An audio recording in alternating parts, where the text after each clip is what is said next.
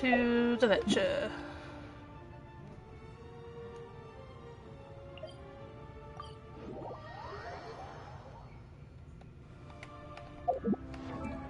No.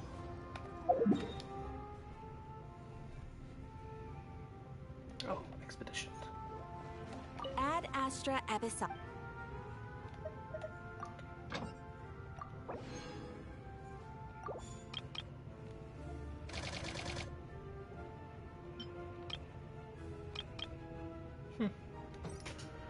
Okay, to the lecture.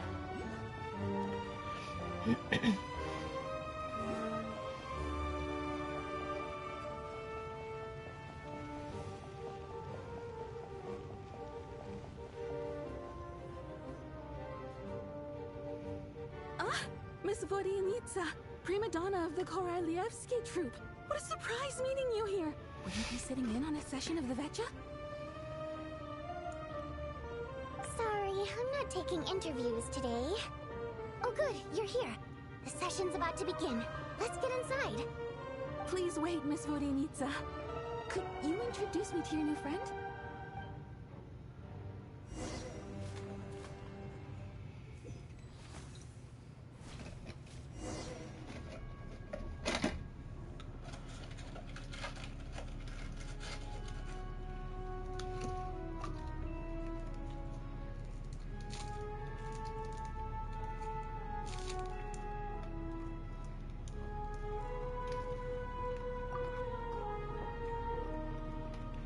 Ooh, pretty.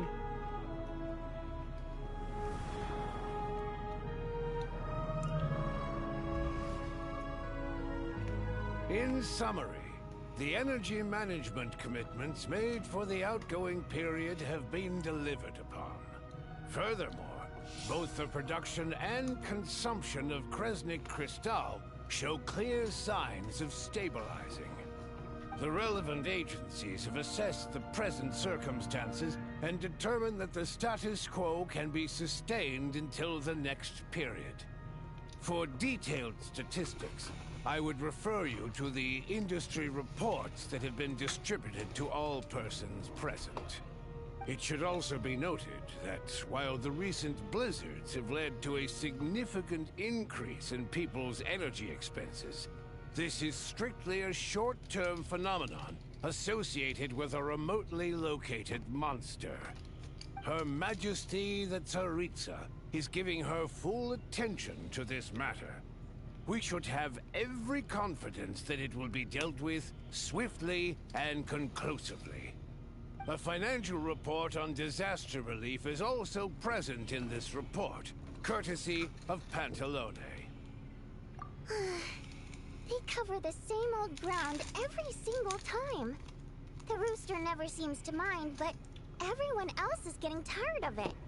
There's a general lack of trust. People aren't seeing any tangible benefits that affect them directly. Of course, none of that will be reflected in any of the reports on the table. Yeah, if it weren't for these hard copy documents, I could have at least made something up. Oh, don't mind me. I'm just out here trying to hit my interview quotas. Bring out the Kvass. Ever read it? Best-selling newspaper in town. If I remember correctly, you guys don't even have a sales permit. You have to sell from stalls on the street. Okay then, best-selling street stall newspaper in town. Still counts.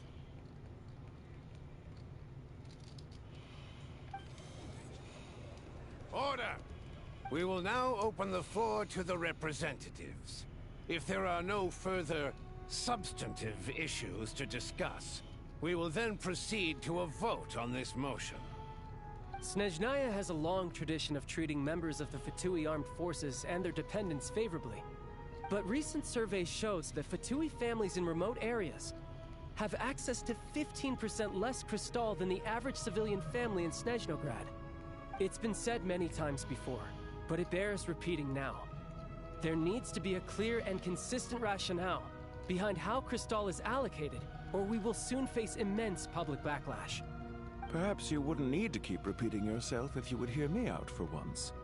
I say again, true consistency exists only in principle. In the real world, fairness is relative. You appear to treat resource allocation as a simple function of production and population. So what about when the equipment used in production breaks down? Have you factored that into your equation? And do you even know how long it's been since Snezhnaya last conducted a census? If I knew the answers to questions like that, I'm sure I'd be a very wealthy man. And I doubt I'd be going by child. I'd like to bring the focus back to the specific issue I raised. Or do you wish to deny that favorable treatment for Fatui dependents is our long-standing policy? It's easy to be a critic when there's no accountability. That seems to be a running theme in the anti-Project Stuzha cohort. Defeat the ringleader and all other problems will magically resolve themselves. That's what they seem to think. But in case you aren't aware, not one jot in my report would change whether Project Stuzha continues or not. So you have no intention whatsoever of finding a solution to this problem? On the contrary, I'm the only one here who ever brings solutions.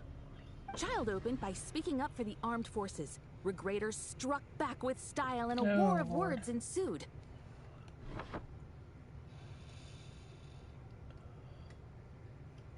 Our reporter was live on the scene to get the audience's reaction as it all unfolded. Who do you support? The people have spoken! Child received raucous applause from the crowd as he pushed Regrader onto his back foot with a relentless barrage of questions. It had to be seen to be believed. Now you see why they don't have a sales permit. However this reporter wants to spin things, I haven't forgotten that Tartaglia was representing the Northland Bank when we first met in Liyue. So, surely their relationship can't always have been this strained. You two are getting off topic. Let's focus on what the data is saying. Mr. Pantalone, may I speak on your behalf? Oh, please do. I'm more than happy to save my breath. Crystal distribution policy undergoes modifications with each new period. The ultimate goal being to find the most reasonable method of allocation, which I believe is what Mr. Tartaglia also seeks. But I fear many may have been misled on this topic by extremist activists. To clarify, Project Stuzha is not the root cause of the problem. It is merely a framework for resource distribution. The most recent reports all point to Snezhnaya's resilience and adaptability during this period of fine-tuning, and give clear indications that a distribution framework is improving with each iteration. To make drastic adjustments without first considering the risks would likely do more harm than good. It would be a waste of the hard-won experience we've gained to date. Renowned scholar of finance, Arapov spoke up to clarify the fiscal logic, clearly alluding to social organizations like the Rokot in his words. With the notorious Lelek still active to this day, should the Rokot be held responsible? She's just rephrasing what Mr. Pantalone said. The Rokot are the critics he accuses of taking no responsibility for their actions. As for Lelek, you won't have heard of him yet. He's currently the most famous member of the Rokot. Well, more like infamous. Ending Project Stuzha has become an obsession for him. Unlike the more decent ones among us, he believes that votes in the Vetcha are all that matter. So whether it's threats, coercion, or bribery, he'll use whatever means necessary to get people to change their vote. And since we're already on the subject, what do you think of Lelek's methods? Are you for or against? Well, whatever the story is, his actions benefit us all. We stand with Lelek. At least someone here wants to take this discussion seriously. I've been considering that issue myself. What you really need is more precise regional data, right? I think it would be easiest to let the Fatui handle it, since they're already in charge of Crystal shipments anyway. We may as well get them to collect some data while they're at it. Whatever you need, you can ask the Fatui to look into it for you. In terms of supervision, I think the Druzhna would be a good fit. I had hoped to discuss this with Miss Vesna, but sadly, she's not present. I will be happy to take a note of your suggestions and present them to Commander Vesna for a decision upon her return. The Commander has always taken a keen interest in Project Stuzha. However, given the Druzhna's demanding workload, I'm afraid it may prove difficult for them to provide any practical support. Let us refrain from jumping to conclusions until a concrete and actionable plan is in place. My apologies, Lord Rooster. There are numerous issues to address here, including manpower, time sensitivity, and reporting lines. Nevertheless, I support drafting a proposal. Follow the usual procedure, and it can be raised as a new motion for all parties to evaluate at the appropriate time. In that case, I'd like to share one thought before the proposal is drafted. The issue of time sensitivity was raised just now, which I presume relates to the official reports. In fact, the Energy Commission already collects regular statistics on each urban center and its surrounding area. Would these be of any use? That's a good idea. I read every issue of Sviet Lolaidovka's report, and although my focus is mostly on the section about equipment operation, the energy consumption statistics also yield a lot of insights. Be that as it may, does no one see an issue with using local data to determine crystal quotas? In the long term, it seems like a very risky solution. Not if they are used purely for reference. So long as we have the report from the Northland Bank's headquarters to corroborate it, no one will be able to fool me. Very well, then. It appears that this arrangement is acceptable to all parties. Yeah, sounds good to me. The members reached a provisional consensus on the issue of improving treatment for Fatui soldiers.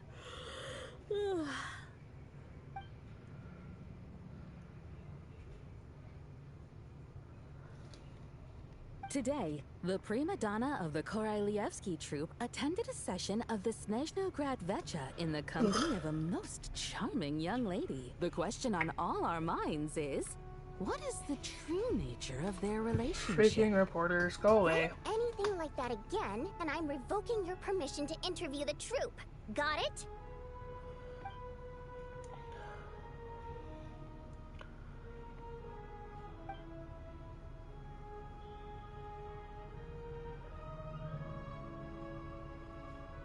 Now then, if there are no further contributions from those present, we shall proceed to the final vote. Hey, check it out! What made him vote against? Why now? The votes have been tallied. Those in favor of continuing Project Snezhnaya total 61%, securing a clear majority. That was too close. The margin has shrunk yet again. Chuganov was a huge loss. I'll bet Lelek is behind this. I wonder how Pulcinella will respond this time. Chuganov. I see.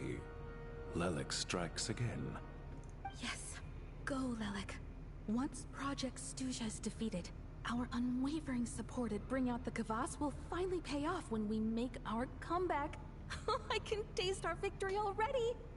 In accordance with the result of this vote, Project Snezhnaya will remain in effect until the next Vecha period. Finally, may I remind us all, we debate only for the greater glory and solidarity of our nation. May the aurora shine ever on, and the tundra always stand firm. The session is concluded. I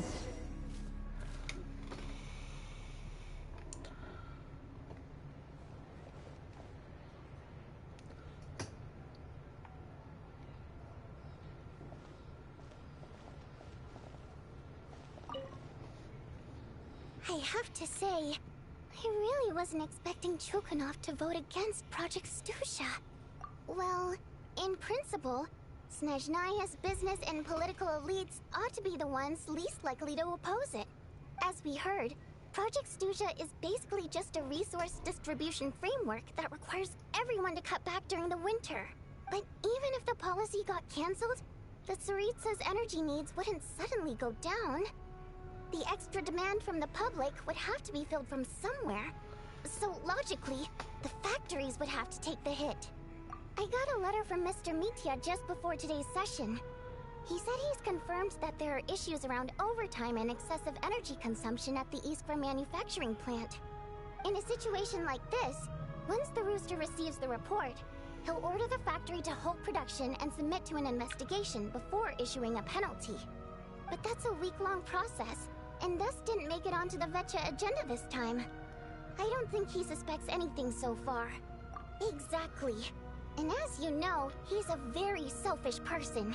I was originally gonna try and flip him after he received notice of the official sanctions.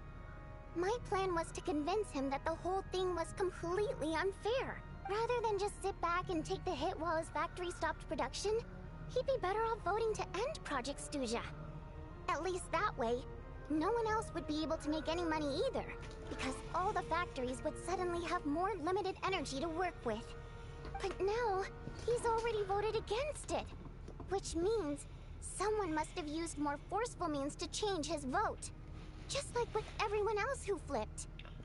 Yeah, no one knows why Lilac is so obsessed with ending Project Snezhnaya, but by the looks of it, he's inching closer and closer to success.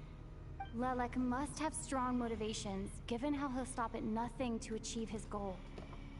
Maybe he knows the full truth of Project Snezhnaya. Maybe my next step should be to focus on him. Oh, right. What are your plans for the rest of the day? Shall we head out? Hey, comrade. I noticed you were here during the debate.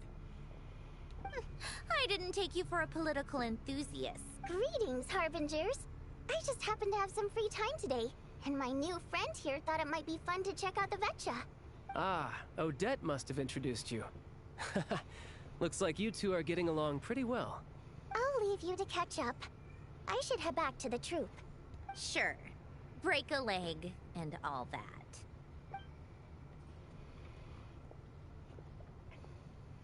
Thought it might be fun to check out the Vetcha, did you? Things are never that simple with you, Traveler. There's no way you're here for kicks and giggles. Tell me I'm wrong. Oh, yeah. To some, he's a captivating enigma. To others, he's the bane of their existence. No one ever thought that some anonymous nobody from the Rokot could cause such a stir. Huh? You want to look into Lelik? Then I'm sure his days of anonymity are numbered. What do you think, Snezhnaya? Fine by me, I guess.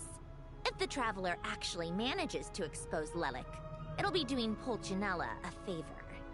In return, it seems fair to let her in on what we've learned so far. My thoughts exactly. Sharing is caring, after all. Head back to Glupov and grab the files on Lelik. It's easier to just pull the records than go through the rigmarole of getting the Traveler a visitor's permit. As you command, child, sir. In that case, since we're going to be waiting anyway, I'll have someone brew a pot of black tea. It's so pretty. One common thread among the many incidents Lelik has been involved in is that the victims are all too scared to share any real information about him. Clearly, he must have threatened them in some way. His modus operandi is to silently infiltrate the scene and leave a threatening letter behind. But neither the letters nor the crime scenes ever yield any clues to his identity. So all these files have to offer are short statements by the people affected. They don't give us a lot to go on. If nothing else, it shows we're dealing with a trained professional who's versed in counter surveillance. Yes, and to that point, he often strikes in highly secure locations. The victims are high-ranking and influential people who take their personal security very seriously. Somehow, Lelik slips right into their rooms without making a sound. There's never any eyewitnesses, nor the slightest trace of a break-in. If he can get in and out undetected, it means he can strike without warning. Not that that's ever happened so far, but the thought is enough to scare these people sleepless. It's hard to believe that a human being could pull this off flawlessly every time, so they switched the focus of the investigation to Faye. Unfortunately, no one's found anything yet. Careful. Don't underestimate me.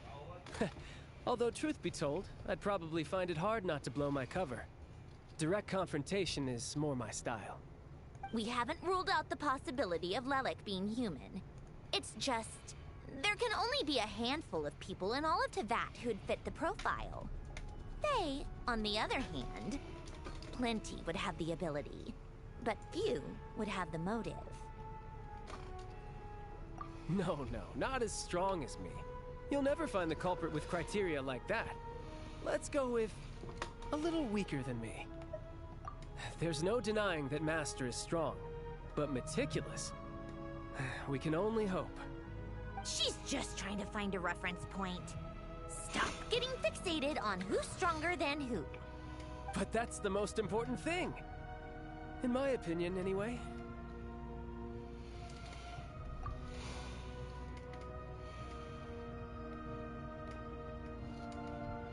Odette?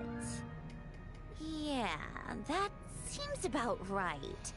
Her skills are solid, and she's always calm under pressure.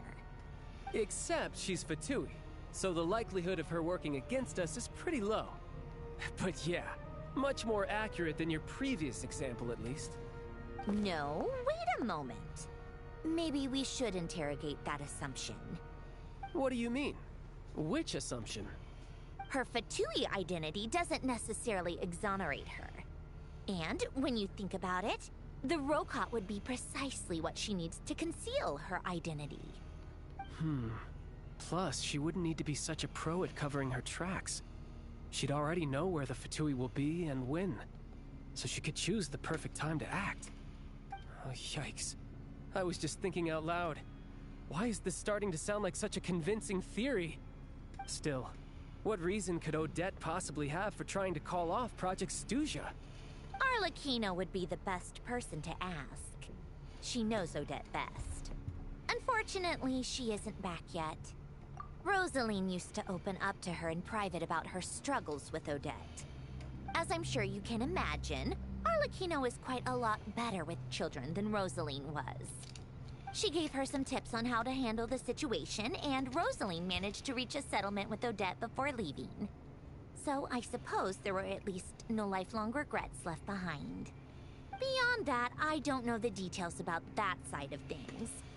But I do know that Odette definitely has a motive to hold a grudge against Project Snezhnaya. The reason being, her father passed away during the early stages of the project. That was back before it had been named Project Snezhnaya, when things were still being worked out. But in essence, it's remained the same ever since. Huh. The more you know. Rosaline was always so self-centered. I never understood why she started paying so much attention to Odette.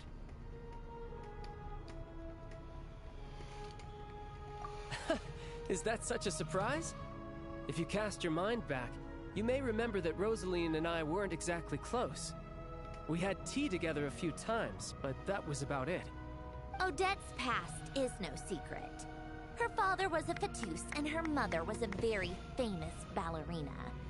On the surface, it looks like she followed right in her parents' footsteps. But the truth is quite a different story. After her father passed away on a mission, her mother was overcome with grief. She broke her leg during a performance and could never dance again. Odette was only interested in ballet at the time, but this tragedy left the family with both breadwinners gone. They could barely make ends meet. Per Capitano's policy, family members of Fatui who died in the line of duty had to be appropriately accommodated and provided with adequate assistance. So, regardless of how Rosaline may have felt about it, it fell to her to resolve the issue of Odette's family's livelihood. In the end, the solution they agreed upon was to have Odette join the Fatui. Right, because the alternative would have been a one-off compensation payment, I guess. In that sense, joining up was definitely the better option. Still, she must have had mixed feelings about it, right? If she doesn't even like the Fatui... It's just a theory. A possibility. But as a motive for Odette to become Lelik, it holds up. That said, I have no idea where Odette's head is at right now, or what her conflict with Rosaline was about. Plenty of people were on bad terms with Rosaline. I have no intention of trying to figure it all out. Yes, but there's not much point in discussing that now. Yeah, back to Lelik. Since our investigations so far have turned up next to nothing, we've got nothing to lose by trying a new angle. Funnily enough, Tonya and I had actually made plans to go to the theater tomorrow to watch Odette's rehearsal. Unfortunately, thanks to this Lelik situation, I'll be stuck working overtime again. Which means you can go in my place. No point wasting the ticket. Plus, you'll get to meet Tonya. Spirit Seeker. Quite the classic ballet. It was passed down through Odette's mother's family for generations, though it hasn't been performed in years. But Odette's been practicing it diligently, and it's finally ready for a return to the stage. Excitement is through the roof. Tickets for the official performance sold out long ago. Tonya's excited for it too. She's desperate to see it no matter what. Personally, it's not really my kind of thing, but since she's my little sister, I had to figure something out. I've actually seen it several times before. The story's pretty straightforward. The lead character follows a trail of clues left behind by a spirit, gradually recovering her memories along the way. It's a tale of love and regret. So not exactly reinventing the wheel, at least by today's standards.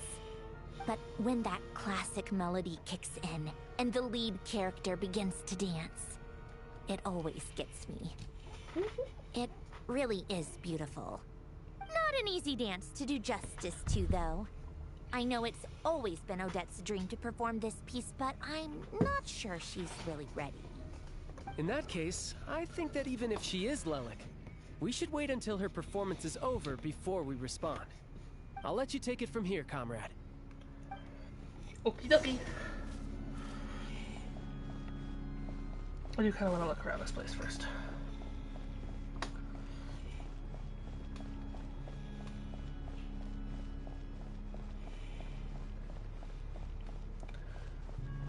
Okay, so no door.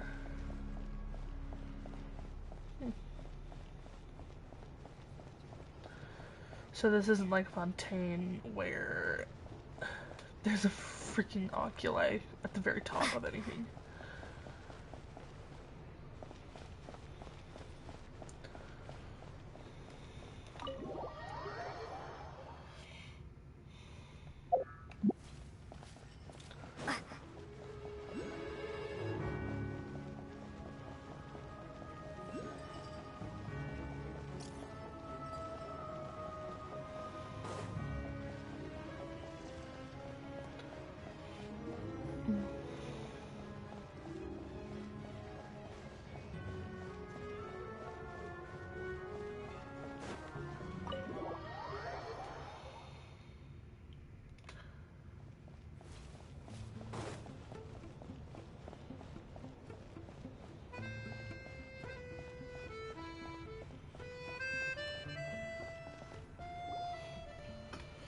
You made a ton of progress today.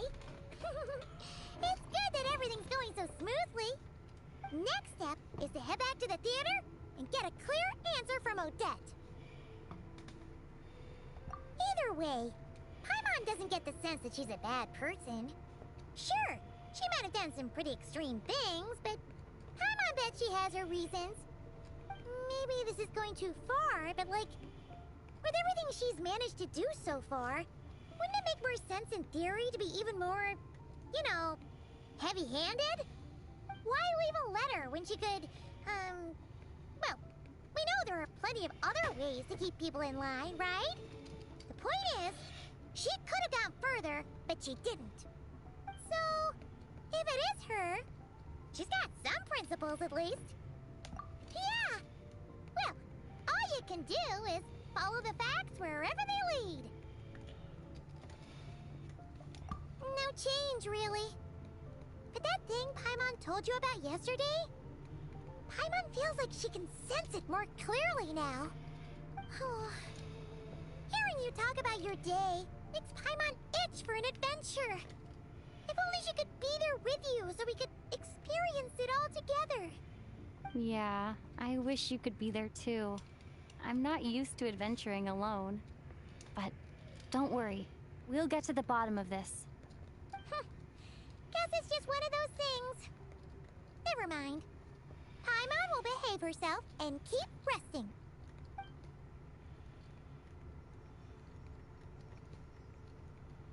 If Odette is Lelek, she may well have inside information on Project Stuja. Her father was involved with the project's early implementation and tragically died in the process. Now, she's dedicated herself to bringing it to an end. It's hard to imagine she could have gotten this far without knowing anything at all about the Tsaritsa's true intentions. When she spoke to us as a member of the Fatui, how much did she let on? And how much was she hiding?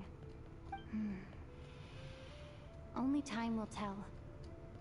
Maybe tomorrow everything will be answered. Hey look! It's snowing! Could be a tough day ahead. Make sure you wrap up warm tomorrow.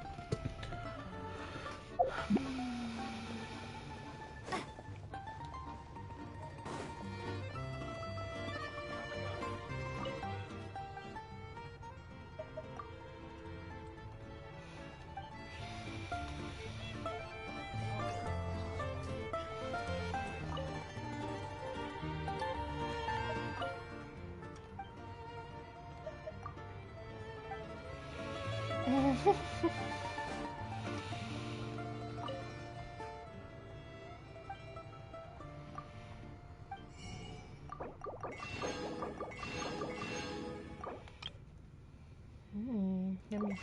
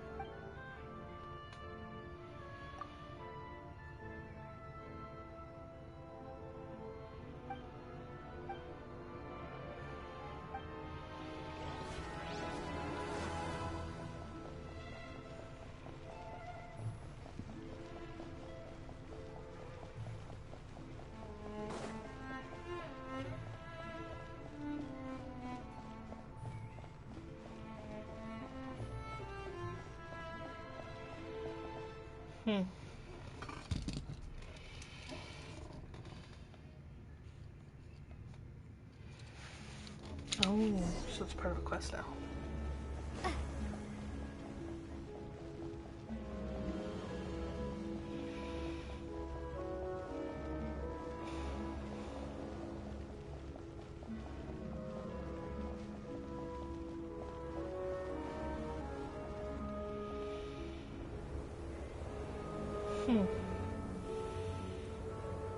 Ooh, it sure is cold today.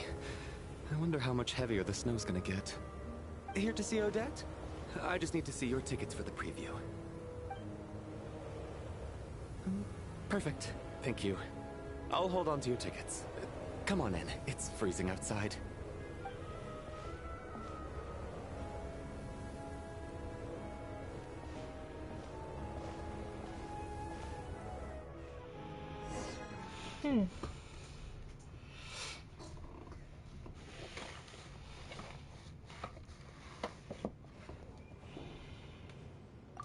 I'll leave the Lelet question until after the show's over. Then I'll go find Odette.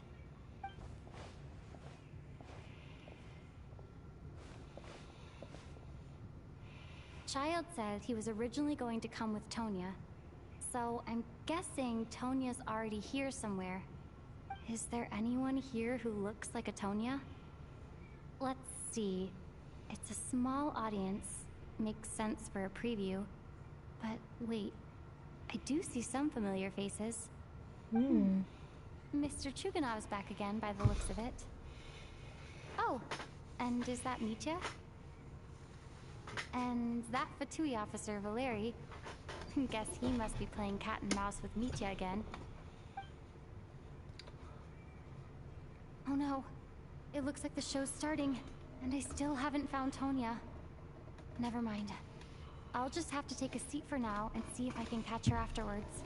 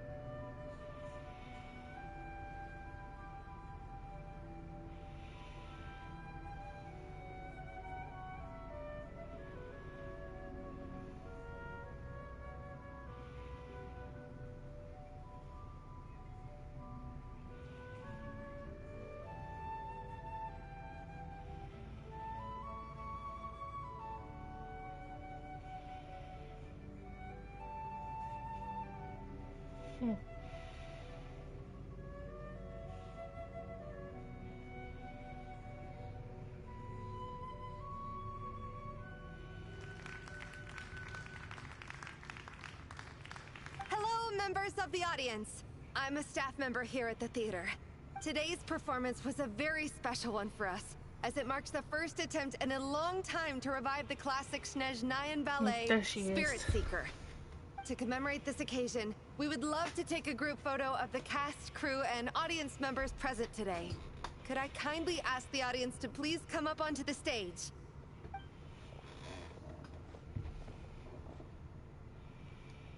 All right, everyone, huddle in a little more. Now, look at the camera. 1, 2, 3. Hey, Alosha.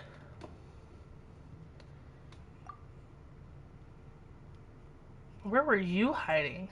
Are you quite satisfied, Mr. Energy Scientist? I rather hope you don't have any other escape plans to add to my workload today. Okay. What are you talking about, Sarge? This was simply my way of inviting you to watch Miss Odette's new show with me. And wasn't the performance spectacular? In the future, I heartily encourage you to take a leaf out of my book. Find some soul-nourishing pastimes to enrich your time outside of work. It was indeed a fine performance, but I must correct you on one point. This is not time outside of work. These are working hours. Working hours and non-working hours are just a social construct. Human technology can never advance if we're too rigid in our thinking, Sarge. May we leave now? Already? I mean, I was kinda hoping to soak up the atmosphere for a little longer, but... no? Okay, guess I'm pushing my luck. Didn't seem like too much to ask, but fair enough. Off we go then, Sarge. Back to the land of working hours. Lead the way. That has to be her. She's the only person in the audience around Tonya's age. Excuse me? Are you Tonya? Huh? Your brother's busy today, so I took his ticket. Don't worry about him. He's fine. Oh, okay. Sorry for the trouble. What's wrong? Are you sick? No, I'm fine. It's nothing. Maybe she caught a cold on the way here because of the weather?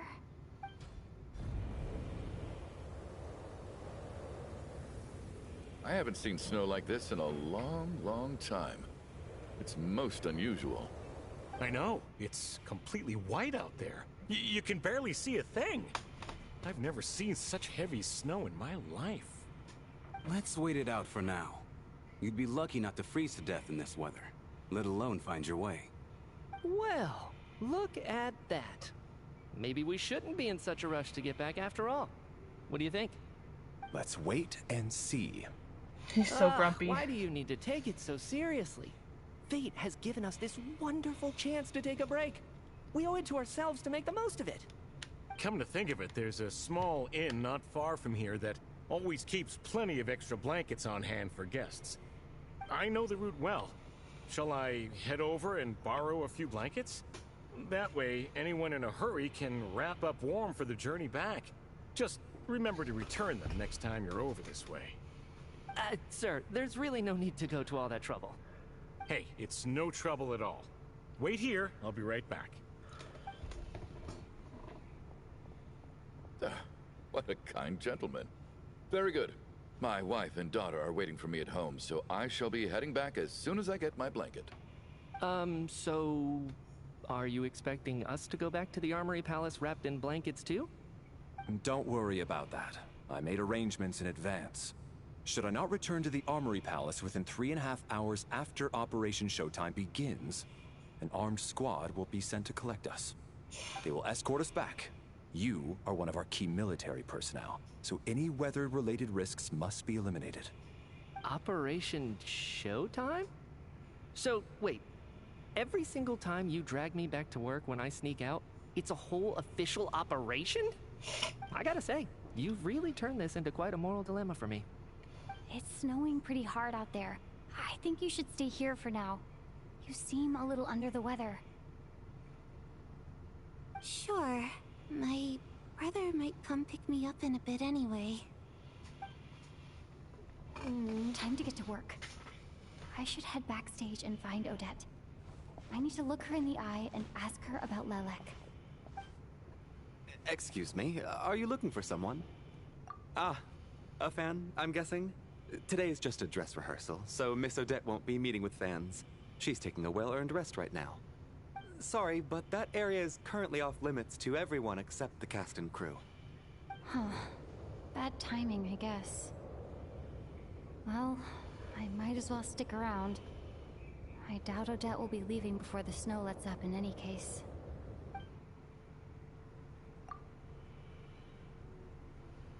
What happened to the gentleman who went to fetch the blankets? How has he still not returned? I was thinking the same thing. It's still snowing very hard. Do you think something might have happened to him? Whatever the reason for his delay, I must say I hate nothing more than people who make empty promises and fail to deliver. So you're not worried that he might have Well, gotten stuck in the snow? I have to treat my employees like... Bro.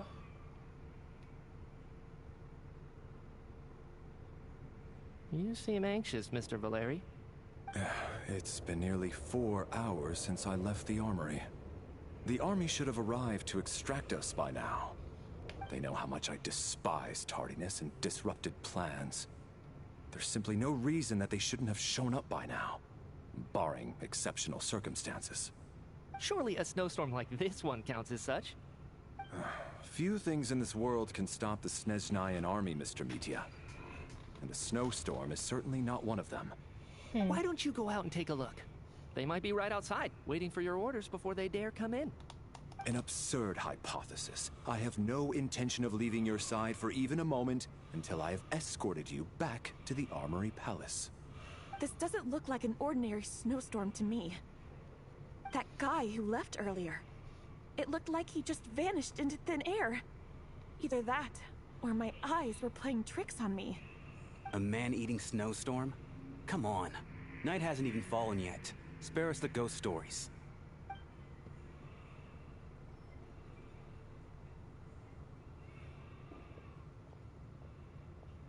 Traveler, didn't know you were coming today.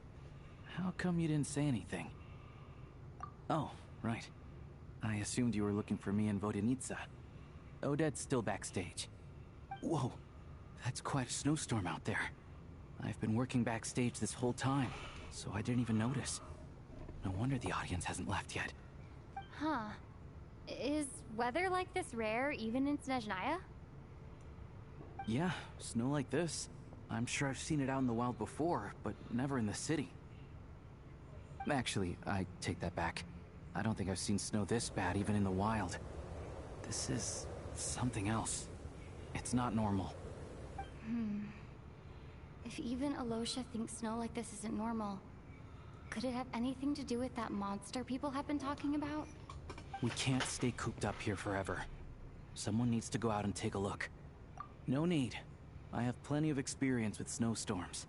Besides, I work here while you're an audience member. I should be the one to do it.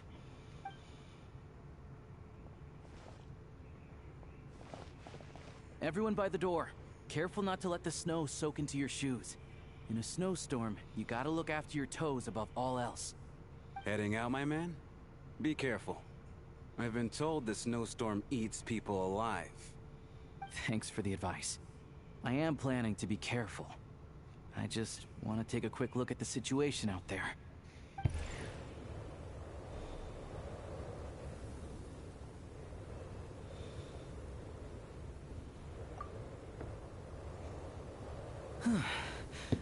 He's back! He's back! How was it? What's going on out there? Did you see any soldiers patrolling the area? Something about this storm isn't right. There's no one out there. I didn't see a single soul. And something in the air gives me the creeps. This isn't your average snowstorm. I suspect it might be related to recent events in our nation. I strongly advise everyone to stay here until the snow dies down. Are you serious? So all of us are trapped here now? That sounds a little far-fetched to me. You want to go outside and see? I, for one, am not risking my neck in that weather. This just turned from a minor delay into a major hassle. We can only hope that our friend who went to fetch the blankets just ditched us and went home. Is it really that bad? But my daughter, I won't be able to read her a bedtime story tonight. Huh? What are you all still doing here? Whoa! It's snowing hard! So now we're stuck here? Oh, this is terrible! Luckily, it was just a dress rehearsal today, so there aren't too many people here. On the bright side, the theater's always well stocked with supplies. If the snow still doesn't let up as we get into the evening, you can spend the night here, everyone. At least, I assume that's alright? Odette? Fine by me. This seems like a sensible backup plan under the circumstances. My thanks to the theater for being so accommodating. What are you staring outside and praying for, my man? You anxious to get home too? Oh, Your Majesty the Tsaritsa, this is a golden opportunity to spend the night under the same roof as the two top stars in all of Snezhnaya. It's a once-in-a-lifetime experience. I think I've changed my mind. Sir, if you so much as look at us funny, you'll be seeing stars in a whole other way. Behave yourself, or you'll be begging for that blizzard. It's getting colder. We need to keep the indoor temperature up. Close the door and lock it tight. Let's head somewhere warmer.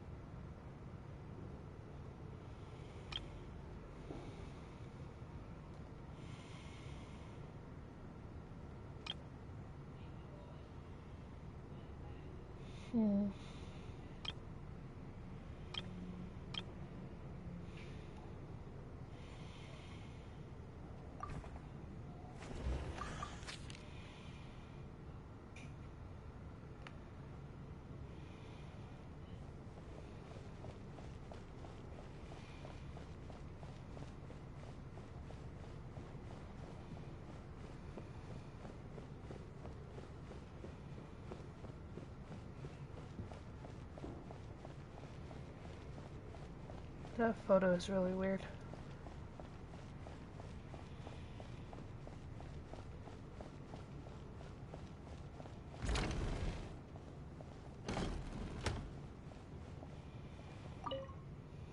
And then there's the aristocrats.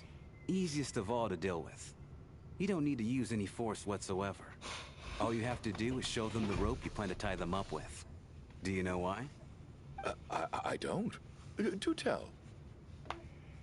Because nothing horrifies them more than the thought of a cheap, coarse rope leaving creases on their precious million more coat. They'll do whatever you ask to avoid that fate. Unexpected, but funny nonetheless. Tell me another one.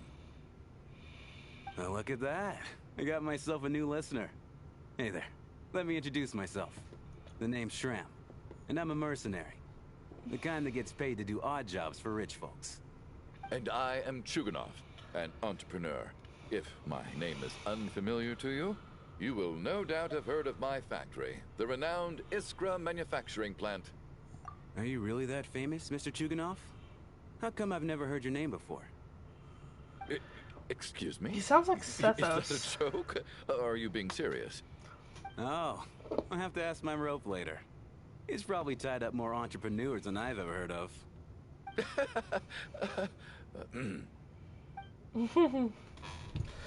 Hang on, that's really funny.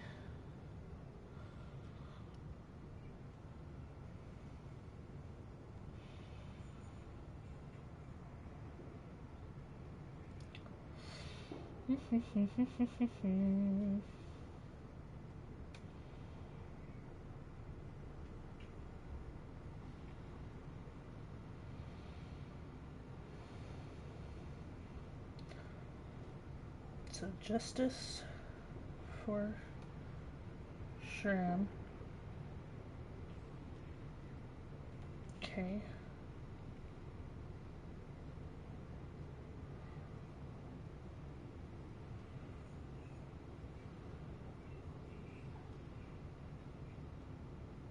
Oh, okay. Never mind.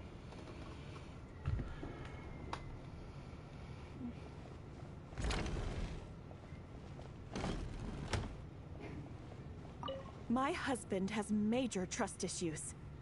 To him, I doubt even this snowstorm is a good enough excuse for me to stay out all night. That's the price of marrying into wealth. You'll get used to it. I'm not about to stop you if you want to leave. But don't drag me along. Hello? Can I help you? No. How are you feeling, Tonya? I'm fine. Sorry to worry you. I'm used to it by this point. I take medicine for it. My brother usually helps to get it ready for me. Chad must take great care of his sister. He's never mentioned Tonya's illness, though. You know, I actually find this whole thing kind of exciting. Stuck in a strange place thanks to a snowstorm. Having to spend the night with a bunch of interesting characters. It's pretty cool, don't you think? Exactly. It's like one of those stories where an ordinary school trip turns into a magical adventure. This whole situation seems really sketchy to me. Real life.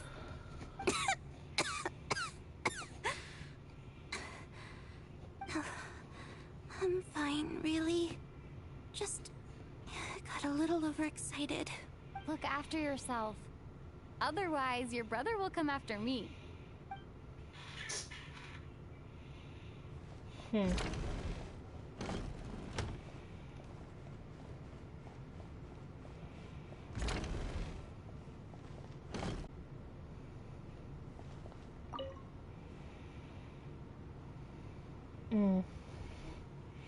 don't think it's ever been this lively backstage before. I didn't know you were coming today. Hey, have you seen Chuganov? I heard he was coming today. Have you spoken to him at all? I'm with you. This could be just the chance we need. Yeah, I gotta figure out a way to coax some more intel out of him. I want to know why he suddenly changed his stance on Project Snezhnaya. What exactly happened before the most recent Vetcha vote? For the Rokad, or just out of personal interest? Shh. There are other people around. Don't say the R word.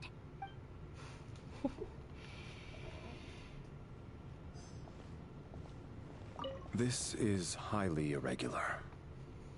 A delay of over an hour during an operation like this theoretically warrants a Harbinger-level response. I wonder what the issue is. The storm, or something else.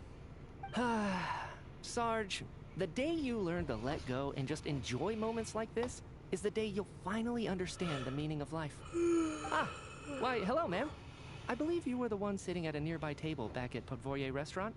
Any friend of the theater's star performers is a friend of mine. It's a pleasure to meet you. I'm Mitya, from the Energy Commission. Greetings. Major Valeri, head of the Special Assignments Battalion. Armory Palace Royal Grenadier Guards, 1st Regiment. I am here to ensure Mr. Mitya's personal safety. Please let me know if I can be of any assistance. Miss Traveler, I cannot help but notice that Miss Odette is stealing glances at me. Any idea what that could be about? I've racked my brains, but I can't think of anything I might have done to offend her. Perhaps she noticed me spacing out during her performance? So, Mr. Mitya, is your work related to Project Snezhnaya? Yes, that's right. The higher-ups in the Fatui transferred me from the Energy Commission to the Armory Palace because they wanted me to... Really? I can't even talk about that? Pretty sure it counts as part of my private life. All right, I won't say anything. Sorry, Traveler. As you can see, I'm afraid this pleasant chat will have to end here.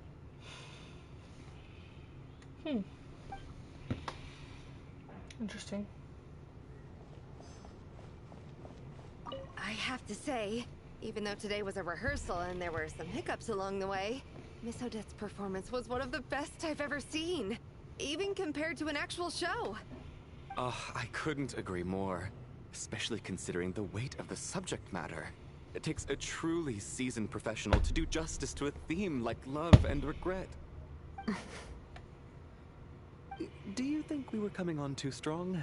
Odette's ignoring us again. What about you? What did you think of today's performance? Oh my, that's very flattering of you. Thank you. I'll make sure to save a ticket for you when the show's performance ready. This doesn't seem like the time or place to bring up the subject of Lelek. I need a chance to speak with her in private. So unfair. Talk about double standards. And now it looks like I've been spotted. You know Mitya too? No, I don't. I just have a feeling that he might be dangerous.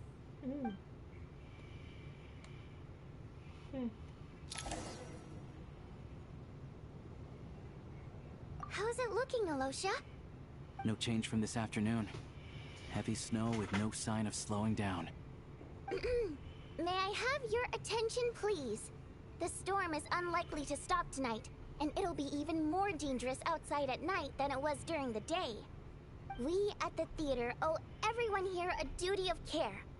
Therefore, we strongly suggest that you stay on site overnight and avoid going outside unless absolutely necessary. In a few short moments, we'll give you a tour of the theater's various quarters. You can choose to sleep in the VIP room, the office, or backstage. Or on the stage if you'd prefer. We won't mind. I'll pass on sleeping on the stage. What if the snow is stopped by tomorrow morning? The early birds in the audience might think we're part of some experimental new show. A drama about sleeping? That could be fun. Maybe we could come up with a title for the production. Not bad. Clear selling point at least. Could be a big hit. Anyone who doesn't wish to sleep on the stage, please follow me. I'll show you to the rooms.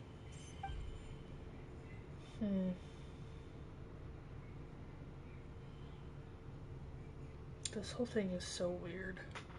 I guess I'll call it a night. Though, I feel like I won't sleep very well without Paimon here. I'm sure she'll be worried that I haven't made it back yet. But as long as she looks out the window, she'll probably realize what's holding me up. I wonder if she's feeling any better yet? At least she hasn't been getting any worse. Still, I should try and get back first thing tomorrow morning.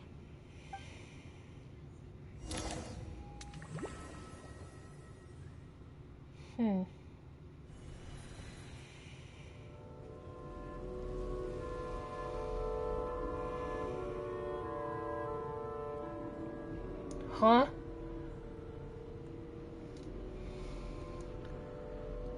This isn't the theater. Finally. Welcome back to the world of the living, lazy bones. I was about to wake you. The black mist is almost on us. The world of the living? Excuse? Still waking up, huh? You know, the black mist. It's been chasing us from below ever since we were born. You're just dozy. There's no way you've forgotten. Come on, let's keep heading up. Onwards and upwards is the only way to survive. Don't listen to a word those black mist cultists say. Here we go again. The endless march toward survival.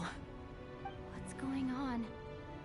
That black mist down there is creeping me out. And it's rising. Guess I should head upwards and get away from it. The black mist cultists believe that being swallowed by the black mist leads to everlasting peace. But if you ask me, they're just lying to themselves. We're the only heretics left. The only ones who refuse to give in. We have to keep going. But how do you actually know that they're wrong? Dangerous question there, Torgov. The moment your faith wavers, you start a chain reaction that ends in the collapse of your will. Put the question out of your mind. Stay strong and believe that the black mist means certain death.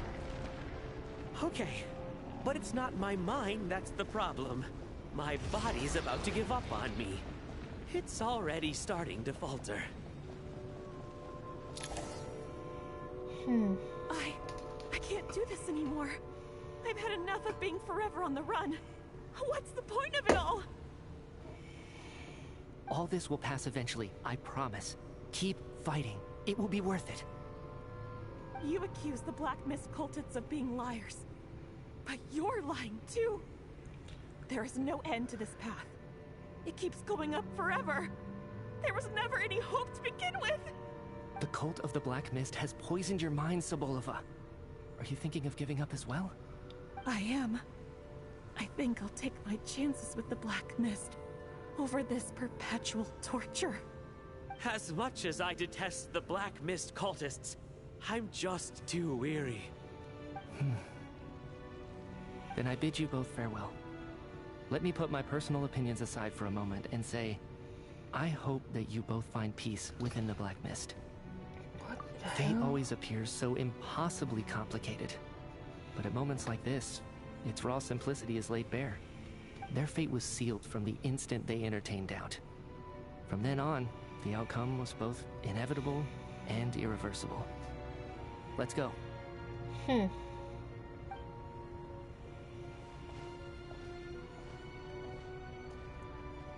What the hell is going on? Torgov and Sobolova are gone.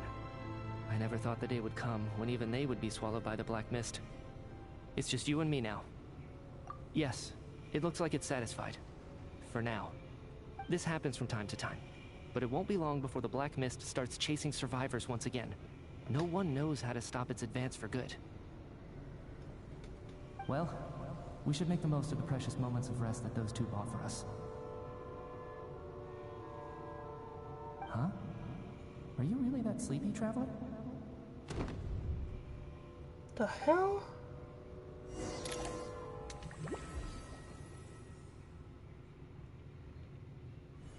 Help! Somebody, come quick! What is it, Chuganov? What's wrong? Huh? Is it morning already? What's all the commotion? Sounds like it's coming from next door. I should check and see what's going on. What the hell?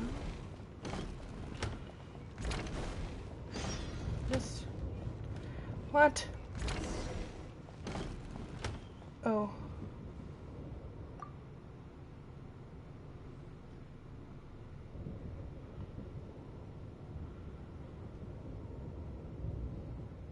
Don't look, Miss Tonya. Stay here. Okay. What happened to them?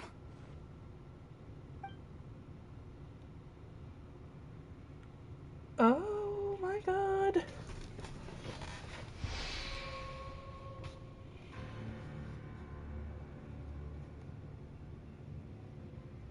These two people have passed away. And the strange thing is that somehow I knew this was going to happen. I knew that they would be the ones to die. Have I seen this moment before? Or did I have some kind of premonition? I can't remember what it was. Let me take a look.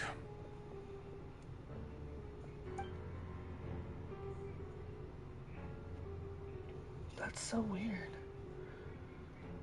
No vital signs in either of them. They're dead. The cause of death, however, remains unclear. No wounds on the bodies, no signs of a struggle, and no skin discoloration caused by the buildup of toxins. But just last night, they were chatting and joking away. This is so sudden. Could they have had pre-existing medical conditions? Even then, the odds of them both dying of sudden complications on the same night are extremely low. It's hard to believe that they died of natural causes, nor does this appear to be a suicide. Who was the first to discover the bodies? It was me. But these deaths have nothing to do with me, officer. I got up early because I wanted to see if the snow had stopped. Then I noticed that the door to this room was open, and it looked like there was a man and woman inside. I just went over to see what was going on. I had no idea they were... I can corroborate this. I was doing my morning exercises near the stage. When I saw Mr. Chuganov heading this way, I followed him. I can also confirm that I didn't see a single person approach that room before him. The snowstorm was raging all night, and it's still going now. There's no way someone could have come in from outside, correct? You mean an intruder? No, not possible. I slept by the door last night as a precaution. There's no way I wouldn't have noticed if anyone had tried to open it. Everyone, split into pairs and search the theater for anyone in hiding, or any signs of suspicious activity. I'll follow up with a full search of my own shortly. Go. There is no time to waste.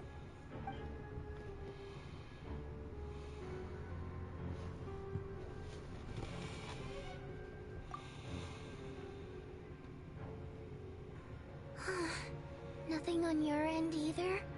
Backstage is clear. No signs of suspicious activity. We checked the basement. Also clear. I don't think there's anywhere here that a living person could hide. Are we certain that the theater doesn't have a back door?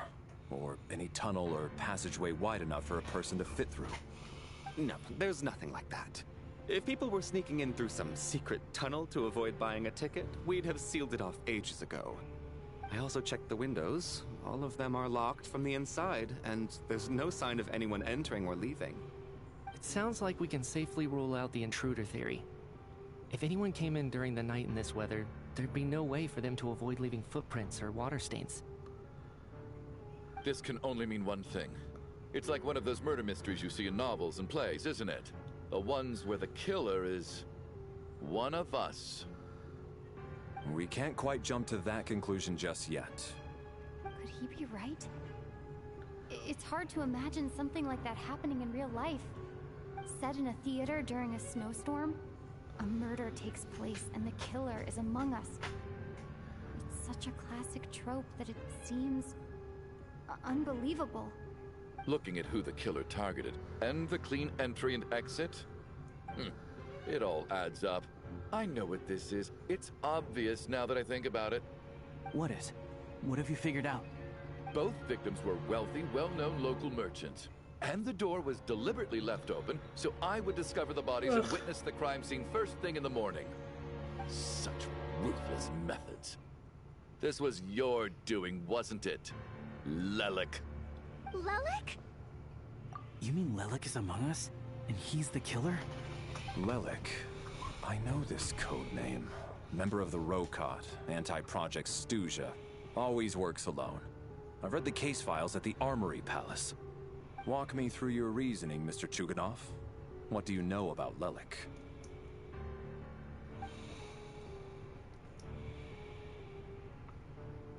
What now, huh? What now, Lelik? What more do you want from me? I already voted against Project Stuzha at the Snezhnaya Vecha. You snuck into my house the other day while I was asleep. Left a threatening letter. And I did all that you asked. But Project Stuzha cannot be so easily shaken. Not with the rooster in charge. What is going on? Everyone's like, So what the hell? he really was threatened by Lelik. That makes sense. And now you're resorting to murder to threaten me. Isn't that right? I knew it. The Rokot despises the rich. The lives of the wealthy are but refuse in your eyes. Show yourself! Which one of you is Lelik, Tell me! I'll do whatever you want! Just stop playing these mind games!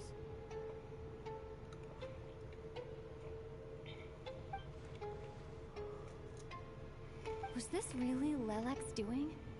Would Odette really do something like this? If Odette really is Lelek, this seems out of character. But then again, how well do I really know her? I'm probably the only one here with a compelling theory about Lelek's true identity. But if I reveal it now, I'll be putting Odette in the line of fire. What should I do? I don't think it's likely that Lelik killed anyone.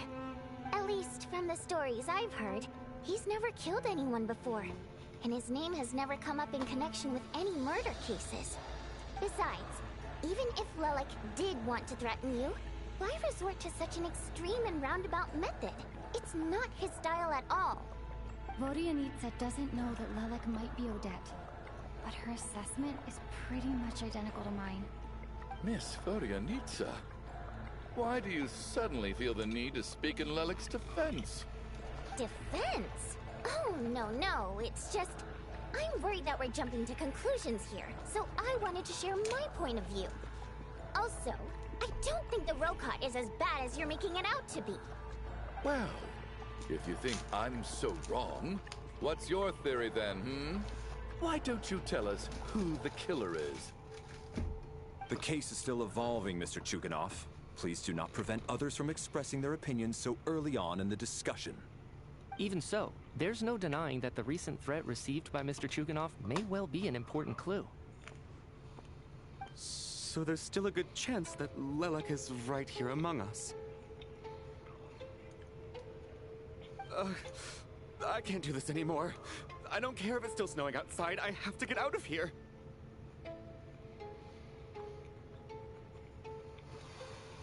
Whoa, take a beat. We all know it's far too dangerous out there. Even the soldiers can get to us. Go out that door, and you might not live to tell the tale. And whoever this Lelik is, they're surely not going to murder anyone in broad daylight. Be sensible, my man. You're safer inside. As much as I regret having to say this, I'd like everyone to cooperate and refrain from exiting the premises until further notice. Because as things stand, every one of us is now a suspect. Unless anyone has further information to share, let's adjourn for now. Feel free to keep searching for clues, but make sure you don't go off alone.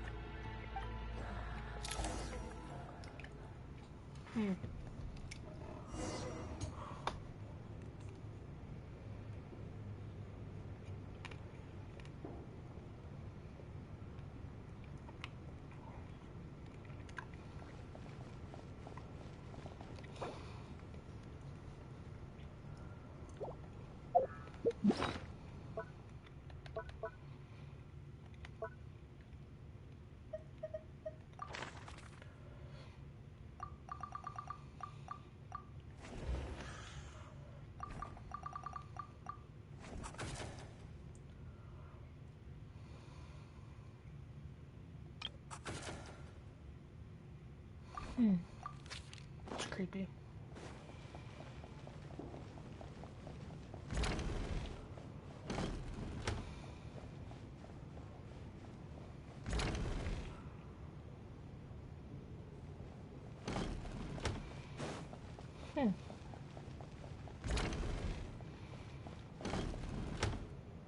Prop room.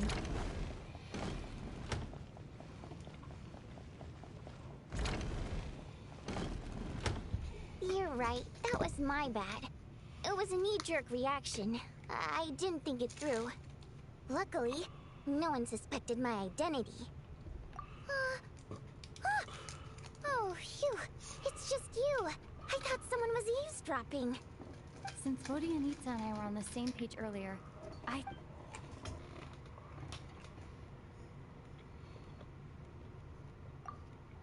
Whoa. Are you serious?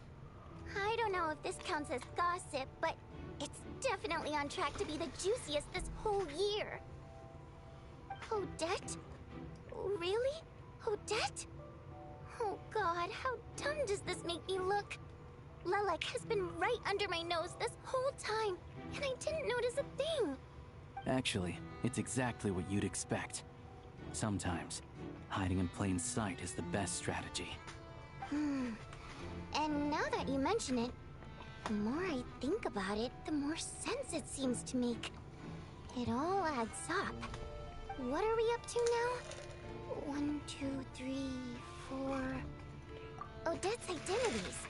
She's my coworker, specifically a ballerina, and also a Fatous, a member of the Rokot. Now, Lilac. It must be so exhausting. I just want to give her a hug. I guess since I've always known her as a member of the Fatui, it never even crossed my mind that she could be involved with the Rokot, let alone be Lilac. I don't understand. If she's with the Fatui, what reason could she have for being so opposed to Project Stusha? Probably best if you ask her that in person. Well, since you waited until now to bring this up instead of announcing it to everyone earlier, does that mean we're all on the same page here? Yeah. Lilac may not follow orders from the Rokot leadership, but as far as I'm concerned, she's never crossed the line. If anything, her actions benefit the poor. We need to confront her face to face. Do you think she'd really admit to being Lilac? I don't know. We'll have to see how it goes. For now, we'll work on the assumption that she didn't kill anyone, and see how much she's willing to tell us.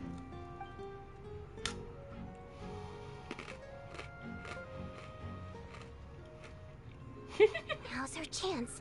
Odette's alone. Let's go. Hey, Odette. What is it, you guys? Shh. Keep your voice down. We need to talk. So, you're Lilac, aren't you? Alright, fine. You don't have to say anything or explain yourself. Just hear me out first. None of us believes you kill innocent people. Whoever murdered those 2 people last night, it wasn't you.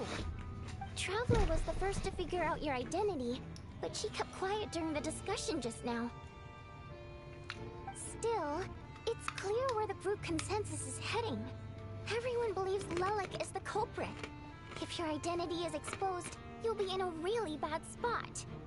We're your colleagues, and we know what kind of person you are. I don't want anything bad to happen to you. So, can you clue us in? Tell us everything. The more we know, the more easily we'll be able to cover for you. Alright. Yes, I'm Lilac. And no, I'm not the murderer. And thanks, but I don't need you to cover for me. Actually, I'm planning to reveal my identity. Huh? You're gonna reveal that you're Lilac? Here? That's right. I'll admit I was surprised at first when Chuganov guessed that I was here. It was just a lucky guess, but it caught me off guard. But after taking some time to assess the situation and confirm where everyone stands, I don't believe I have anything to worry about. Are you sure you don't need a second opinion? Given the circumstances... Mr. Valeri! What?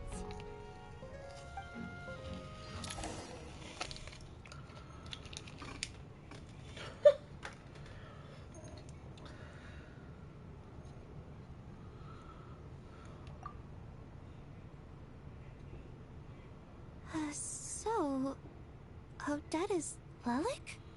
I don't know what game you're playing, but you've got a lot of nerve. It's just one identity. So what if it's exposed? I can disappear and adopt a new identity anytime I please.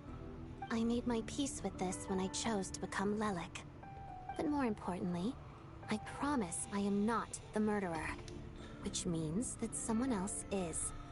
So, if anyone still insists that I did this, he'd best produce the evidence now. Otherwise, I suggest that you bite your tongue. Because if you really believe I killed 2 people without making a sound or leaving a trace, pointing fingers at me would surely only make you my next target. Is this really the truth, Miss Odette? That's confidence, all right.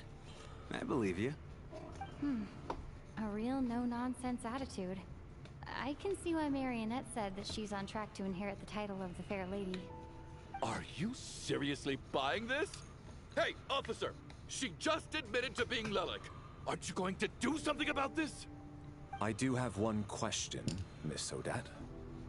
Why have you chosen this moment to come forward and reveal your identity? If I didn't say anything, everyone would be focusing all their efforts on finding Lelik. And that is exactly what the real culprit wants. I don't want to be the scapegoat who lets the murderer get away with this crime. Despite all the accusations, she made the smart choice. A remarkable display of rational thinking under pressure. Clearly, Odette's talent extends far beyond the art of dance. She thought so far ahead. Ugh, why do I always feel like I'm one step behind her in everything? You've convinced me. Dealing with the murder case remains the top priority right now. Let's put the name Lelik and all related incidents aside until further notice. Nevertheless, the group still considers you the prime suspect. I assume you have no quarrel with that, Miss Odette? I understand. You're welcome to keep an eye on me around the clock.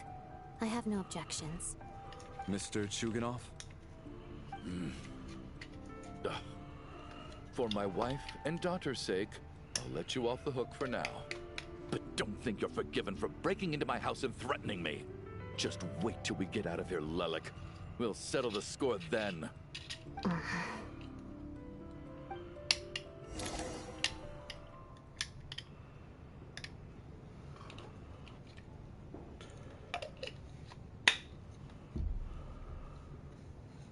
Good work, Lelik guard team.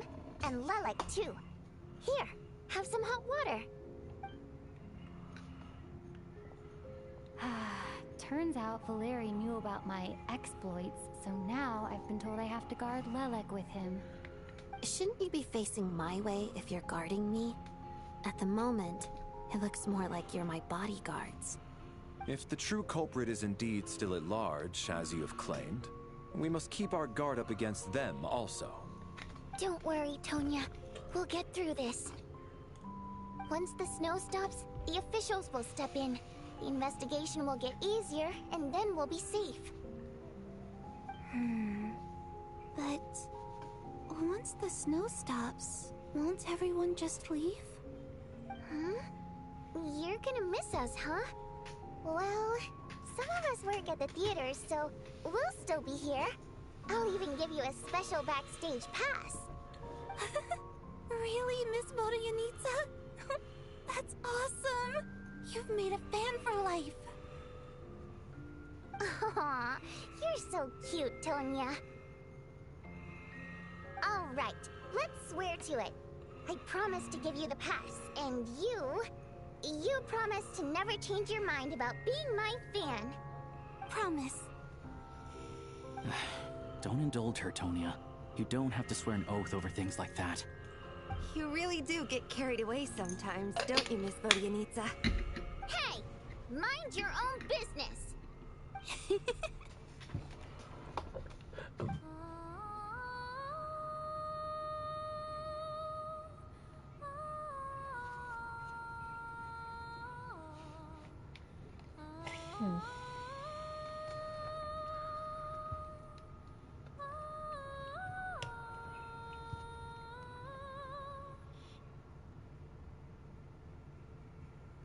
Don't be nervous, Miss Water Imp. Everyone's here. There's nothing to be afraid of. Excuse me? Do I look nervous? Don't be ridiculous. Hmm? No. You sound nervous, lass. Oh. Wait, but how... Okay, plenty of people know that I'm a water imp, but still... How come you understand our primary mode of expression? Primary mode of expression. I've not come across that concept before. Do enlighten me, Vodyanitsa. Well, it's just... We water imps tend to communicate our emotions to each other by singing, rather than facial expressions. The emotions we convey through song take precedence over our facial expressions. So, we think of it as our primary mode of expression. I'm impressed, Shram. I didn't take you for a man of culture, but you're clearly rather learned. It's not about being cultured or not. Expression can usually only be understood by other water imps. It's not a simple case of a song sounding happy or sad. And yet, you're clearly human, Mr. Shram. It's really not the big deal you're making it out to be. I think I just have a knack for it. Plus, I have a... very close friend who's a water imp. A delightful lady. But keep that a secret. Anyway, we spent so much time together that before I knew it, I noticed I could understand her expressions. Oh, I guess that makes sense. Still, the fact that you have a water imp friend is even more surprising. I'd better watch what I'm singing when I'm around you from now on. Hey, what are you implying? You're not secretly insulting the audience in your songs, are you? Heavens, why would I do a thing like that? It's getting late. We should discuss our sleeping arrangements for tonight.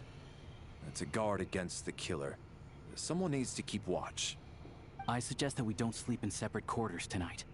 It will be safer if we all stay together. As long as someone keeps an eye on Lelik, I'm quite sure we won't have any trouble. Are you saying that you wish to bet your life on Miss Odette being the killer? Nonsense. Of course not. Then I propose the following arrangement for tonight. The Traveler, Odette, and I will form the Night Watch. We'll sleep in shifts, but 2 of us must be awake at any given time. An excellent idea. This allows us to handle the Night Watch while also keeping an eye on Lelik. Meanwhile, the rule of taking shifts in pairs resolves the other issue. Namely that we can't necessarily trust the Traveler or Valeri either. I expect that plan took you quite some time to come up with, didn't it? Actually, our field combat manual outlines a similar approach. Although the scenario there involves guarding prisoners overnight during field operations. That being said, I must clarify that I harbor no disrespect towards you personally, Miss Odette. In fact, Lelik's numerous covert operations make fine textbook examples for military agents. I care less about respect and more about the fact that you just robbed me of 2/3 of my sleep tonight. I'm calling dibs on being the first to rest. Good night.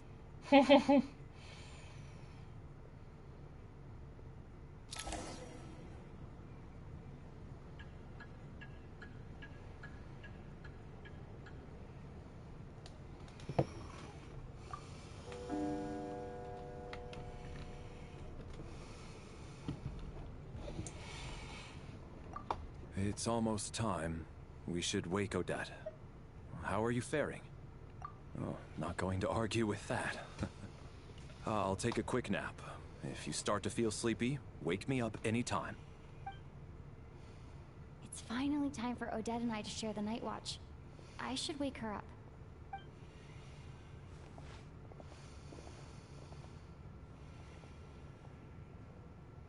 I came here to get information from her in the first place. Maybe I should think about what questions I want to ask before she wakes up. How long are you gonna keep staring at me? Couldn't sleep. My mind's been running haywire. Plus, there's something I've been meaning to talk to you about. I had a hunch that you wanted a conversation too.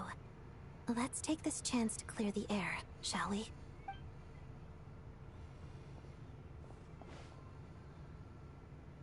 I just had a simple question for you, really. It's, Rosaline. In her final moments, did she have any last words or anything? I see. Well, that was all. I have no other questions. No. She was utterly ruthless in pursuing her goals. That kind of person should be hard to miss. And yet, even though I never approved of her methods, and she was an abrasive person, the fact remains that I am indebted to her. Oh, she told you. I guess that makes sense. I think she and Rosaline were on pretty good terms. Yes. Rosaline wasn't the kind to gossip about this sort of thing. Not that it's any huge secret to me, though. When I was a child, I had to join the Fatui for the sake of my mother and me. I trained under Rosaline. It was extremely grueling, and it didn't exactly come naturally to me. All I could do was try to ignore the biting cold and practice, practice, practice. I was a newcomer who'd managed to make a good first impression on a harbinger. There was pressure to live up to her expectations, to be worthy of the fair lady's reputation. Every day was a struggle against the cold, pain, and fatigue. And most nights, I struggled to fall asleep. After enduring all that, I've become almost immune to the sensation of pain. I suppose that was the cost of survival. Surely, any child who had to experience that would grow to hate her lot in life, don't you think? So, I put an equal amount of effort into my ballet. Because in my young mind, that was the only way to defy my fate. It was my way of telling her, the Fatui's demands and your expectations of me are not what I wish for. One day, I will leave. I think she probably blamed my poor performance in training on my passion for ballet. She knew my heart wasn't in it. One time, when I was secretly practicing a dance at night, she suddenly showed up. I knew she was there to catch me red-handed. I told her, "You don't deserve to watch the dance I learned from my mother." She looked stunned. I guess she was surprised that I lashed out first, before she had the chance. But strangely enough, on that occasion, she wasn't fierce with me like she was during training. Instead, she fell silent for a moment, and then left. After that, she never interfered with my dancing or asked me how it was going. She never came to watch me dance again either. Not even once. She was. But even now, whenever I take out this core Ignis, I can't help but think of that night. Of the look on her face. Sort of. Although gift might be too kind a term. This is her flame sealed within ice. A symbol of her favor, yes, but also our way of keeping an eye on people. She knew the location of every piece of core Ignis. If any recipient started acting suspiciously, she'd be on to them immediately. Trust her to make even a mark of approval feel suffocating. So, when news of Rosaline's death reached Snezhnaya, many people immediately crushed their core Ignis. It gave them a profound sense of relief, like they'd broken free from her shackles. But I kept mine. With my sensitivity to pain being as dull as it is, the warmth from this core Ignis is one of the few things I can still feel clearly. I still wonder, did she really come to stop me that night? I wasn't sure, but I was scared. So I said some really awful things. I guess she didn't leave anything behind. Not that I expected her to. It's fine. It's just a bit of a shame that we couldn't settle our differences before the end. She did. Are you sure she was talking about this event? No, she didn't. I didn't even find out that she'd gone to Mondstadt until a while after she'd left. Wait, in that case... Okay, I will. Thanks for letting me know. There's something I'm trying to figure out. I'm beginning to suspect that Paimon's mystery illness is being caused by the energy research behind Project Snezhnaya. Paimon's very important to me, so I have to get to the bottom of this. I figured that since you're Lelek, you might know something about all this. The ultimate goal of this energy experiment is to create a weapon for the final battle. The weapon's construction was completed in Nodcry. Now, all that remains is to arm it with a sufficiently powerful energy. Yes, the weapon's development and all the related experiments are overseen by Lord Piero, the Jester, and the lab is located deep within the Armory Palace. I'm not sure why this experiment would be making Paimon feel unwell, though. The best way to get to the bottom of it would be to go there in person. Once we get out of here, I'll help you apply for an entry permit. And I'm hardly the organization's proudest member, as you know. You answered my question about Rosaline. I want to do you a favor in return. It's that simple. Huh? What's wrong? Are you not feeling well? You two seem to be hitting it off. I thought you were sleeping. Of course I was. In the military, one learns to fall asleep quickly, even in the most inhospitable environments. It's vital to staying alert and energized. Why? Is something wrong? Even if he was awake, he can't have overheard us, right? Well, thank you both for keeping watch. Traveler, I'll take over for now. It's your turn to get some sleep. Sure.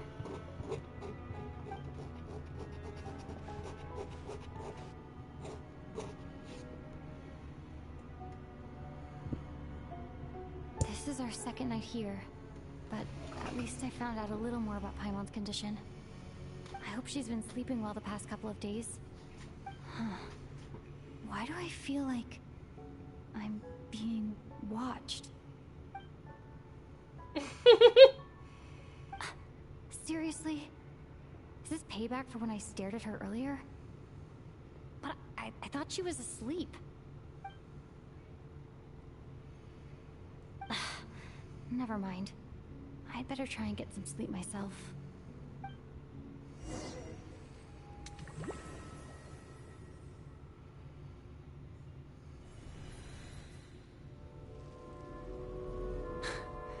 Hey, what are you spacing out for?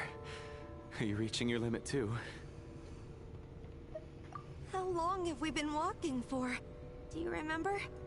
Time's lost all meaning. Ever since we noticed that thing above our heads. What was it called again? A star key? Or key star? Anyway, the person who named it was swallowed by the black mist. Whatever it's called, ever since we noticed it, we've been walking up and up, hoping that as long as we reach it, we can find a way out of this place. But it seems like no matter how far we walk, we never get any closer. Well, we've come this far. You never know. Maybe we're almost there? Come on, enough moping. Let's go. The black mist is catching up.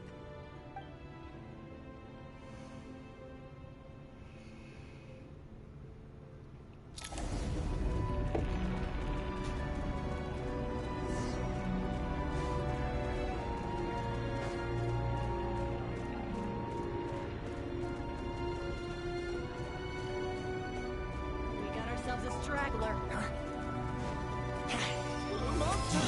Watch out! Not again! I've lost count of how many times we run into them. Be careful.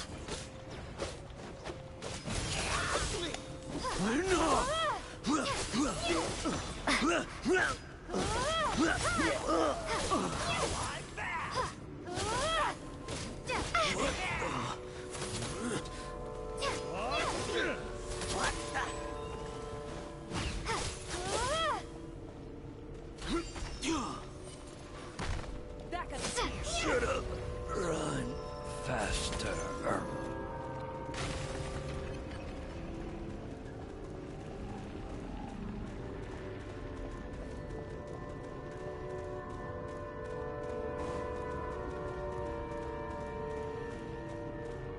We got ourselves a straggler. Who's there? Here they come again! Get ready!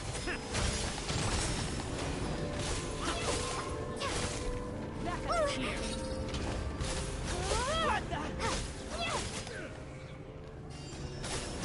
What the?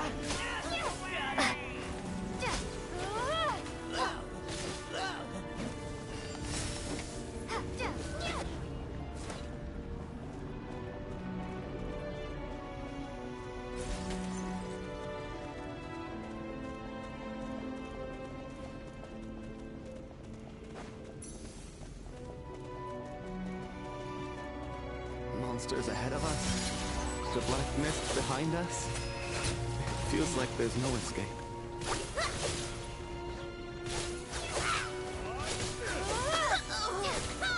Back up here.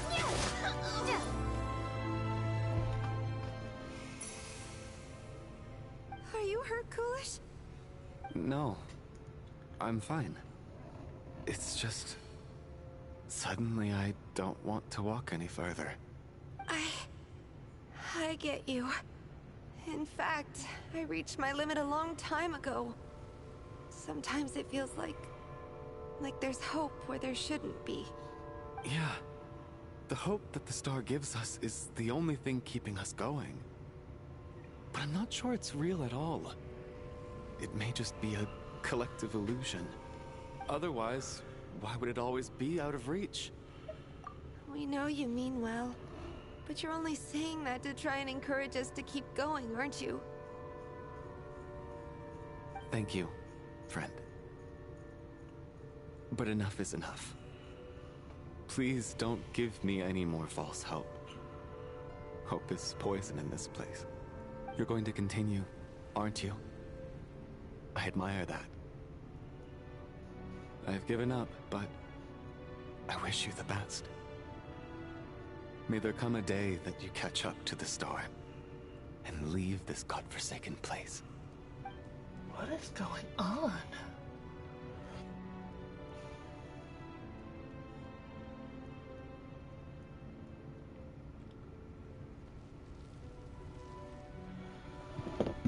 It's not an illusion.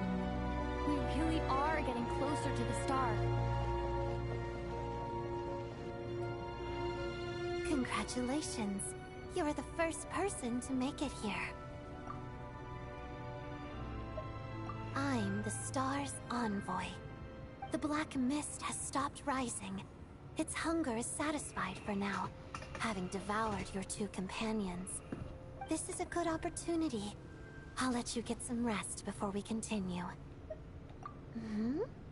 What do you mean, leave? The star represents the starting point. It's the waypoint for the beginning. Congratulations on reaching the starting point. Once you are ready, we will head out and walk upwards. I will be right by your side the whole way. Whoa. Huh? What's wrong? Hey, don't give up before the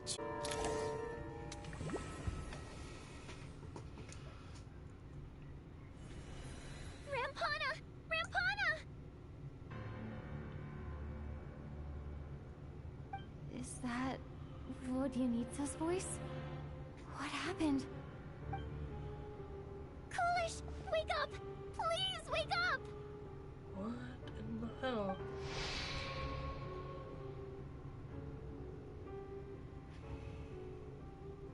Why is it black?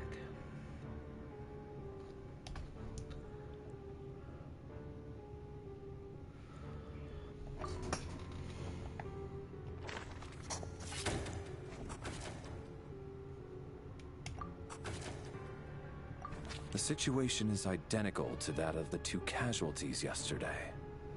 We cannot ascertain the cause of death. At least there are some elements that we can rule out this time. They slept on the stage with everyone else, so I suppose the surrounding environment can't be a relevant variable. Rampana. Foolish. Weren't some of us keeping watch last night? 3 of us, in fact. How could you not notice something was wrong? I'm as confused as you are. Certainly nothing unusual happened on my watch. Likewise, and from what I've observed so far, both Miss Odette and the Traveler can be trusted. To be honest, I didn't get a wink of sleep last night. I couldn't help but think I was the target, so I just laid there with my eyes closed. I heard the Traveler and Lelik chatting, but otherwise I don't recall hearing any commotion during the night. Me too.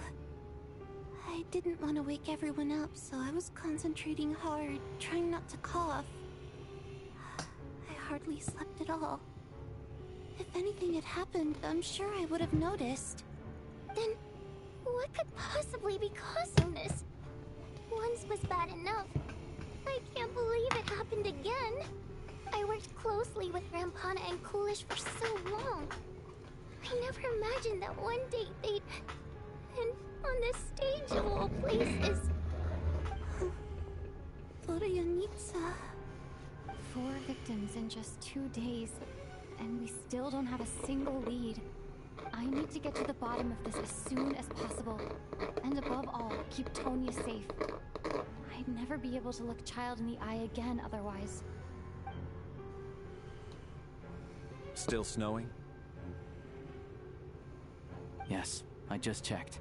Still no sign of anyone outside either. So we only have ourselves to rely on. If you ask me, this killer can clearly strike whenever they please. The Night Watch was a useless endeavor from the start. Lelik must be an expert in poisoning. Clearly she used some poison that can't be detected on the corpse. Here we go again. Listen, Me I was just already like, thinking bro. to myself last night, was Lelik's reason for revealing her identity the real story? Well, now I have my answer. It most certainly was not. She's been playing us for fools. You get off on this, don't you? Revealing your identity, only to carry on with your killing spree? That's a hideous thought. One that only a hideous mind like yours could dream up. How dare you? That's enough! Yesterday, you named Lelik as a suspect because the victims were both wealthy merchants. Lelik might have had a motive then, but today's victims were just ordinary people. Not to mention that they were colleagues of Odette and mine. What reason would she have to murder them? Let me guess. Just to scare you? Who knows? Maybe you don't know her as well as you think. I implore you all to ask yourselves, how many people are there? Many, I'd wager. Lelik is well known to be a ruthless operator, and now she has revealed her identity. How could it be any more obvious? Everything you've said so far is still just conjecture, which doesn't constitute a concrete lead. You need to back up your claims with some evidence. How can you defend her, officer? What did she say to you while you were on Night Watch? Maybe I shouldn't be so surprised. You military types are always colluding with criminals to target the rich.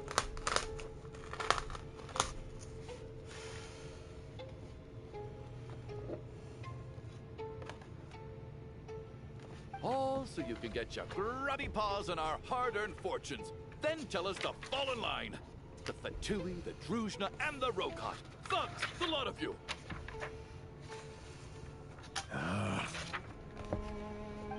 Don't you dare!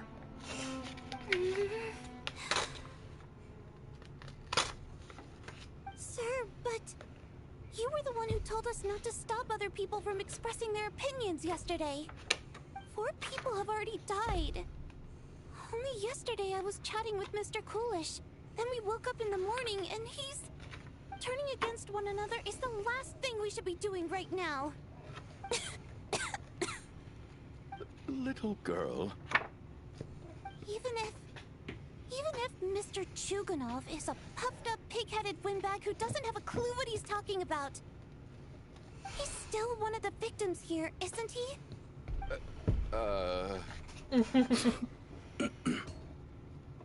Quite. I had no intention of resorting to violence. But you're right, Miss Tonya. I ought not prevent him from speaking his mind. In any case, I believe Mr. Chuganov has calmed down a little now. We may resume our discussion. I don't think there's any need for that. What is there to discuss? Nothing about this situation is normal. Did you have an idea, Mitya? You're the brainiac here, right? Come on, clue us in. I've been mulling something over. All the leads we have so far concern things from outside the theater. Miss Odette's alter ego, the threats Mr. Chuganov received. But then there's the 2 double murder crime scenes themselves, which have given us absolutely nothing to go on whatsoever. That's highly unusual. Even with the most careful killers, there's always some evidence left behind. So what are you suggesting? I think this could be a supernatural event. It isn't characteristic of human-on-human homicide at all. Correct me if I'm wrong, but aren't you supposed to be a scientist? That doesn't sound like a conclusion someone like you is supposed to make. I got into scientific research because of my insatiable curiosity. But if the present situation defies all known scientific explanations, I don't mind shifting my curiosity toward the paranormal instead. Now that you mention it, I remember when I first came to the theater. I heard rumors about this place being haunted. Haunted? Yeah, I think I heard the same thing. But I mean, they're only rumors, right? We've worked here for years. Surely we would have noticed any spooky goings-on by now. Well, this has taken an unexpected turn. A haunted theater? If Paimon were here, she'd probably be hiding behind me in fear right now. Why don't we take this opportunity to look for clues again with a more open mind? Maybe a different perspective will help us see something different. Very well. Whether it's criminals or ghosts we're looking for, the same rules apply. Everyone needs to tread carefully. I'll move the bodies into the same room for now.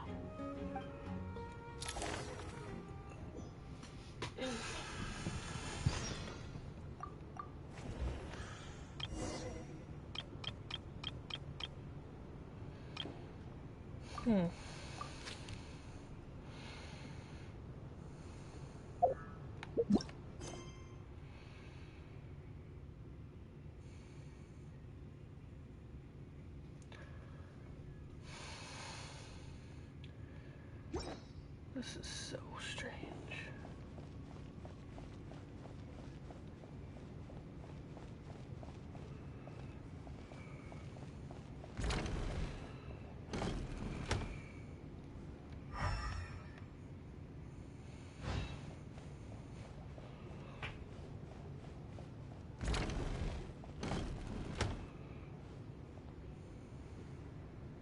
Valeri, come take a look at this.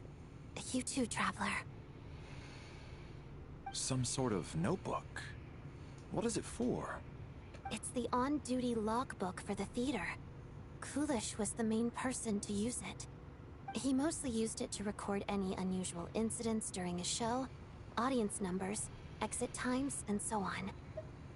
Yes, he'd always have this logbook with him when he checked tickets at the entrance. This should confirm a lot of key details about the recent show. So, you find anything unusual? Yes. The number of people. I've checked and double-checked, but the numbers just don't match what's recorded in the logbook. Apparently, we have an extra person among us. Are we certain that logbook is accurate? Could someone have sneaked in without buying a ticket or something?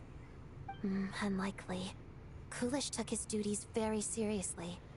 I've rarely seen any errors in his work. Not to mention that this was a dress rehearsal, meaning smaller audience numbers and tighter ticket restrictions than usual. Everything would have been well within his control. The only person we didn't see until after the rehearsal was Tonya. But that's really weird. We no longer have our tickets with us, do we? They got collected on entry. I assume there's no way we can check them again. Unfortunately not. The theater recycles tickets. Once people are in the door, they don't tend to leave until the show ends. so we collect the tickets at the point of entry. Still, I'm inclined to believe that this discrepancy in the head count is significant somehow. Did an extra person just materialize out of thin air?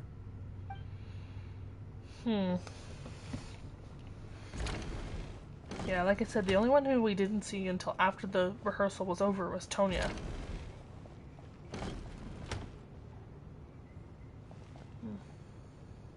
Tonya? Did you find anything? Not yet. Still looking. So... Are we supposed to be looking for something paranormal? I think I'd prefer teaming up with you than looking around on my own. This looks like somebody's notebook. Shall we read it together?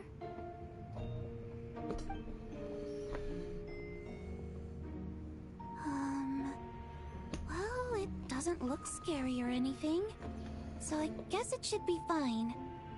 Alright, let's read it together.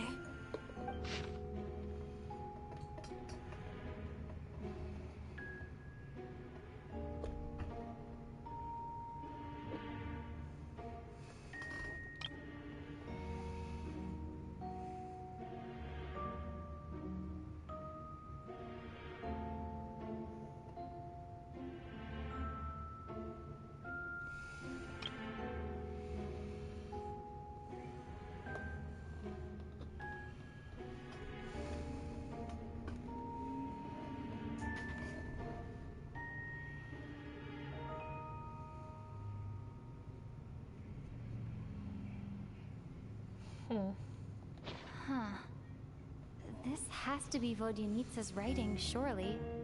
Maybe it's a little rude for us to peek at this. I feel like I just read someone's secret diary by accident. It sounds like she's writing this for her parents, right? I don't understand. Why put this stuff in a notebook instead of mailing it in a letter? Because her water imp parents belonged to the aristocracy, who were driven out of Snezhnaya by the Tsaritsa long ago. And now they live somewhere new, where the postman can't get to. We're sorry.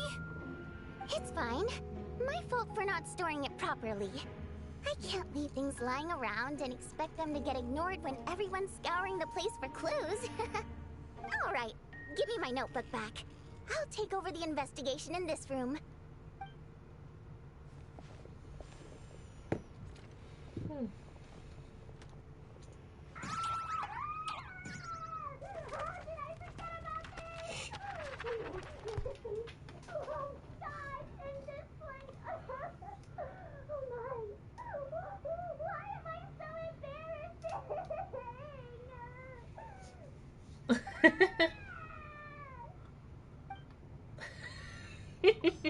Oops.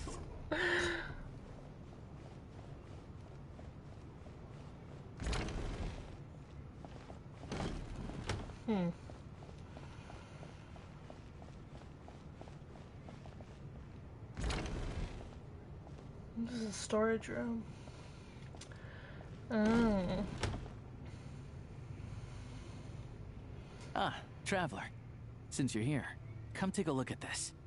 Alosha found it. We're both curious to hear your perspective. It appears to be an investigation report. And the focus of the investigation was the rumors of haunting we heard about earlier.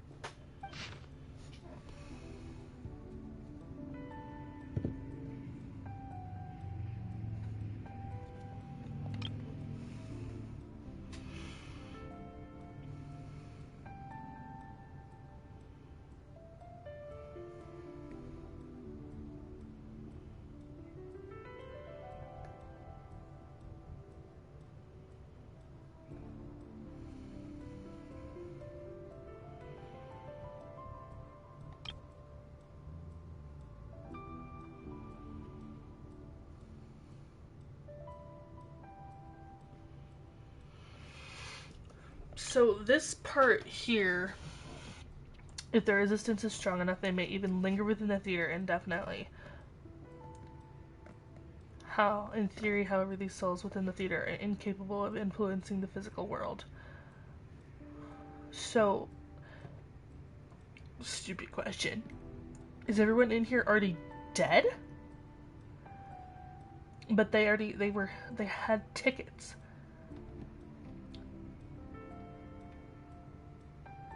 So, is the ley lines what's devouring those who don't have enough resistance? Interesting. An investigation report, huh? Looks quite old. Huh. This person's name looks to be of Sumeru origin to me.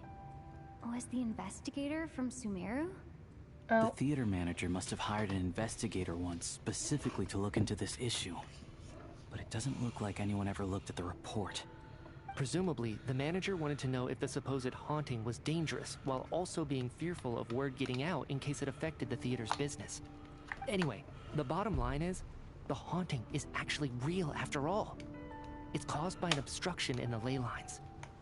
Is there any chance this is the key to finally making some progress with the murder cases? Ley line problems are pretty unexceptional to me by this point. And while it certainly offers an explanation for the ghosts, it's hard to imagine what connection it could have to these two murder cases. Some of the language that appears at the very end of the report caught my eye. Angel civilization, ley line renovation? My area of research doesn't touch on any of that, so it's completely outside of my wheelhouse. Huh? A piece of paper just fell out from the report. It landed right by your feet.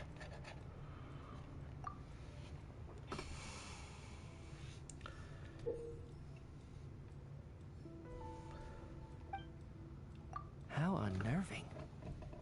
It was tucked inside the report, so it must be a note left by the author. Death is near. Is that supposed to be what's going on here? With us in the theater? But if so, how did the author foresee it? Could he predict the future somehow? Maybe things are more complicated than we thought. No, wait a second. If we take the report and the note at face value, they completely contradict one another. The report definitively concludes that the hauntings in the theater are harmless and cannot affect the real world. But the note seems to be warning of potential danger. The question is, what exactly does the note mean by death?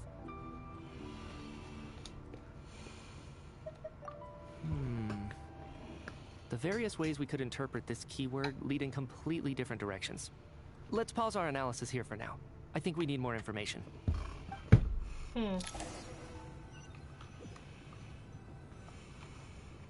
If we take all this together, it's not impossible, is it?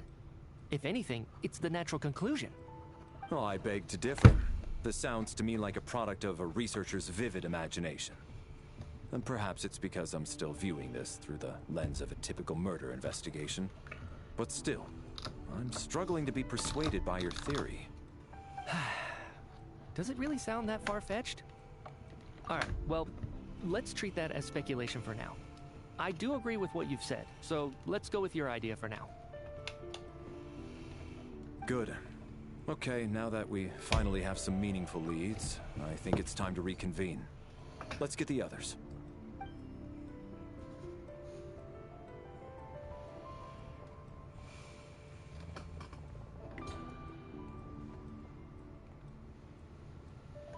So, that's about everything we've discovered so far.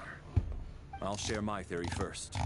Based on what we've learned from the logbook, I believe the extra person among us is most likely the killer. If the killer had simply bought a ticket, it would have greatly increased the risk of their identity being exposed.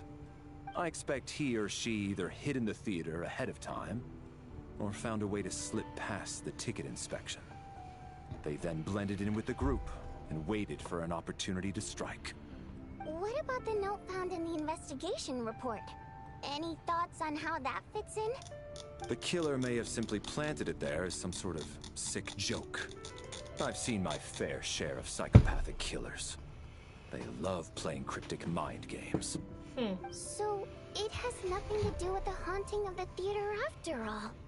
This theory makes sense to me. If we have an audience member unaccounted for, chances are they didn't come here to watch the show. Could it really be that simple? So, in other words, all we have to do is find out who got in here without a ticket, and all our problems will be solved? Then let me make one thing clear. All the theater staff should be well aware that I came here for the rehearsal legitimately, yes? There's no way I'm the one who didn't have a ticket. It's true. I hear you used every trick in the book to get a hold of that ticket, too. Everything short of throwing a temper tantrum and rolling around on the floor at the entrance. I most certainly did not degrade myself in such a way. Probably a stupid question, but I might as well ask. Did anyone here get in without having their ticket checked? Guess it was naive of me to expect them to just admit to it. Especially after the unprompted Lilac reveal. Once was already a miracle. Twice would be unfathomable.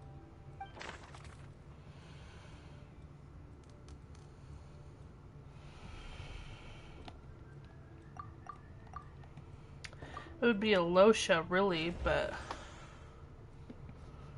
because he works there.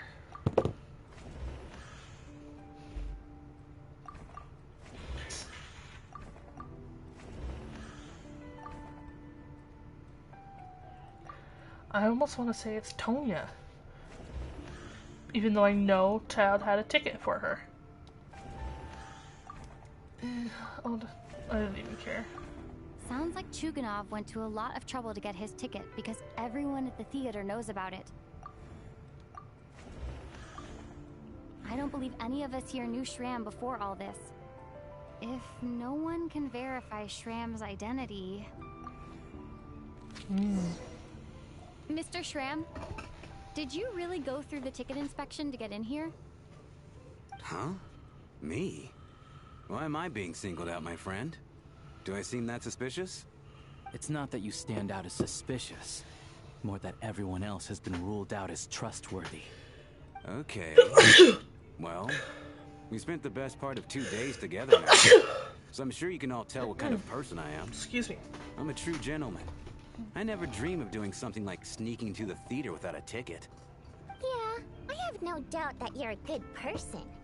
But the problem is, none of us here actually know you, so no one can say for sure that you are who you claim to be. Although, actually, what was it you said last night? Yeah, you're friends with that water imp, which is why you understand our primary mode of expression.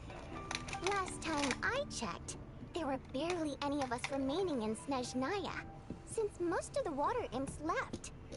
Could you tell me a little bit more about your friend? There's a good chance I actually know her.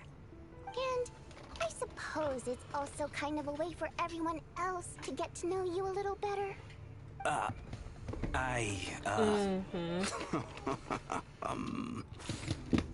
Good grief. Are you blushing? Pull yourself together, man. Stop giggling like a teenage boy. It's revolting. Hey, revolting is a little strong. All right, fine. I'll admit it. That water imp friend of mine, the truth is, we're dating. I was just the bodyguard hired by our family. But the stars must have aligned, because sparks began to fly between me and their daughter. Never in my wildest dreams did I think I'd get so lucky. We don't need details. Just get to the point. Okay. I'm just a little hesitant to reveal her name, that's all. You know how it is. These are delicate times. Even with me to protect her. If word gets out that she's dating a human, both the Fae and human factions will give her a hard time. Really? Wait, no. That can't be.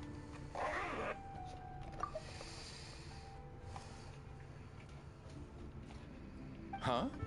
Shram, what the devil are you talking about?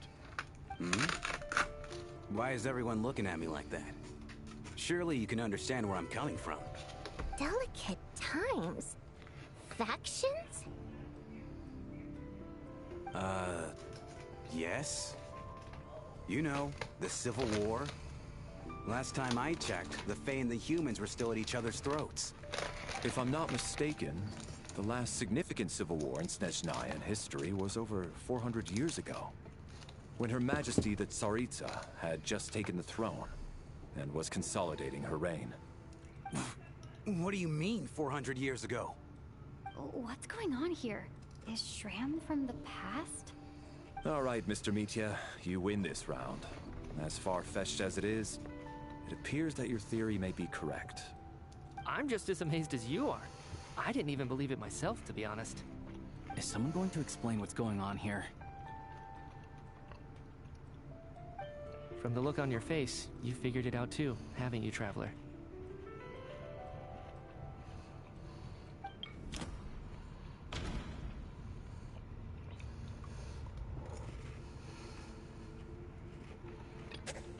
That seems to be the case.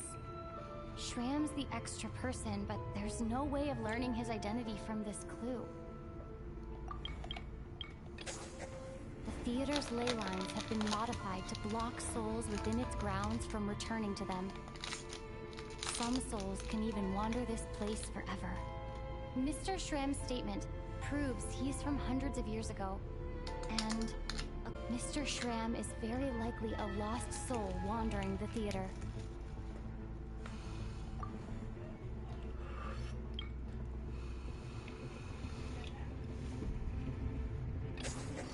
For some unknown reason, the soul that has been wandering the theater due to the ley line issues has joined our group and blended in. Yeah, that must be the immediate reason why the ticket count doesn't match the number of people present.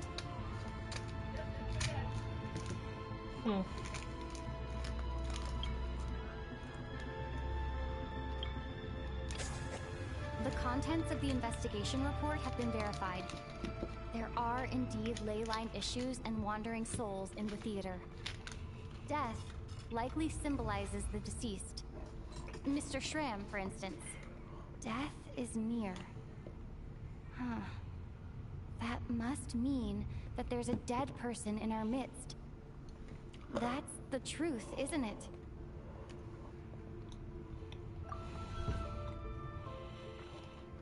Yeah, the logic is clear now. The investigation report said that there would be souls stuck wandering around the theater because the ley lines were cut off. Mr. Shram must be one such soul who died in the theater a long time ago. In which case, that also makes him our extra person. So when the note said death is near, it must have been referring to death as in the deceased, people who died a long time ago. Someone who died a long time ago. In short, there's a dead person among us. The extra person we've been searching for is a ghost from the past. You mean I'm a ghost? No. Don't make jokes like that, my man. There must be some mistake.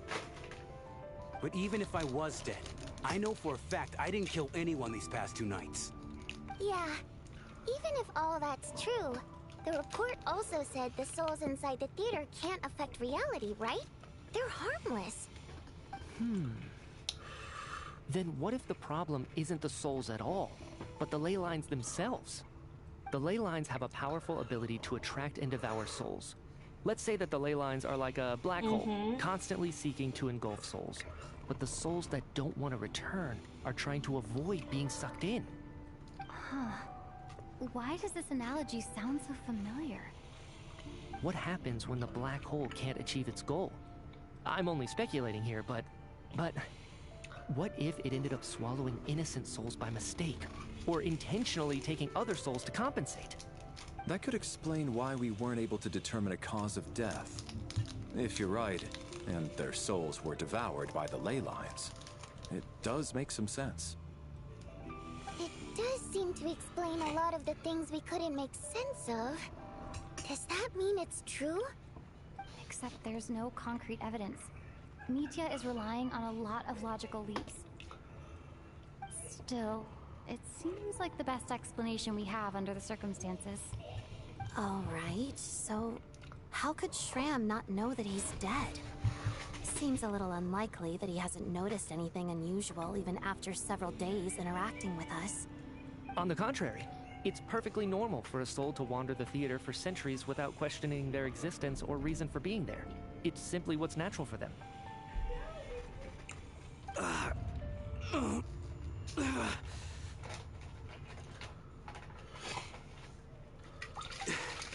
You know what, Mr. Brainiac? I think you might actually be right after all. I'm trying to remember and... even though my head feels like it's going to explode, I think... it's all coming back to me.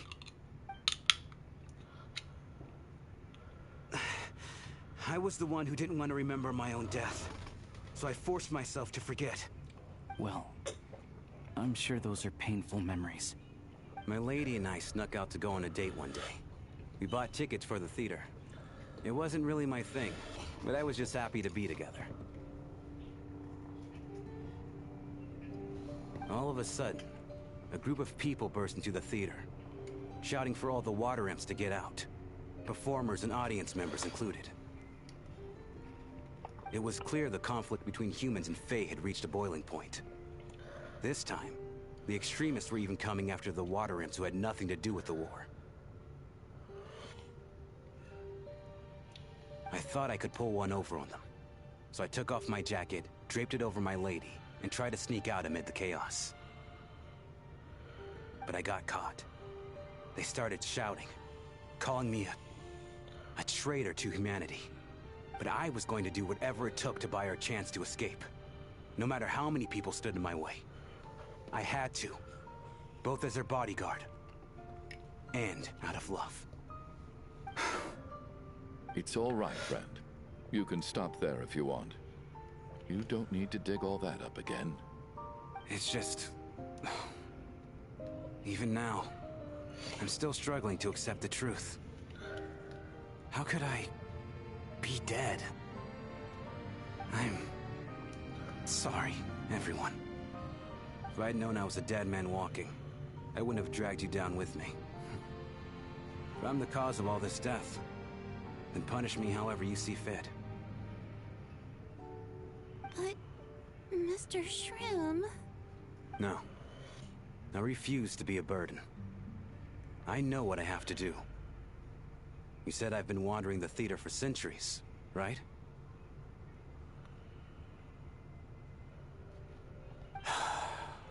I guess it's high time I got a breath of fresh air. Out there, I mean. I'll leave this place and take all this death with me. Go out on my own terms. Mr. Schramm, I'm sure we can figure out a different course of action. He's My already good dead, sir. what does it matter? We both know I'm not supposed to be here. I should have accepted my death long ago. One way or another, this has to end. Unless you're saying this goes against another one of your military principles somehow. No, I'm speaking on a personal level this time. Let it go, man. Oh, wait. One last thing. Miss Wateramp. My lover. Her name was Litia. Litia Ozarova. Do you know what happened to her? Ozarova. Oh, Auntie Ozarova. That's what we all called her. I remember her as a very kind elder. She had a bunch of kids, too. I'm so glad she survived. And she had lots of kids? Good. That's sad. good. I could hardly expect her to stay single just because of what happened to me, right? As long as she went on to be happy, that's all that matters. Besides, I'm dead. My soul's been wandering around here for so long because I was worried about her.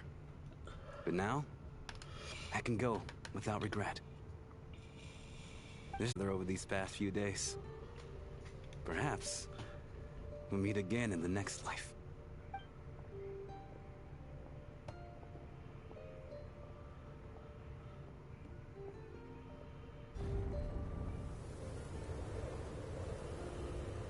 Take care, my man. I knew Mr. Shroom was already dead, but... I still feel so sad. Death is cruel, no matter how we might try to make sense of it. So, was the conflict between Fae and humans really that bad back then? I was only little, so I don't remember much.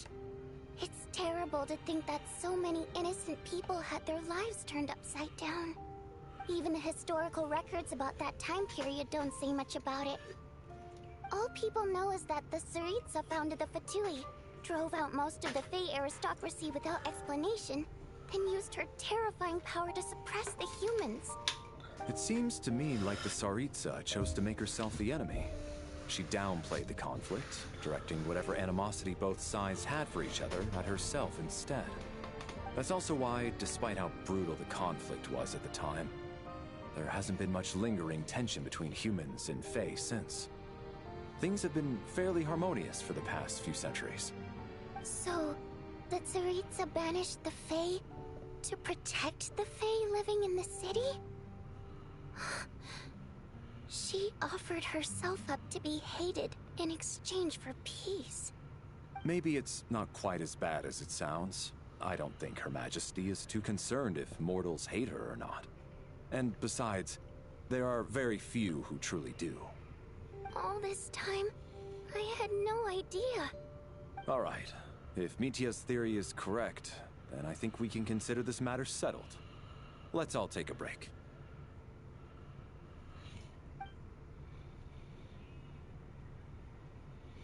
Ugh, if only this blasted storm wasn't still raging on.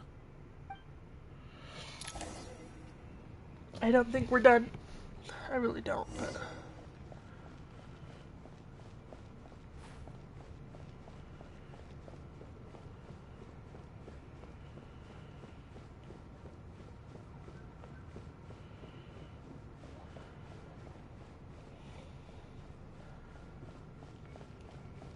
I didn't realize there were rooms back here.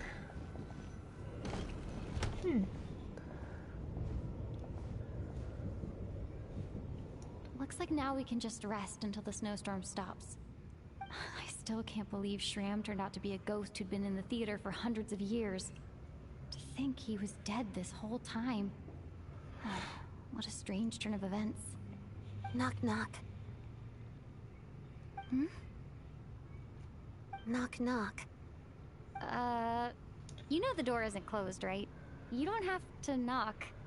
Think of it as a signal then. When I'm entering someone else's room and I knock, I'm here as Odette. If I don't knock, it's Lelik. Thanks. So, why did you come to find me? Is there something I can help with? Vodyanitsa said you knew about my secret identity from the start. But when everyone was discussing who Lelik could be, you were worried that revealing what you knew would be unfair to me, so you kept it to yourself, right? Yes. I'm extremely grateful for that. It's nothing. I mean, you didn't hold what happened with Senora against me, so I should thank you for that as well. Actually, there's something else as well. I found myself in a situation similar to the one you were in when you helped conceal my identity. So I thought I'd come and ask you for advice. It's about Mitya. Before all of this, the last time I saw him, he was dead. What? As I'm sure you know, my goal as Lelik was to stop Project Stuja. Well, when I found out the tech lead for the experiment behind Project Stuja was Mitya, I immediately started planning to track him down and threaten him to back out. I often saw him around the theater, but I soon concluded that making my move there would risk exposing my identity.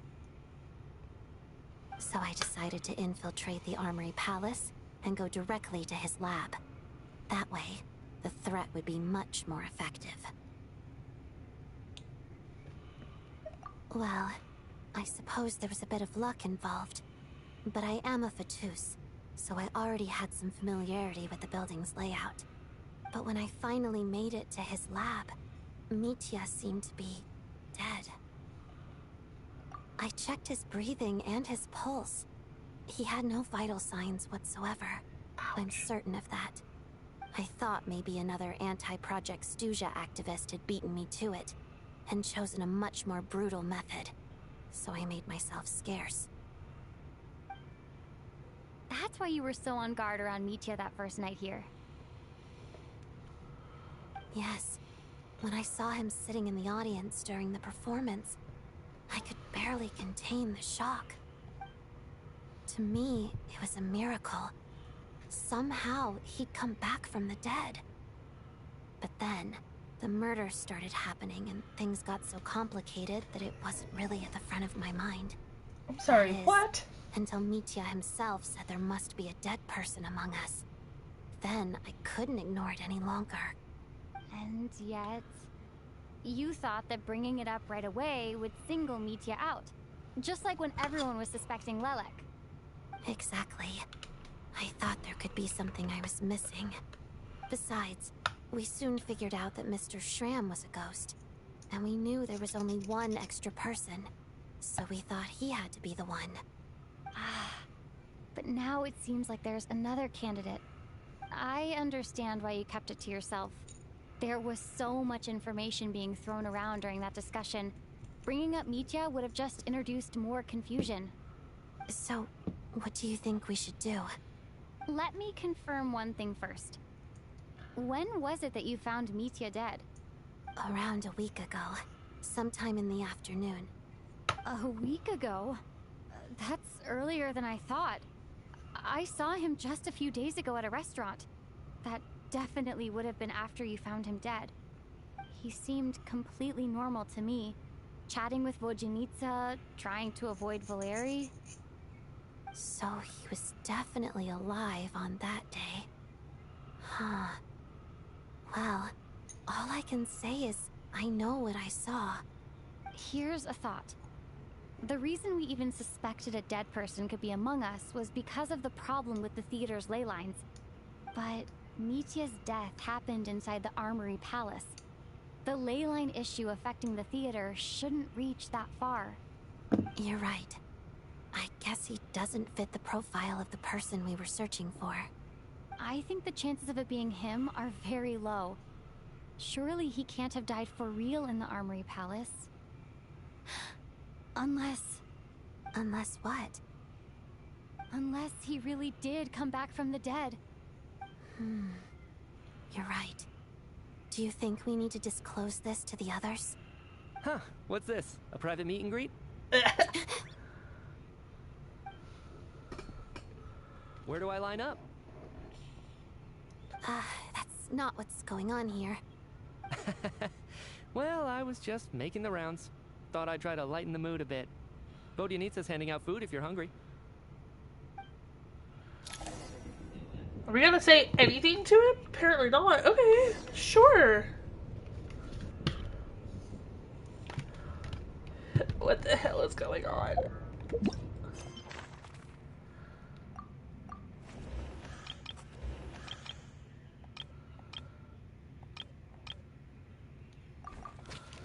Okay.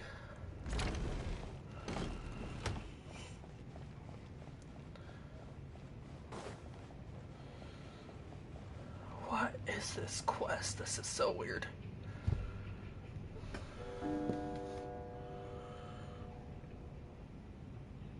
What is going on with this storm? Could it be connected to that monster that just arrived in Snezhnaya? I almost hope it is. Her Majesty the Tsaritsa left to vanquish that beast herself. We just need to wait for her triumphant return.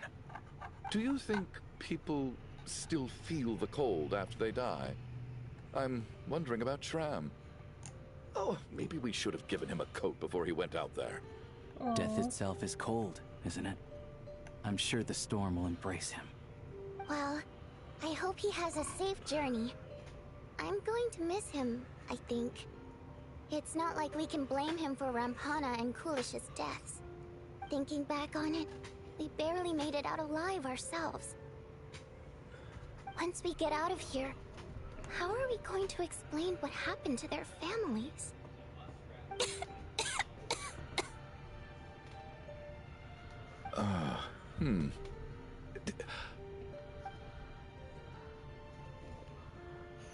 Are you okay? Here, take this. I've never used it.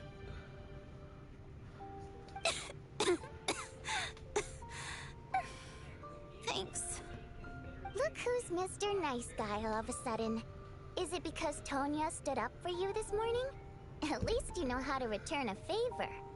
Yeah, without Tonya, who knows how badly he would have been hurt. I told you already, I never intended to resort to violence. Bunch of rascals. Little girl? I was rather surprised when you spoke up for me this morning.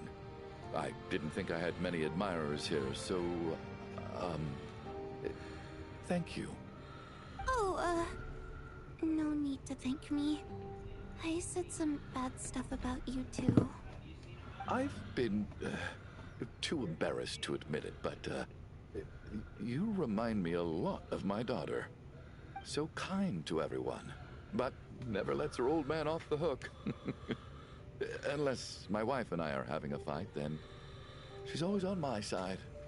Especially when she was little. Every time I took her out...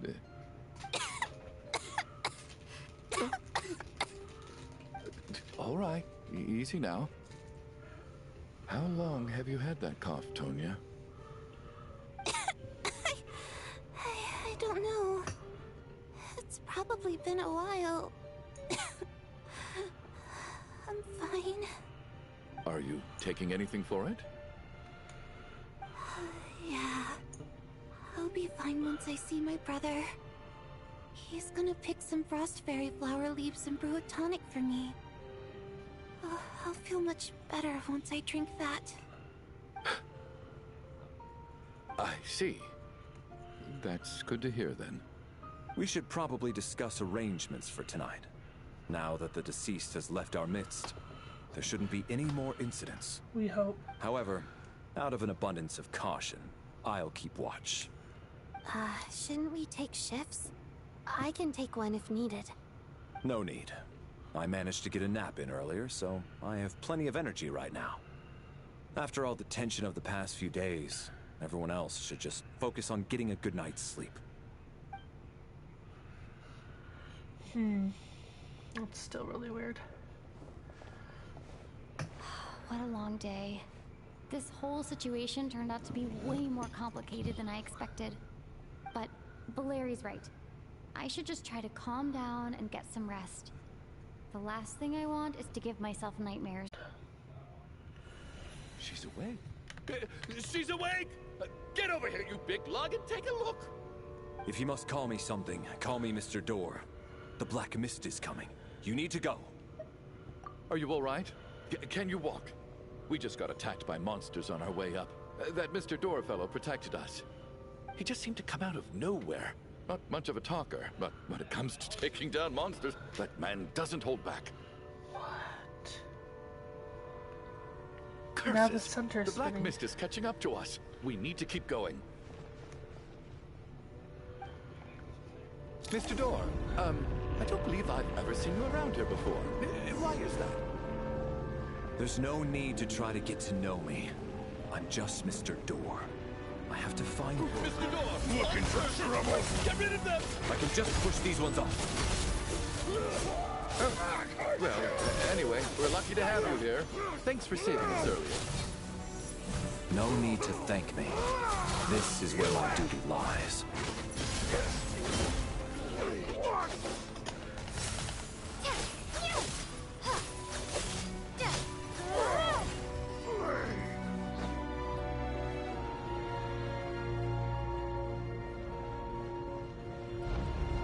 What is going on?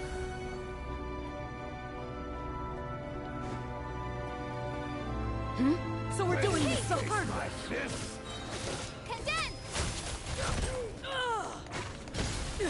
How? You win.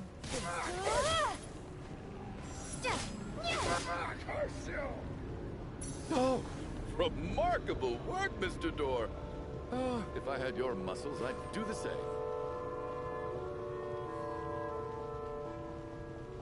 Are none of these doors the one you're looking for? No. What?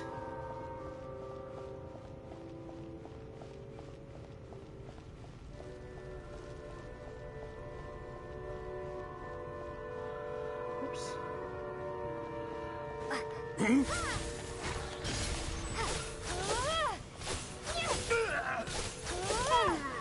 Come Come here closer.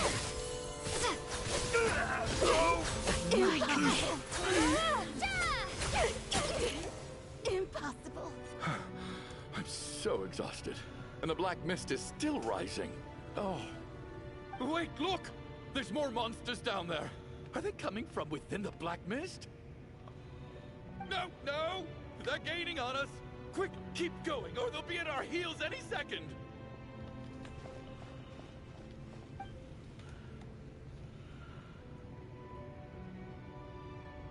Mr. Door, what are you doing? We need to get out of here. They're coming!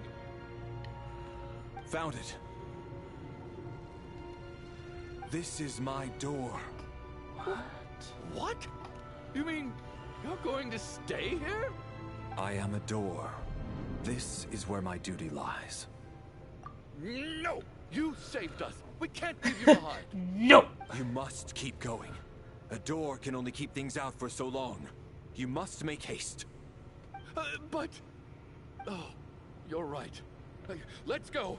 We can't let Mr. Door's sacrifice be in vain. What is going on? The black mist isn't moving anymore. Looks like both the monsters and Mr. Door are gone. I didn't just imagine all that, did I?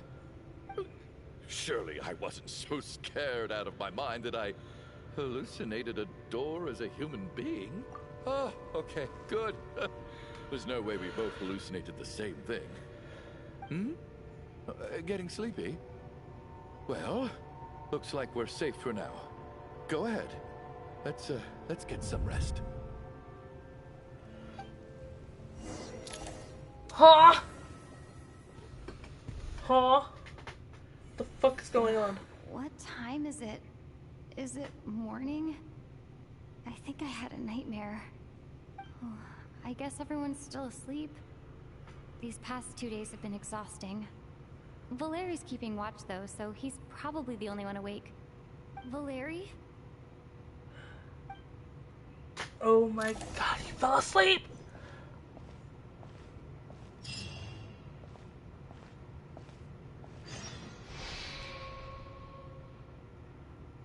What the hell is going on? Wake up! Everyone needs to wake up! What the fuck? Just like the last 2 nights. No clear cause of death. I've been a real thorn in your side, haven't I, Mr. Valeri? Now you can rest in peace. But for me, life will be all the duller for not having to run away from you, my friend. What is going on? How's Tonya? Is she okay? I just checked on her, and it doesn't seem like anything serious. She's just exhausted from the past couple of days, and she's still recovering from her illness. We should let her sleep a bit longer. That means Valeri was the only one who died last night. If Valeri was awake and keeping watch, it would have been impossible to kill him without waking everyone else up. That much is certain. This is so frustrating. Why has nothing changed since yesterday? I thought we already dealt with the dead person causing all this. Actually, one thing has changed. There's only one victim this time, not 2. Does that mean...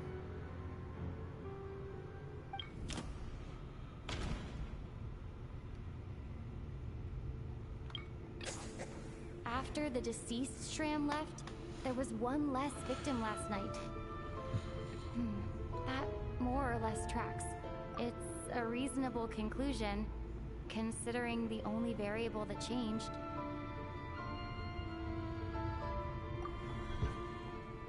Oh. The number of people who die each night is equivalent to the number of dead among us. That's your theory, right? Exactly. We identified Mr. Shram, and the night after he left, the death toll dropped from 2 to 1. By that logic, there must be one more dead person left among us. Another one? But there was only one person unaccounted for in the ticket checks, right? The head count should match up now.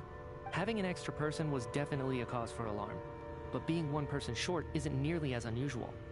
Someone could have left in the middle of the show, or made it out before the storm hit. One more dead person among us.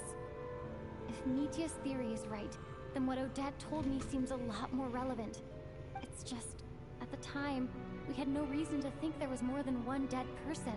If only we'd taken it more seriously as a possibility, maybe this could have been avoided. I'm sorry. This is my fault. I had information that could have been helpful, but I held back. I should have brought it up right away. I'm partly to blame as well. I was too quick to dismiss Odette's concerns. What is this about? What have you two been getting up to behind my back? Sounds like there's some big news you've been keeping from the rest of us. Well, we're all ears.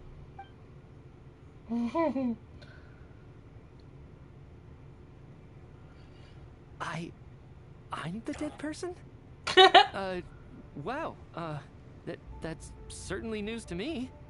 Odette and I talked about it yesterday, but we thought it just wasn't possible, so we left it at that. Yeah, I don't blame you. If I'd been there, I probably would have reached the same conclusion. It just sounds too unbelievable. Let me just try and verify this. I just scoured my memories trying to think back to the afternoon Miss Odette mentioned. But I honestly have no recollection of dying. That's where I'm different than Mr. Schramm. Having seen Mr. Mitya a few days ago myself, I also find it hard to believe he could be the other dead person among us. Well, if it isn't Mitya, then who? Do we vote on it? If you don't mind me asking, Traveler, I believe you mentioned that you know Tonya's brother. Had you ever met her before all this? No, never. Wait, are you saying... Now just 1 minute. I know where this is going. You can't just randomly point a finger at anyone you want. You're in the hot seat, and all of a sudden you want to divert our suspicions onto somebody else? Trying to pick a fight, Mr. Chuganov? Whenever you open your mouth, all you do is attack people, and I've had enough of it. If you don't want to engage in a civil discussion, you can shut up. Shut up! Little brat! Did Mitya ask about Tonya because he suspects her? I suppose I only identified her by age and nothing else. Could that mean... I'm just saying. You're going around casting suspicion on people for no reason. How could Tonya be dead? I can vouch for her, if nothing else. I've seen her before. She's the sister of that Harbinger, isn't she? The one called Child. Oh, really? You're telling the truth? Since being here, I don't think I ever mentioned she was Child's sister specifically. Does Chuganov actually know her? If Chuganov can vouch for her, then it can't be Tonya either. In which case, it seems unlikely that there's another dead person among us at all. Miss Odette, could you go over that afternoon with me one more time, when you found me dead? No problem.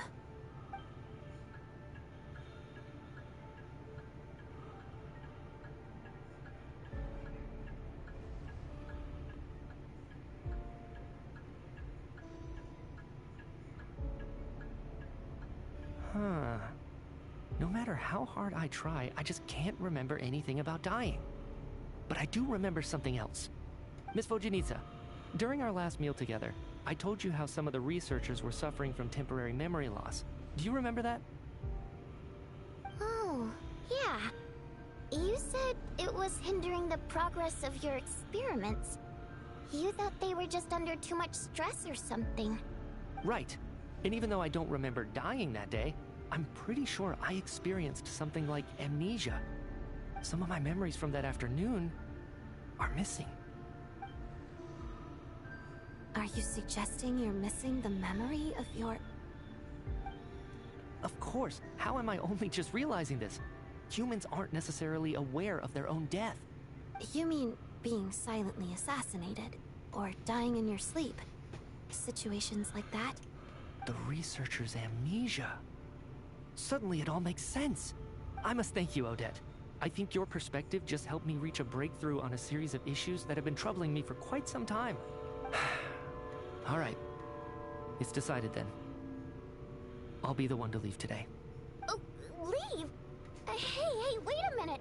Aren't you rushing into this? What if you're wrong? You'll pay with your life! Come on, kid. Aren't you gonna fight for your life? This seems like a rash decision. I have other reasons beyond what's been discussed.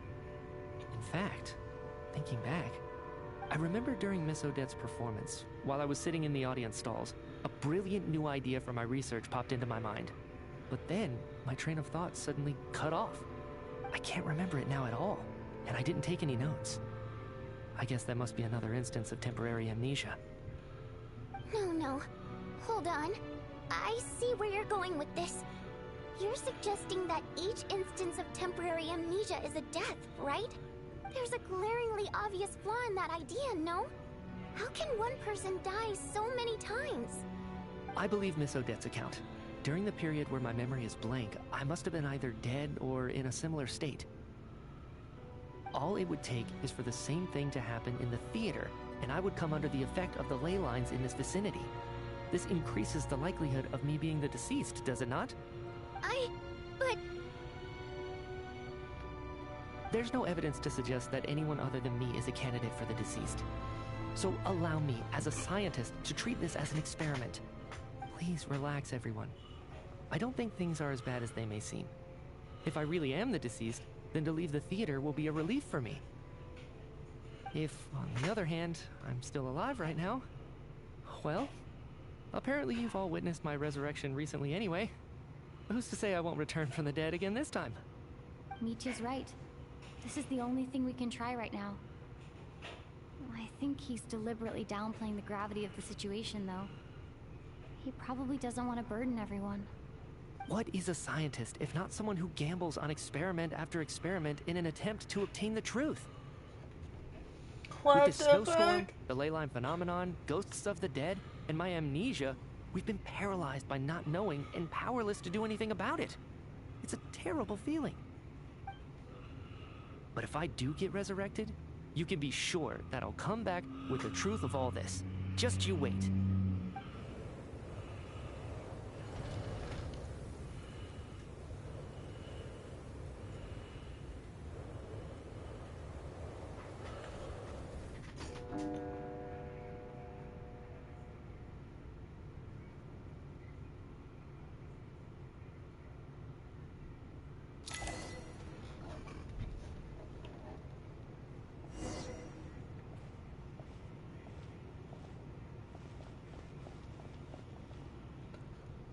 Poor Mr. Michia.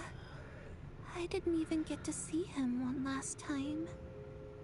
Maybe it's a good thing that you weren't there to see it.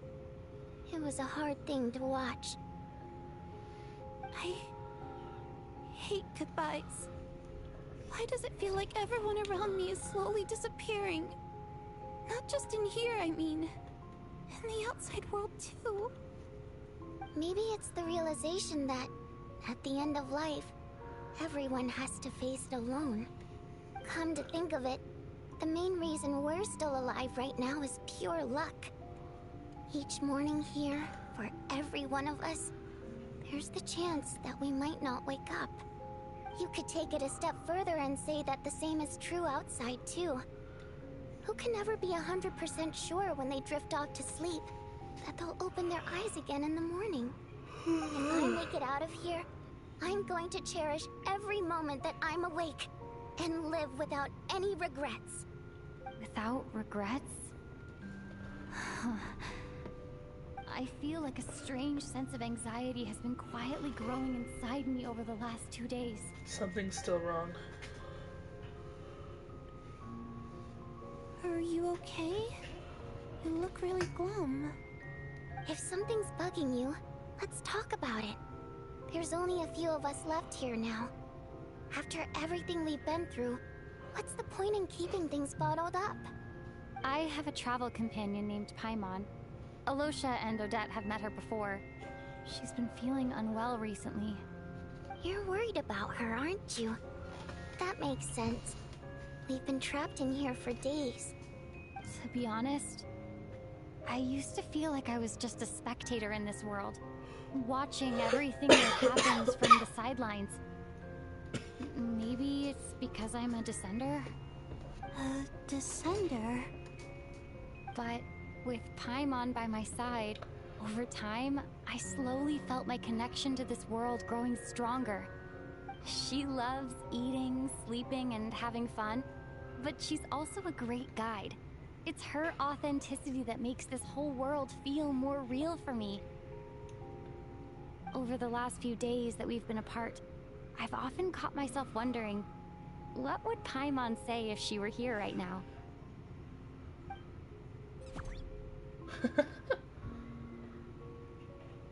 But by the time I snap out of it, the conversation has already moved on, and I'm still in my own little world. I'm trying to overcome this sense of detachment, but I really miss Paimon. I guess, in a way, she means the whole world to me. I bet she misses you when you're not there as well. Maybe you're her entire world too. I don't know if this will make you feel any better, but back when the water imps left Snezhnaya in droves, I also felt like the whole world was suddenly empty. I could be surrounded by people, all smiling and having fun, and still feel completely separate from it. So, I totally understand how you feel. Later on, I started to think, maybe accepting the fact that our loved ones won't always be with us is something that takes a lifetime. All we can do is cherish their companionship from moment to moment. So, once we get out of here, you better hurry back to our side as fast as you can. You can't let your story end in regret. That's the trope I hate the most. Thank you. That's exactly what I needed to hear. But Vodyanitsa, if you hate goodbyes too, why didn't you leave with your people? That's just the choice I made. I used to regret it, but I don't anymore. Like I said before, singing is a water imp's primary mode of expression. It's how we convey our emotions. Our songs have echoed through this theater for hundreds of years, each one a story pieced together through moments of joy and sorrow. But does a story exist without someone to read it? To me, the answer is no. So I made the choice to stay. That way, there would still be someone left to sing these songs and listen to their stories. Otherwise, they could have been lost forever. Could you teach me how to understand your people's songs sometime? I want to be able to truly hear them, like Mr. Shram. A fan after my own heart. Thank you, Tonya. How about I sing something for you, and you tell me what you hear? Okay, I'll do my best.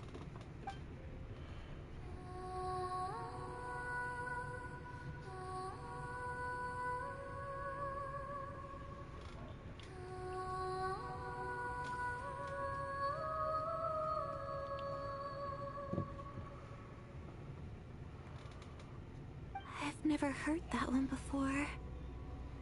I feel like I can hear a sense of longing somehow. I wonder why that is. Color me impressed, Tonya. You're a keen listener. Most people can only tell if a song is happy or sad. I didn't think you'd be able to pick up on such specific details. So, what's the song about then? Come on, tell me. I've actually never performed this song in the theater before, because it has more of a ceremonial purpose for our people.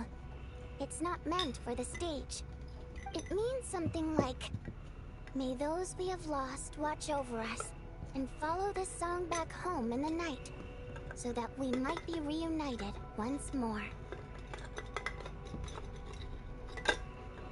No wonder I could hear that sense of longing. You sing it for loved ones who have passed away. I hope it reaches them. It's getting late, Tonya, and you're not well. We should all turn in early. I suppose there's no reason to keep watch tonight. Okay, but, before I go to bed, Could you sing that song a couple more times for me, Vodyanitsa? Of course. Anything for my #1 fan.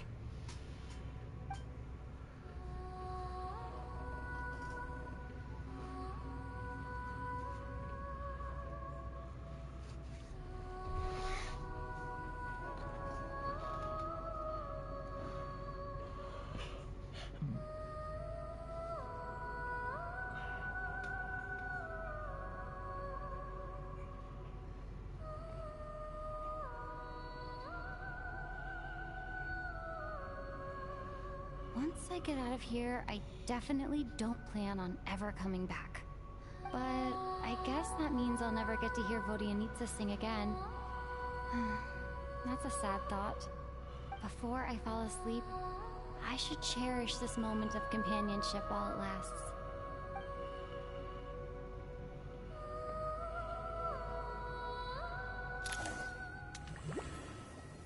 Damn. Quit killing everyone! Where am I? It's so dark in here, and I feel kind of dizzy. Oh, I knew Am I it! alone?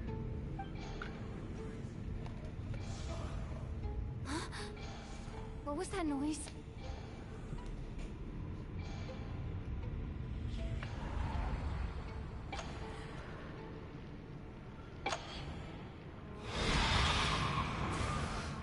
I knew it! Return, O spirits. Fulfill your oath of protection.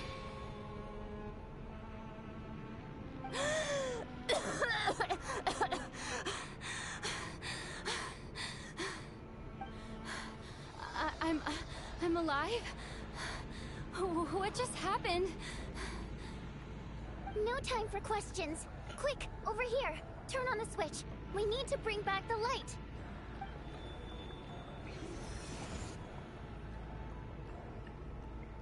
All right, we're safe. The spirit just now is called Night Prayer. The light subdues her, but she'll attack without a second thought in the dark. Sort of.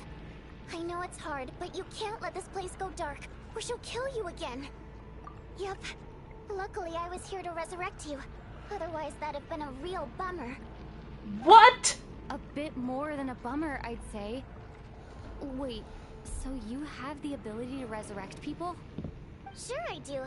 I'm your guardian spirit after all. I specialize in soul recall. Oh, it's nice to meet you, by the way. Huh? Oh, thanks. It's nice to meet you too. Alright, there's no time to waste. The black mist is already catching up. We need to avoid it at night prayer at all costs. Come on, let's go. What's going on? Reach the next switch before the place gets too dark. If we bring the light back, night prayer won't be able to get to us. Sweet, sweet light! It's back! Shh! It's night prayer. We need to move quick, but don't let her notice you. Look out!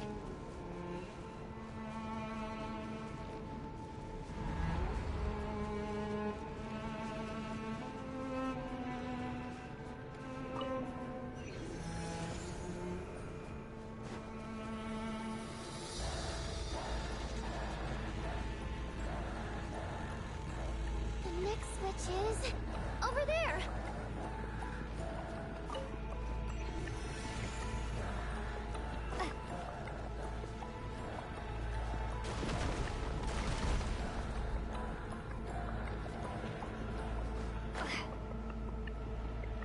What the hell?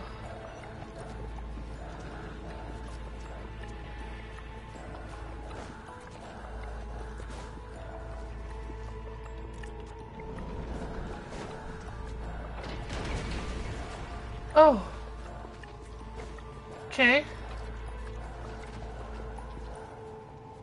What is this? Oh my god!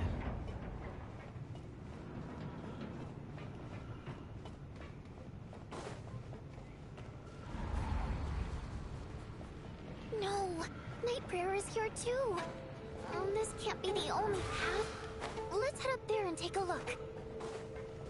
The switch is just up ahead. Hurry! Ow! It's too dark. We're not gonna...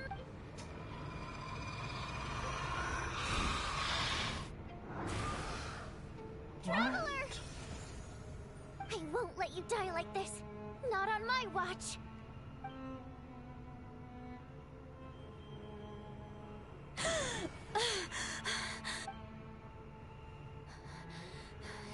Even though it's not permanent, dying is definitely not a pleasant experience.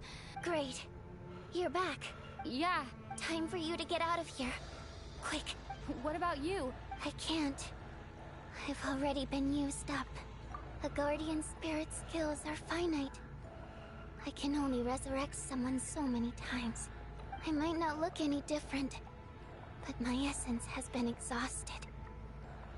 Now, I will slowly start to fade away. I can go no further. The black mist is where I belong. It's okay. Why didn't you tell me sooner? Because it wouldn't have changed anything. That knowledge would have just burdened you. And the guardian spirit's role is to protect. But... go. Now, before it's too late. I already hear Night Prayer approaching. This is so weird. How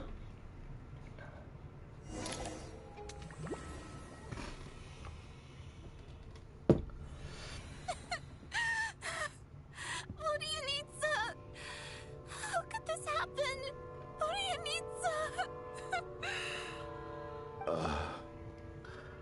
Well, I guess there's no need to inspect the body.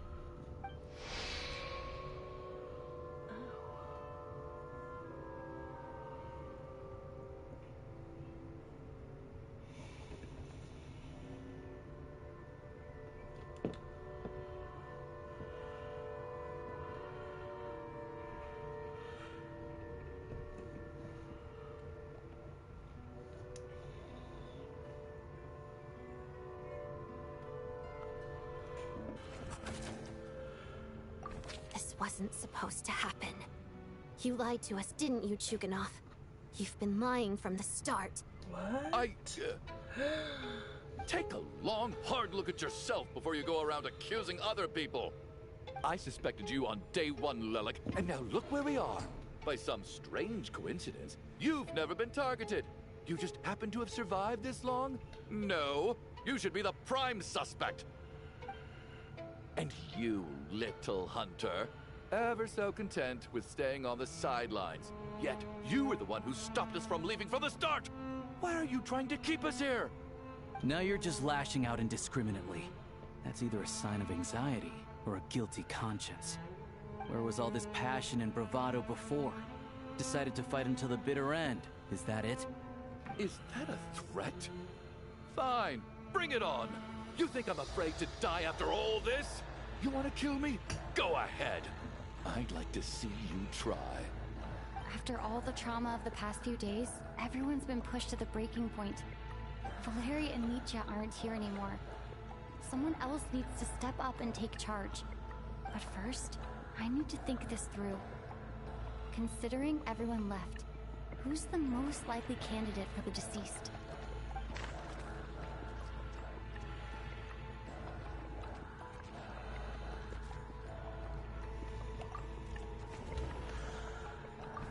He's arguably the first friend we made after arriving in Snezhnaya. But at the same time, he was the first one to leave.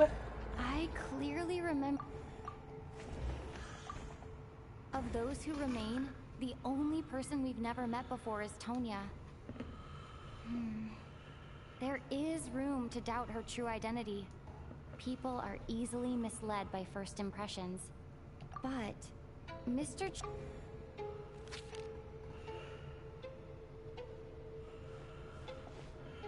Tonya, how's Tusser been lately? Tusser? Oh, Your brother Ajax must have mentioned me in his letters home, right? Did he say anything about a blonde traveler? No.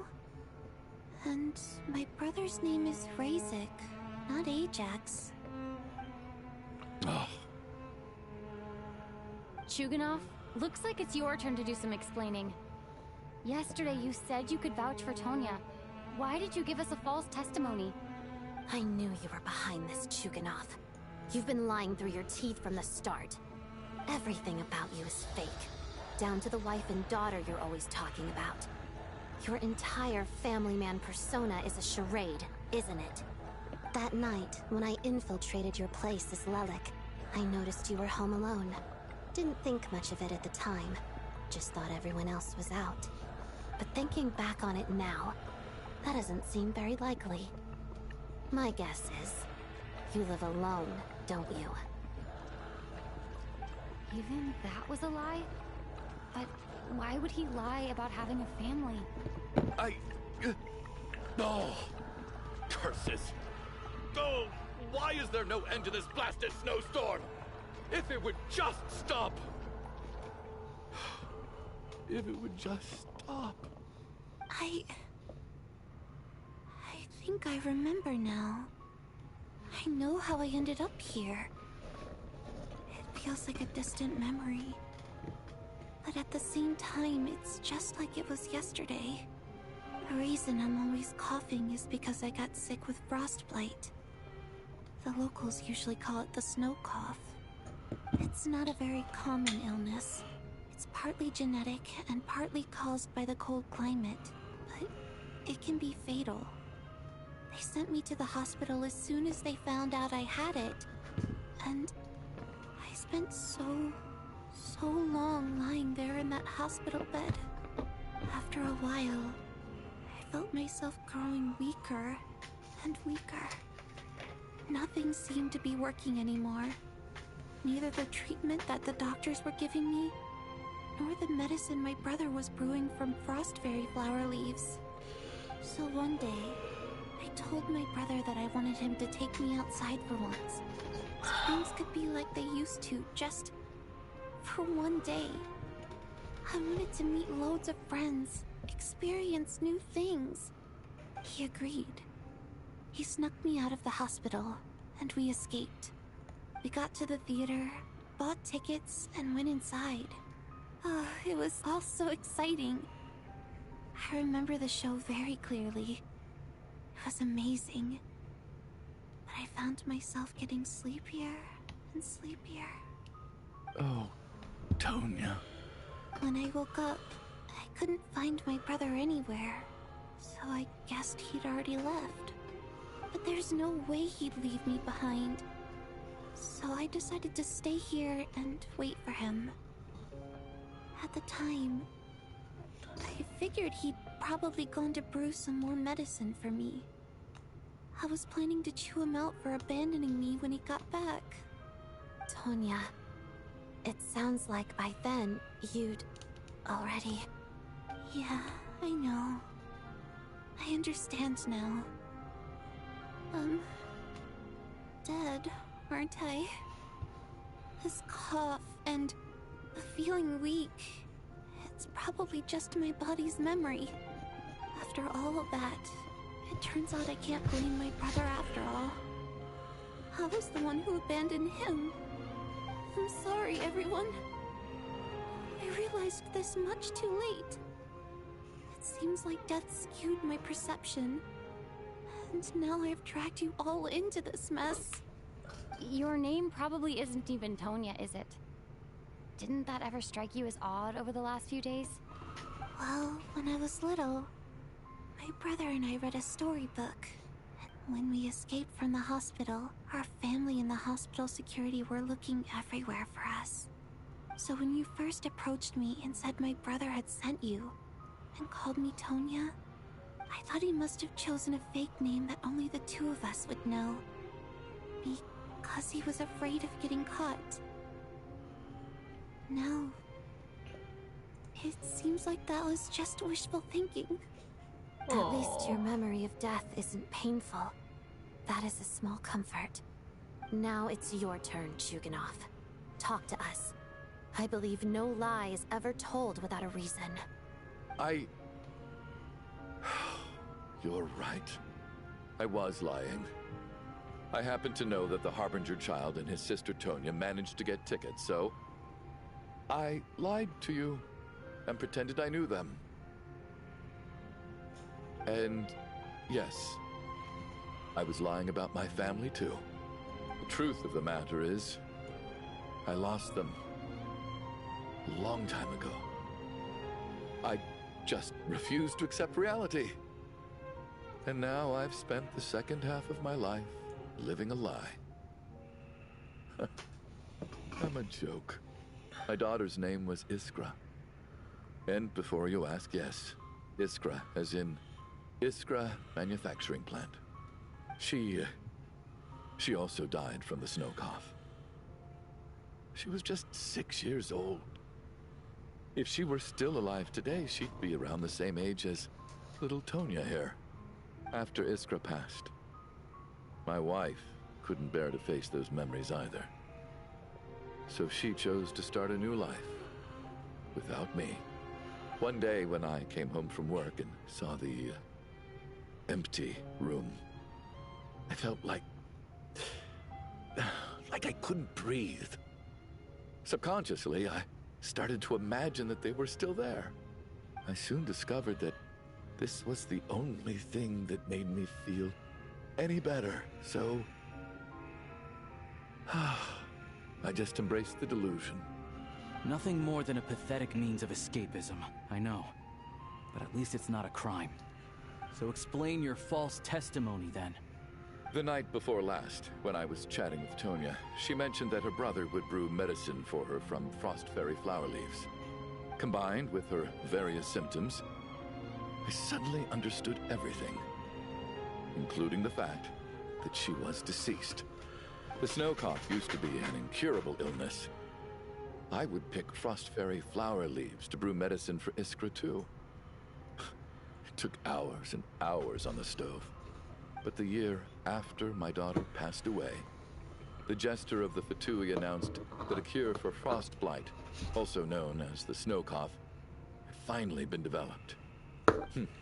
It turned out that all previous treatments were completely ineffective. No better than random concoctions. That was the final straw for me. I just couldn't take it anymore. Just one more year. One more year, and everything would have been okay. So, more than anyone, I know full well that in this day and age, no one in their right mind would still be using frost flower leaves to brew medicine for the snow cough. Poor Miss Tonya, therefore, had to have been from an era when snow cough was still a terminal illness. So, you projected your daughter onto her? Even though you knew she was one of the dead? That doesn't make any sense. You knew she was already dead. What did you hope to achieve by protecting her? I just don't believe in your crackpot theories, nor do I approve of your actions. How can you just declare a living person dead and throw them out into that snowstorm? Nitia's gone. My good buddy Shram's gone. And now it's Tonya's turn, isn't it? The others I can make my peace with, but little Miss Tonya, here she is, standing right in front of us, alive and breathing, and fighting her own battles. Yet you're quite happy to say she's dead? I just want her to live. Once this snowstorm is over, the very moment it stops, I'm going to march out that door and find someone who can fetch the very best medicine for her snow cough. I'll be damned if I'm gonna let you cast her out into the snowstorm before I have the chance to cure her. Not again. Not this time. Not when the cure is right within our grasp. I'd never be able to forgive myself. Mr. Chuganov, stop. I can't let you do this. Tonya. By the sounds of it, you've known I was dead since the night before last, right? I really liked Mr. Valeri, Mr. Mitya, and Miss Vodyanitsa. And now they're all dead because of me. I'm not happy about that. The reality is, You've been trying to fight your own demons through me. But all you've really done is trap me inside your delusion along with you. No! Listen to me. I want to save you. I do! Well, at this point, I'm quite sure that I'm dead. I don't need to be saved. The time I got to spend with all of you is more than enough for me. Despite all the bad things that kept happening, I got to meet so many interesting people and spend so many days and nights by your side. Since the day I escaped that hospital until now, this has been an adventure I never even dared to dream of. That's crazy. I'm very fond of you all. If it were only possible, I'd trade my soul to bring back the ones who died. If it meant things didn't have to end like this. And that's why I'm not fond of you at all, Mr. Chuganov. I'm sorry. It's them that you owe an apology to, sir. Not me. Well then, I suppose this is it. It's time for my adventure to end. I've caused enough trouble. You're leaving already? It's still early. Don't you want to stay a little longer? No thank you. Oh, and by the way, my name is Patashka. It was nice meeting you all.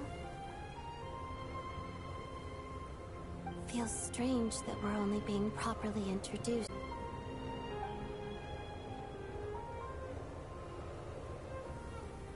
What are you doing, Chuganov? Are you crazy? Let me leave. I can't keep lying to myself anymore.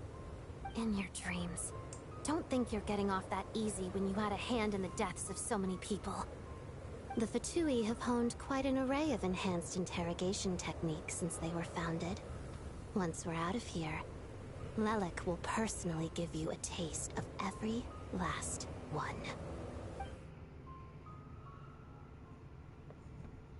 I guess he's gonna be dead in the morning anyway. I think we should leave. I doubt this snowstorm is ever going to stop. For all we know, this storm might have destroyed all of Snezhnaya by now. Maybe even the whole world. Wait, we finally solved the mystery of the haunted theater today. Maybe let's at least try to enjoy tonight? Fair enough. I don't particularly feel like dying in Chuganov's company anyway. And yet you won't let me die first. Hey, Chuganov, on a serious note, if we do make it out of here, you should close down that factory of yours. A lot of people are freezing thanks to you. Is this really the time to be discussing my factory? All right, fine. I'll shut it down. Doesn't matter to me anymore. Am I hearing things? Or was that ya. a knock at the door? There it is again. But I don't understand. The snowstorm hasn't stopped, has it? Should we open the door? Is this it? Is this nightmare finally over? If the last few days are anything to go by, I probably shouldn't be getting my hopes up. Whatever lies beyond that door at this moment, it could be something even more terrifying than everything we've been through so far.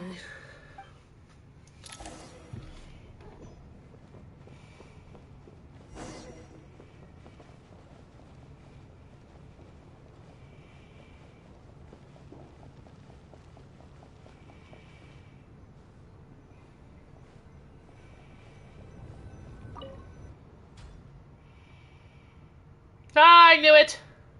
He's alive!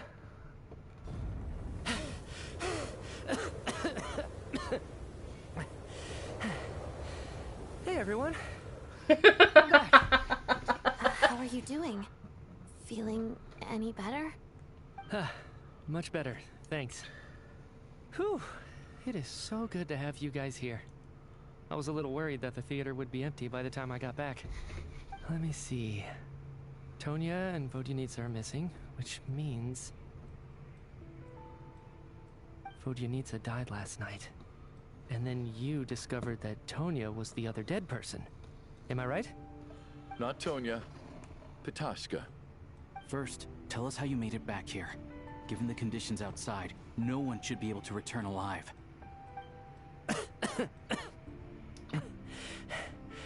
You're right. The thing that got me back safely was... a song. I heard someone singing. After walking into the snowstorm, my mind grew hazy, or my mind completely slipped away. Then, suddenly, I heard the sound of singing. The voice instantly brought me back to my senses, and I regained consciousness. So I followed the voice, searching for the source of the singing. I searched and searched, until finally, just a few moments ago, there was the entrance to the theater, right in front of me. I've actually never performed this song in the theater before, because it has more of a ceremonial purpose for our people. It's not meant for the stage. It means something like, "May those we have lost watch over us, and follow this song back home in the night, so that we might be reunited once more." That must have been Vodyanitsa's requiem. Who knew it actually worked? That song is meant to guide the souls of the dead. Mitya, that must mean that you... Huh. No kidding. Huh, seemed like I guessed right then. This is what I've been so desperate to tell you about. When I first stepped out of the theater, I was still quite lucid. My memory of it is still pretty intact. I remember the outside world being completely different than what I'd expected. It was like this was a world where only the snowstorm existed. There wasn't a trace of any humans or buildings ever having been there. I don't know how else to describe it, except to say that it just didn't seem like the real world. And as for the Requiem, if I was guided here by Vodyanitsa's song, it can only mean that I must already be dead. And this is my soul, not my body. But I didn't experience a clear moment of death while I was out there. Nor do I feel any different now than before I walked into the snowstorm.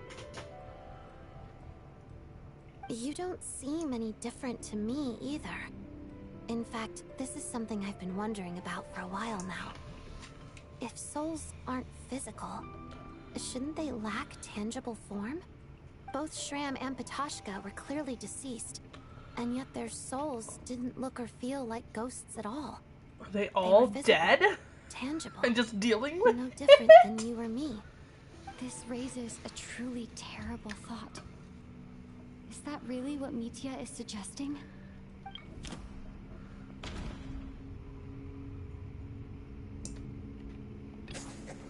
Yeah. Mitya's soul was summoned back by the Requiem, confirming that he is indeed already dead. And yet, he looks no different from us. Of course, if even the long deceased like Mr. Shram can blend in with us undetected, then maybe we've all been dead from the very start. And all of us are now souls wandering the theater.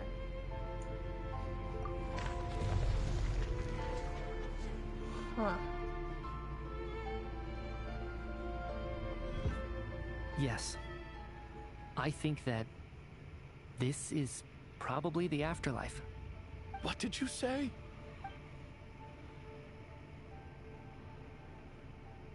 You heard me. We died in the theater. All of us did. But due to an obstruction in the theater's ley lines, our souls are trapped here, while an endless, infinite snowstorm rages outside. It's ironic, really.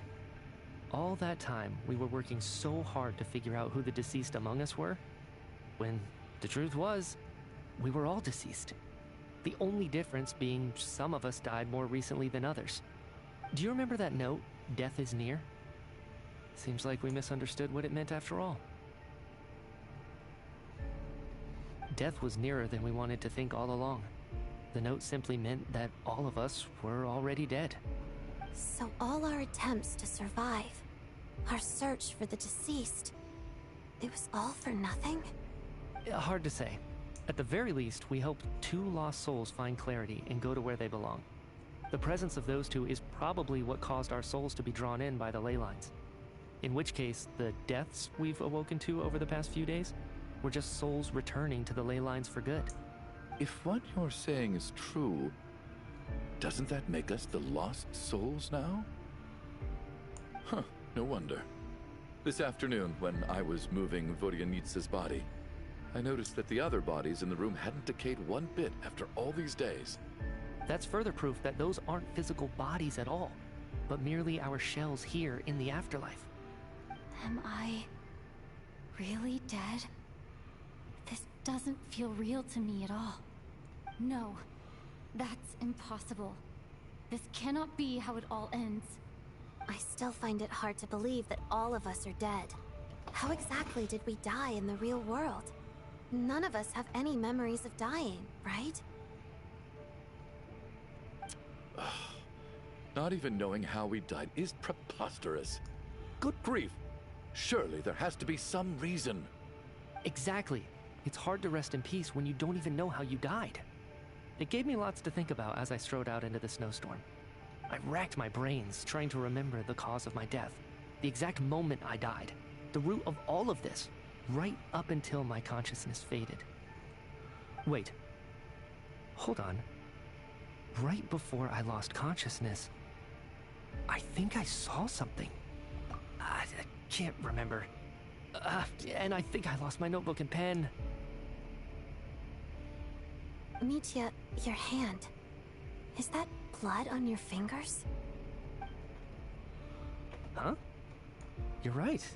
There's blood on the fingertips of my right hand. Looks like it's already dried. When did that happen? What the? I guess this was what I saw. I must have desperately drawn it in my own blood right before losing consciousness. What's wrong? Do you recognize the symbol? It's Renova, the ruler of death. Huh? Alosha, do you still remember that Snezhnayan folktale you told me about? It was about the Grim Reaper. When someone's about to die, he appears as an incarnation of someone familiar to guide their soul into the afterlife. And as soon as you recognize his face, your life is over. I heard a similar tale when I was little. You think the Grim Reaper in this story refers to the ruler of death you mentioned? That's right. In which case, death is near could also mean that the Grim Reaper is here, disguised in a familiar form. Death, the deceased, and the Grim Reaper? So it's a triple entendre. When I first saw this note, I thought it contradicted the investigation report. But now it seems like that was the whole intention. So the Grim Reaper deliberately misled us. Then we started suspecting each other and searched for the deceased. Why is Alosha quiet? By that logic, the one person most likely to be the Grim Reaper incarnate is...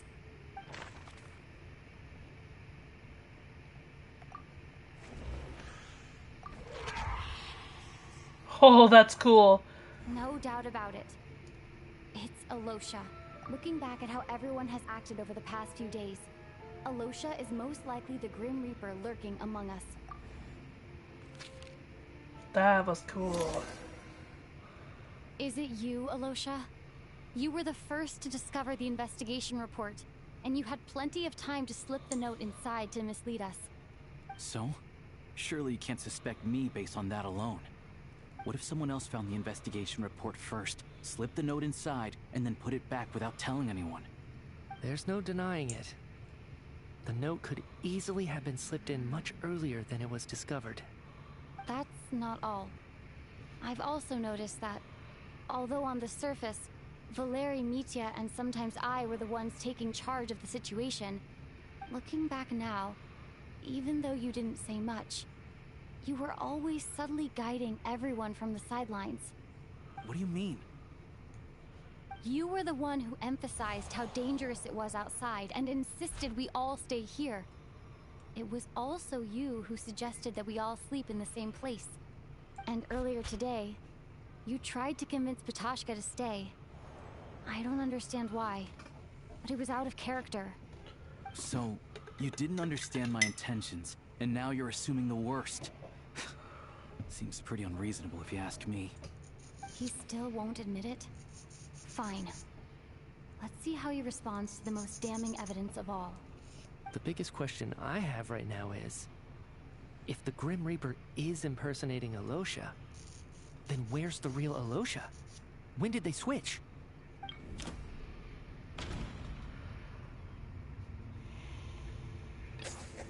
That's right. This was the moment. Right at the start, before any victims had even emerged, Alosha was switched with the Ruler of Death while everyone's guard was still down.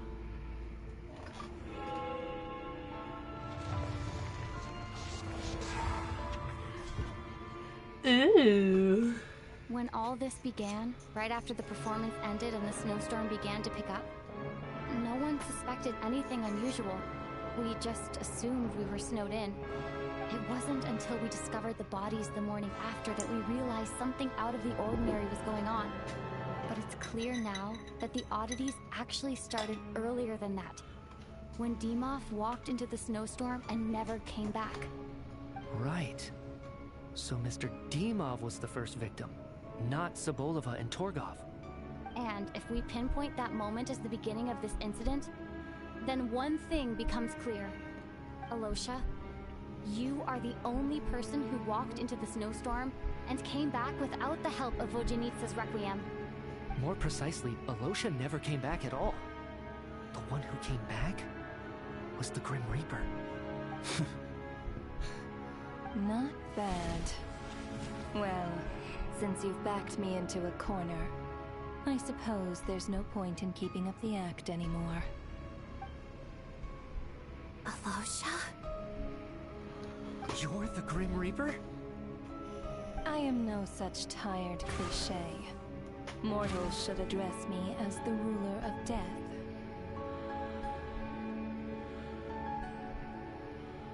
His whole outfit changed. That's so Before fucking cool. being wiped out for good, you identified the two deceased, and even sensed my presence. A commendable achievement. Far beyond what I expected. I heard you can ferry souls. Those deaths each night. Were they your doing? Your initial conclusion was correct. Due to the existence of the two deceased, the ley lines yearned to reclaim those long-lost souls. Every night they devoured an equal number of souls to fill the void. This required no intervention from me. Though, of course, ferrying souls is indeed my authority. Here, take a look. Whoa! What are you doing? That takes care of today's two. Don't get so worked up. You are already dead, and your souls must return to the ley lines. I know we're already dead. You murdered us, didn't you? Murdered? No. Murder is when mortals usurp my authority. Death is my jurisdiction. If I require someone to die, I need not resort to such laborious methods as murder. You simply met the criteria to trigger my curse of death. Huh? I know about the curse of immortality. So there's another death-related curse too? You cursed us? When? And why would you do such a thing? So often, humans pray to me, begging to know when their death will come, and what form it will take. But few people ask why. If you must have an answer, know that death comes simply because one's time has come. Can you take So you're Alosha not gonna off? tell us the truth? Hold your tongue. By all rights, you shouldn't even be allowed to speak with me. Those angels from the past are to blame for the reckless renovation of the ley lines here. It's made my work on this occasion infuriatingly complicated. Work? So trapping us here, making us watch our friends die, that's just another day at work for you? You clearly have a lot of questions. Fine. As a reward for your remarkable accomplishments over the past few days, I shall answer a few of your inquiries. provided they aren't too unreasonable. After the physical body dies, the soul must return to the ley lines for that person's death to be considered complete. My work encompasses the entire process of death, including, naturally, the guiding of souls into the ley lines, with which you are now so familiar. You must also be rather familiar with Natlan's Night Kingdom, I presume? It was I who supported the creation of the Night Kingdom. It provided a convenient means of guiding the souls of Natlan. Here, too, the ley lines connected to the theater underwent some modifications. The angels hoped to make them capable of accommodating the souls of some special creations. But this actually hindered their ability to accept ordinary souls to some degree. This effect manifested itself after you died from the curse in the theater, leaving you stranded in the afterlife, unable to achieve a complete death. But if souls who die from the curse of death fail to return to the ley lines within a short window of time, they will miss their chance for good. Then, they will remain forever suspended between life and death, no longer subject to the authorities of either.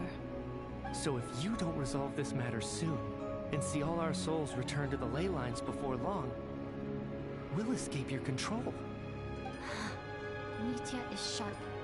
This must be what Renova was worried might happen, and the reason she got involved to begin with. But if you have the authority to guide souls, why didn't you just show yourself and get it over with? Why hide among us in the form of Alosha? You seek to understand the mind of a god. Very well. I'll tell you. This is a theater, and I decided I wanted to watch a show about death. That's why I encouraged you to take the events to the stage. What the fuck? I found myself getting quite immersed. I suppose the entertainment you provided makes up for all the trouble you've caused me by being so defiant in the face of death. There. Are you happy with my answer? Can't say I am. Really? But it fits the stereotypes you humans have about gods. Just moments ago, you were complaining about how infuriatingly complicated your work here has been. Work is work, I get it. There are times when it's a huge pain, but you just have to get it done, right? That's a rather unique perspective for a human. You are in fact correct. There is a pain point in this case. Due to the obstruction in the theater's ley lines, there is a hard limit on the number of souls they can receive each day, making it impossible for me to ferry all your souls at once.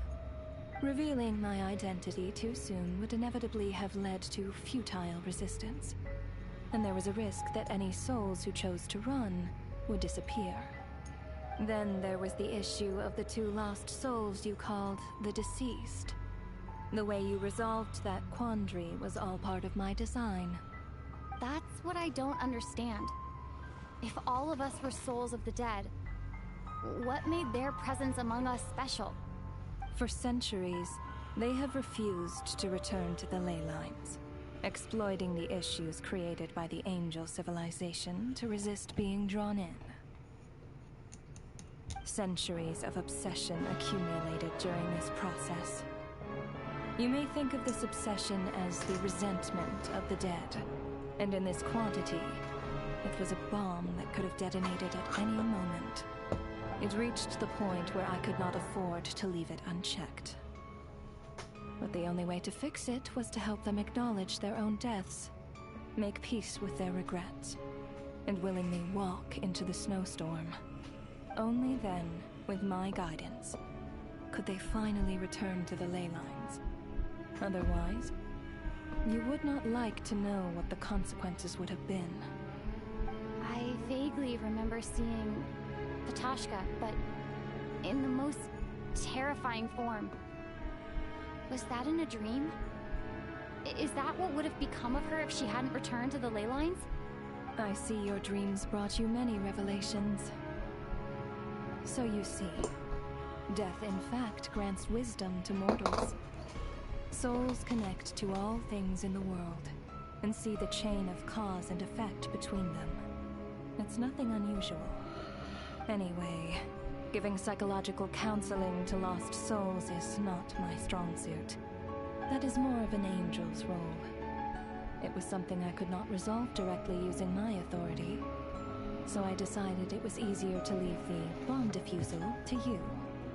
Meanwhile, of course, their presence caused the souls of other members of your party to return to the ley lines each night. From where I stand, that was killing two birds with one stone. As both issues slowly resolved one another without me having to lift a finger, all I had to do was stay close by and keep the situation under control. Then use my authority to wrap things up at the end. And, of course, while I was at it, I thoroughly enjoyed watching this drama, dealing with death from a You moral are a perspective bitch, play ma'am. out on the stage. Sounds like you had it all figured out, Grim Reaper. I just did the math. You said there's a hard limit. Much is obvious, even to a fool. It's time to review this whole affair. If the ley lines can only take in 2 people per day, I need...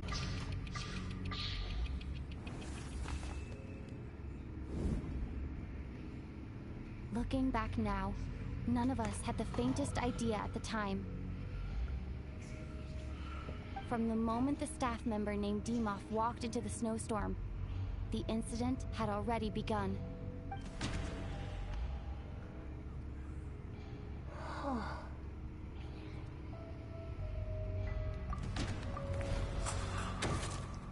Alosha was the second to walk into the snowstorm after Demoff to investigate.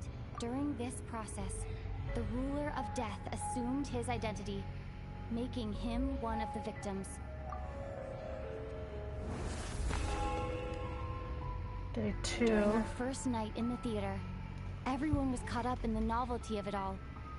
No one could have expected there would be victims the very next morning. Despite all the confusion, and with the help of hindsight, we finally began to realize that something was amiss with the snowstorm.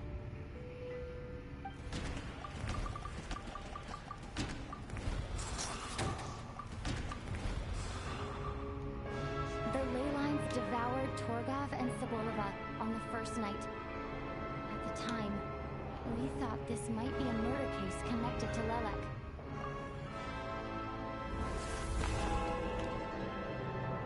Odette and I spoke a lot that night.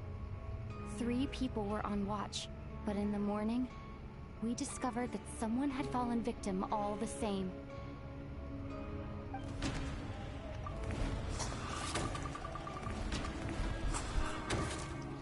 The deaths of Kulish and Ranpana caused everyone to stop suspecting Lelek. Unexplainable phenomena occurred one after another, leading Nietzsche to suspect that we were caught up in a supernatural event.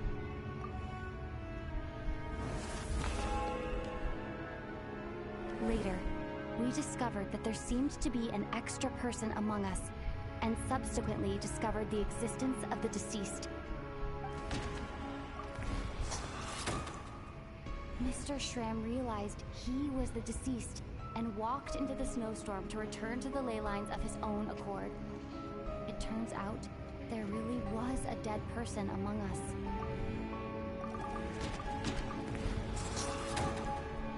We thought it was all over, but Mr. Valeri's death was a rude awakening for everyone. Once again, the ley lines consumed him during the night. A lot happened today. Mr. Valeri's death led us to discover the connection between the number of deceased and the number of victims during the night.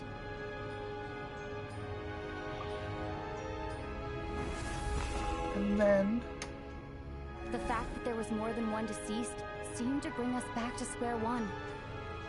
Odette revealed some information she had been keeping to herself.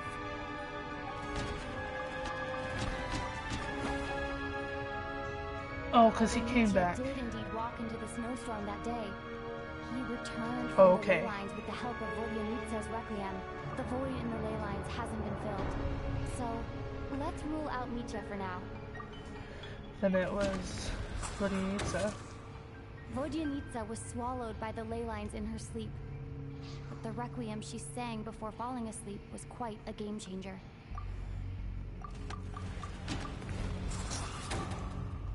As it happened, Ptashka filled the void left by Mitya's return from the ley lines by walking into the snowstorm this morning. The girl I thought was Child's sister, Tonya, turned out to be another of the theater's deceased. Come to think of it, Ptashka was about to walk into the snowstorm at that time, and Renova, unaware that Mitya would return, was concerned that her soul would overflow from the ley lines. That's why she used Alosha's voice to try and persuade her to stay behind. Looking back, I suppose that was an early slip-up on her part. And then... No one could have expected anyone who walked into the snowstorm to return. But just after nightfall, Mitya returned, bringing crucial information with him. Various truths began to surface, including that all of us were already dead, and that the ruler of death was here among us. Then, after revealing her true form, Renova callously claimed 2 souls.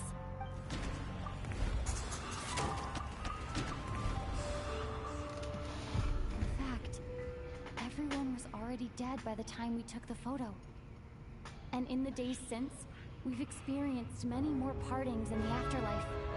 Now, only Mitya and I remain, and the true culprit behind everything still stands before us. In Mitya's eyes, I see the same anger and frustration that I feel.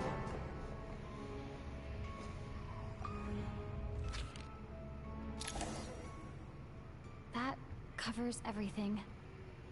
It's all clear now. Your work isn't finished here yet, is it? The Traveler and I are still standing here, safe and sound. The Water Imp's song threw things off a little, but it is of no consequence. The ley lines have already anchored your soul, and the first ray of light tomorrow morning will take you back.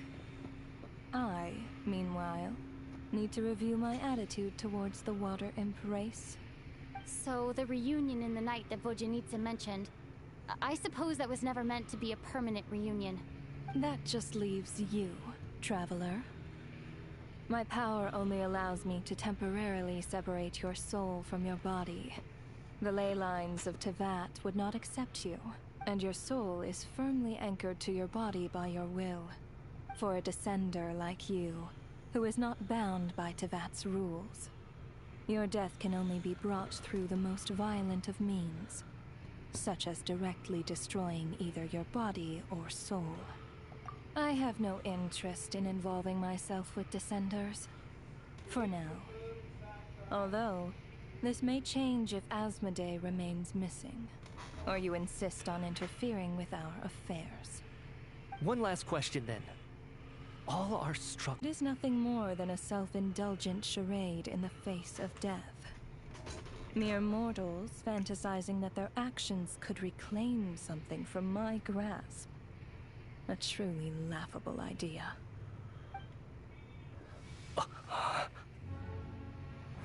Grim Reaper, you really know how to get on my nerves. I'm not here to ingratiate myself with you. I kill merely because your deaths are necessary. Oh, you've made that quite clear. But humans don't take well to being scorned. Not even by the gods.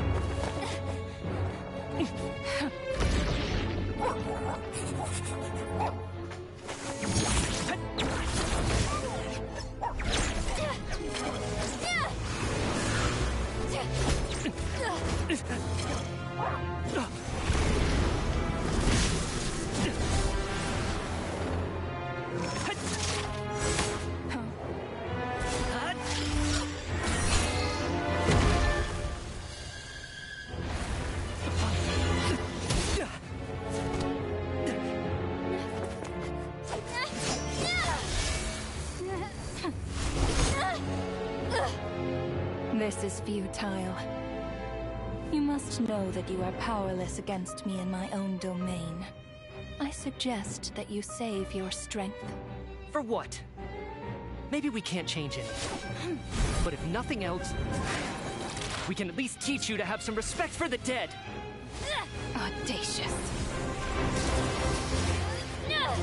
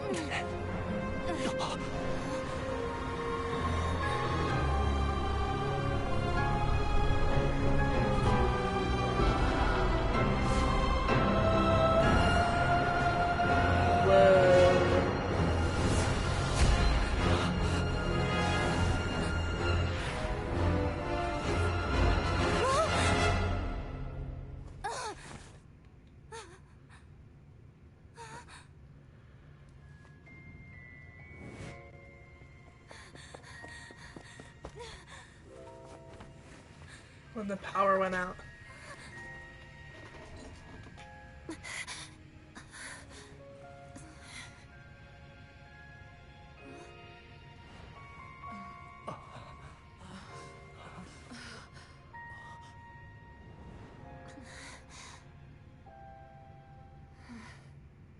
When the power went out. That was the curse. That's crazy. What the fuck?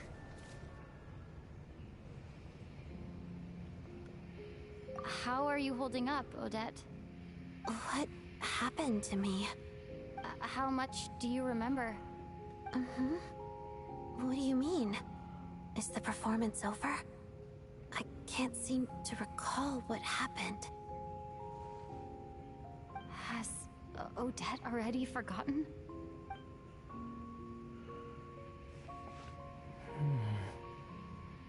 Mitya? Oh, I'm sorry. I guess I spaced out there for a second. What the fuck? Remind me who you are? Don't you remember anything?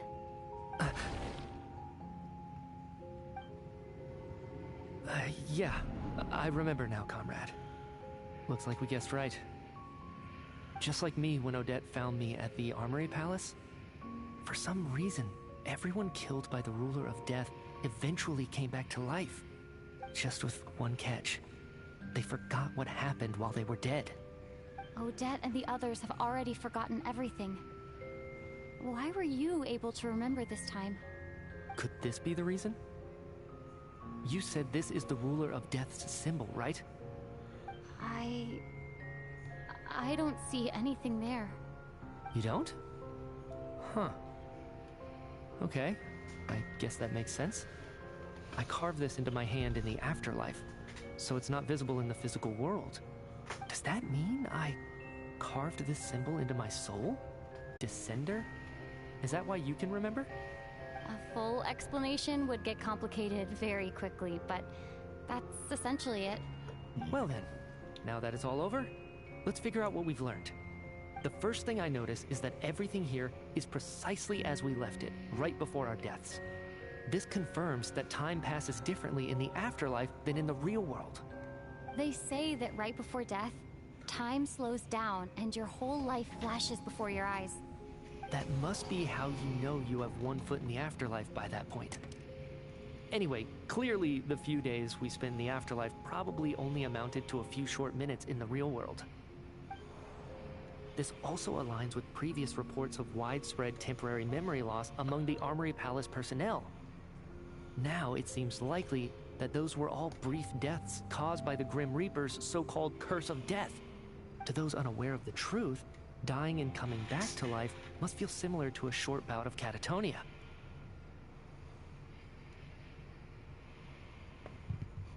This leaves me with a couple big questions. What are the conditions that trigger this so-called curse of death? And why are we resurrected after we die? If nothing else, I think it shows that killing us wasn't her ultimate goal. We still don't know her true reasons for subjecting us to death. Right. This time only got complicated because of the situation with the theater's ley lines. That's why she had to approach it differently. If the previous incidents of amnesia among the researchers are anything to go by, killing us is usually a pretty routine matter. Come to think of it, wasn't I about to note something down before I died? I can't remember what it was, but I think it was something related to my research project. Sorry, Traveler. I'll catch up with you again later. Right now, I have to make a trip back to the Armory Palace. Ma'am, if I may, no one of your description has ever shown up in my investigations into Mr. Mitia's friends. Yet, you two seem very familiar with each other. Could you perhaps tell me where he was in such a rush to get to? And, by the way, have we ever crossed paths? Forgive the presumptuousness, but I feel a vague and indescribable sense of familiarity about you. I can explain everything. Could you help me gather everyone in the theater in one place?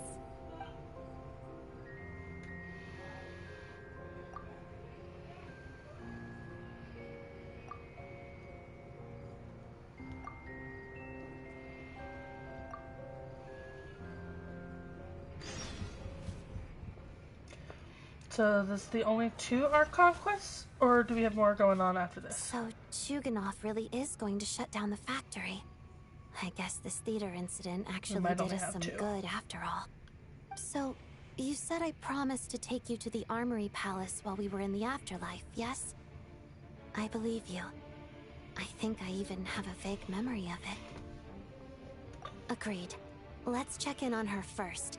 The whole reason for our trip to the Armory Palace anyway is to figure out what's going on with her health.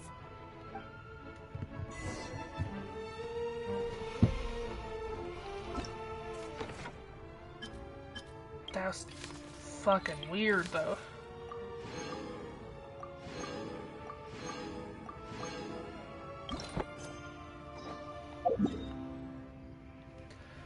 And there's no snowstorm.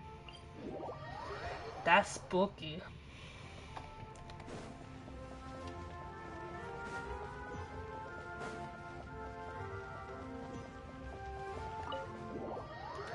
Yeah.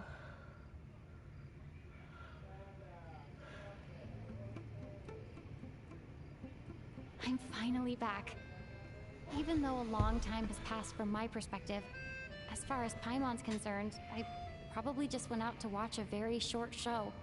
I should keep my emotions in check when I see Paimon again, or it'll seem weird. Wait. The atmosphere here feels off. Shh. Stay quiet. Let's go inside and take a look. Have we still not been able to notify Child yet? We need new orders. What if that person comes back again? What? I'm so sorry. Under the circumstances, there was really nothing we could do. What do you mean? Tell me, what happened to Paimon? It was the Jester. He came here in person and escorted Miss Paimon away. He's the director of the Fatui. His authority supersedes all others and cannot be questioned. There was nothing we could do. How long ago did he leave? And what was Paimon's status? It was about an hour ago. Miss Paimon was fast asleep at the time. The Jester simply walked off with her as if it was only natural. I assure you, he absolutely did not use any force. Do you know where they went? The Armory Palace, most likely. Lord Piero, the Jester, has been overseeing the experiments there lately, keeping a close eye on their progress. Everyone in the Fatui has heard about it by now. I'm surprised he came in person. Whatever his reason for taking Paimon, he'll most likely return to the Armory Palace first, which is exactly where we were headed anyway. Then lead the way, Odette. Okay, let's go. Huh? Huh? It's just up ahead. Quick, let's get inside. No, I'll go alone. You know I'm planning to force my way in. You're with the Fatui, so you should stay outside. I was hardly planning on taking you through the official channels anyway. I'm here to force my way in, just like you. I may be a Fatus, but I'm also Lelek, enemy of Project Stuzha. Paimon's safety is paramount right now. With me around, you'll have an extra pair of hands. There might be devices inside that are easier for an insider to deal with. If you say so. Let's go. There's no time to hesitate.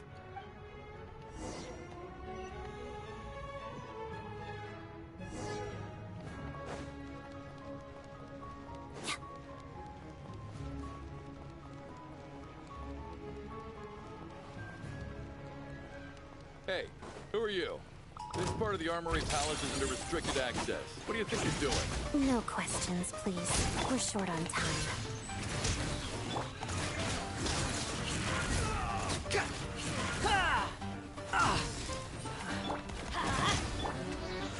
Take back! Jammed.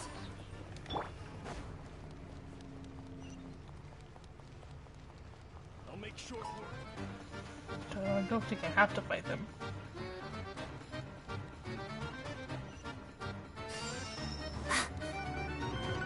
Trespass at your peril. Let us have space. So I don't have to fight them. That's funny. I didn't want to have to deal with it.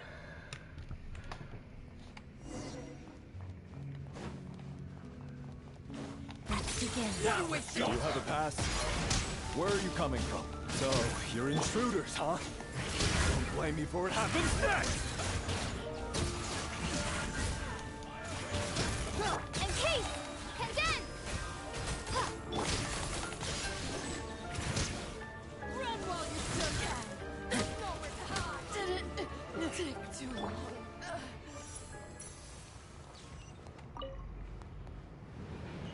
The Armory Palace is hidden this deep in? This place is much bigger than I imagined. They're conducting top-secret research, after all. The deeper it's hidden, the better, is standard Fatui logic. The style doesn't really look like the Fatui's handiwork, though. They must have requisitioned some structures from a past civilization. Intruders! Stay alert! Oh, thanks. Oh man, I have to. Squall Fury. Unsightly insects.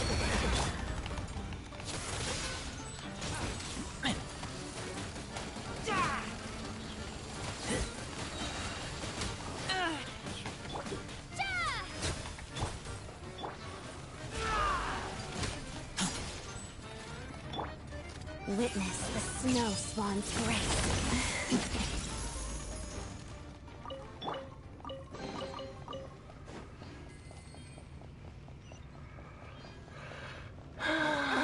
Intruders? Don't come any closer! Just what are you guys trying to do here? Everybody stand! Time! Together. That's it? Fighting frog!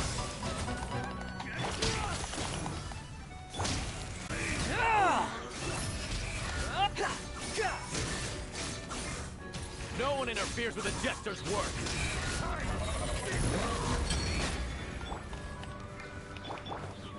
Lots of the snowflakes. Pirouette. You're pretty sharp.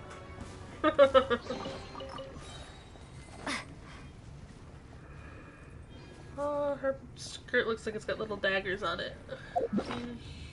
Go back.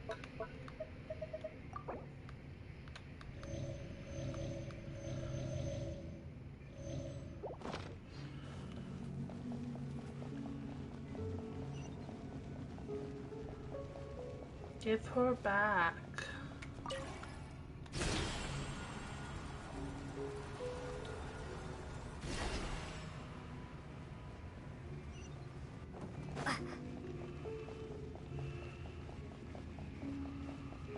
Looks like no one's guarding this place. There's something off about that decoration over there.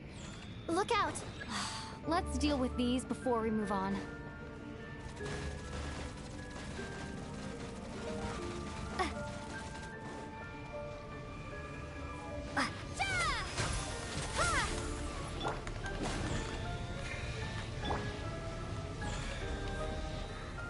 Come on! Quit following me. Oh my god. The wind rises.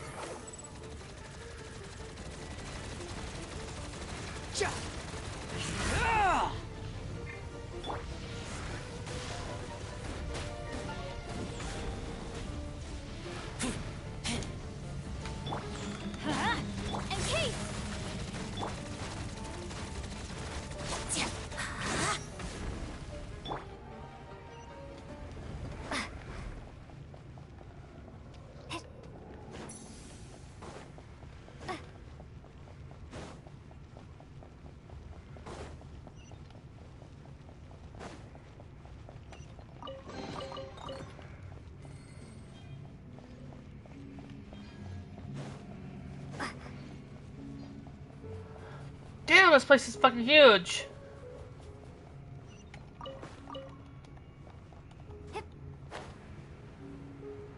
The researchers here probably don't know that we're uninvited guests. Let's try not to hurt them. Hmm? What's the big star from the theater doing here? That's Miss Odette. She's a member of the Fatui. Don't tell me you didn't know that. Was the whole reason for Project Stuja to support the research here at the Armory Palace? Just what are the Fatui and the Tsaritsa planning?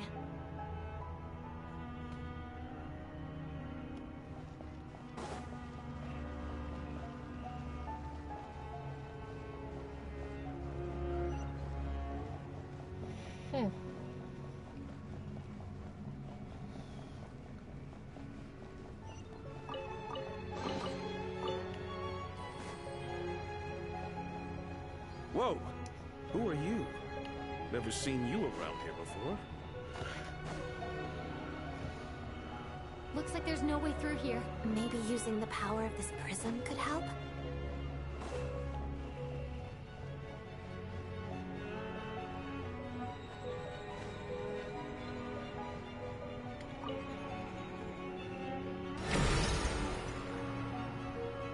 I think I see some images. It's the prism's power at play, causing images of the past to reappear, albeit only... Paimon and the Jester? Is this another scene from the past? Yes. It looks quite old, though. I don't think it happened in the recent past.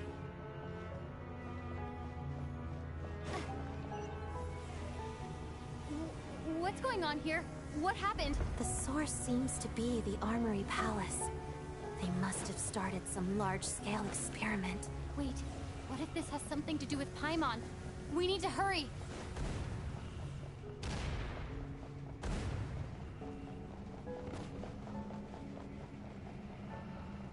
What? That's not rain, that's more like glitching. We're almost there. The Armory Palace is just up ahead. Paimon, please be okay. I'm not fighting you fools, hell no! Go!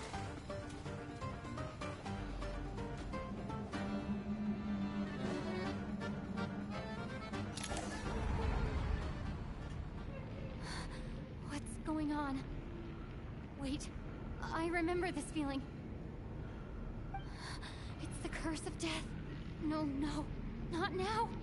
Why is the curse of death striking again already?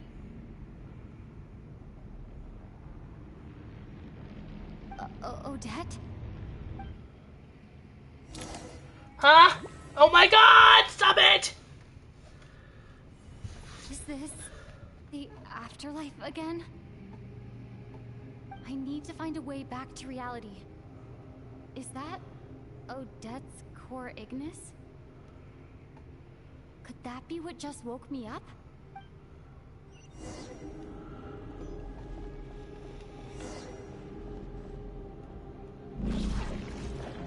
Renova, you bitch.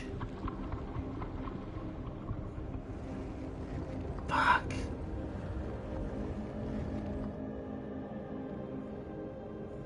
Damn it, you're such a whore.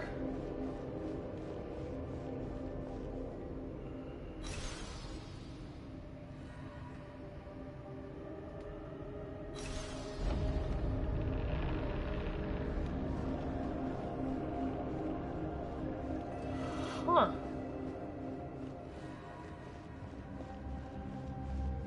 the mist. She's trying to trap me here.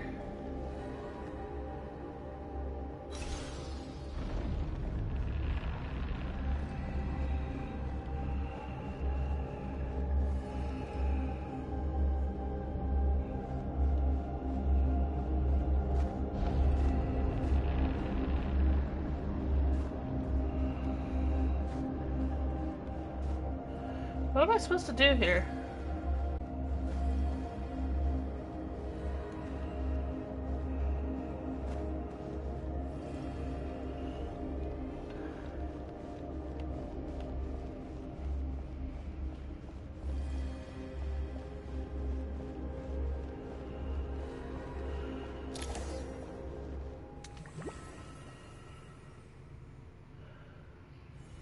Odette! Odette! No signs of life, but past experience says that she should be resurrected before too long. Right? Did Odette intentionally use her core Ignis to guide my soul? I feel like something similar happened in a dream I had before. Thank you, Odette. If not for you, my soul wouldn't have found its way back to my body so quickly, and I might not have woken up so soon. But I'm sorry. I don't have time to protect you. I have to use the time you bought me to get Paimon back.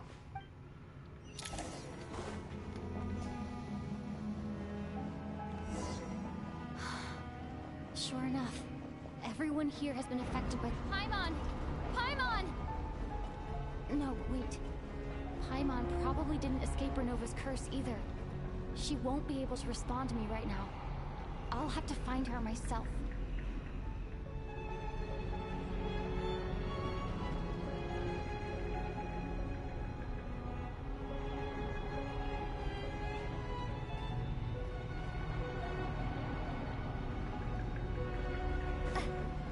Nitya!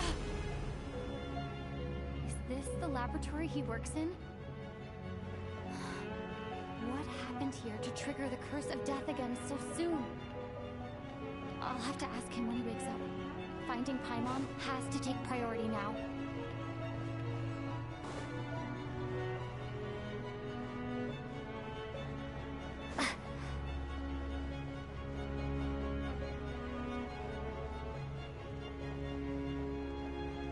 No, it's this door. I think. Yeah. Paimon! I found her! Paimon really is here!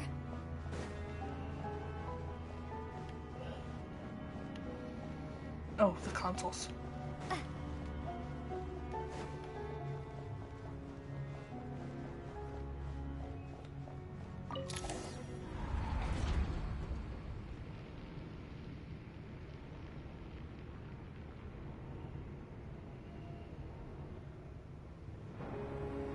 Oh, you bitch!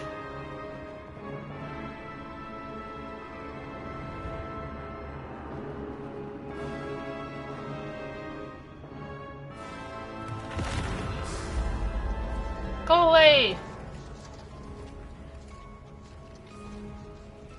I just want Paimon back. You don't learn, do you?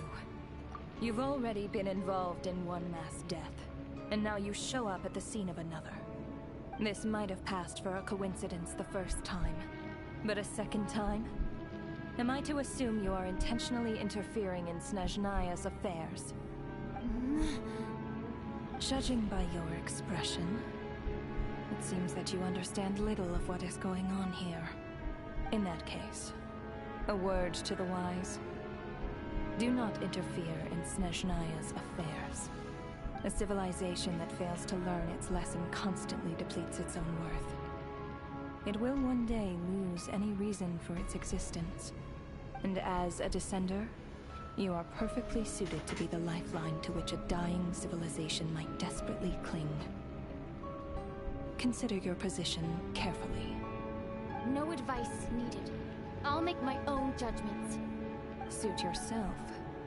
When the day of reckoning arrives, not even a descender can hope to escape unscathed.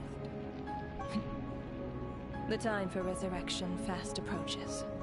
The mortals here are not yet worthy to behold my form. So that will be all for today.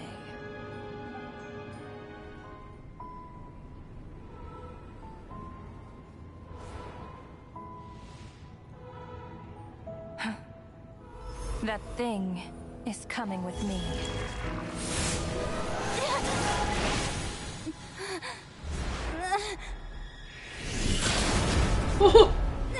Did he just appear out of thin air? He was just there!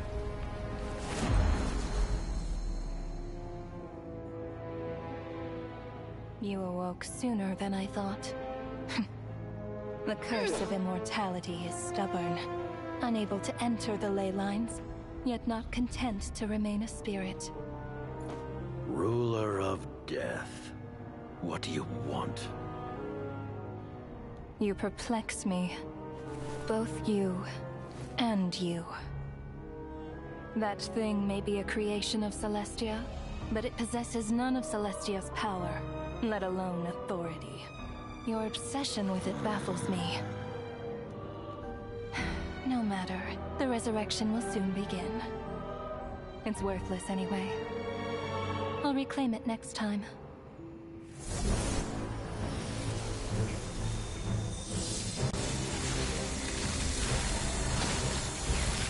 Ooh, Lumina's pissed. Who says there'll be a next time?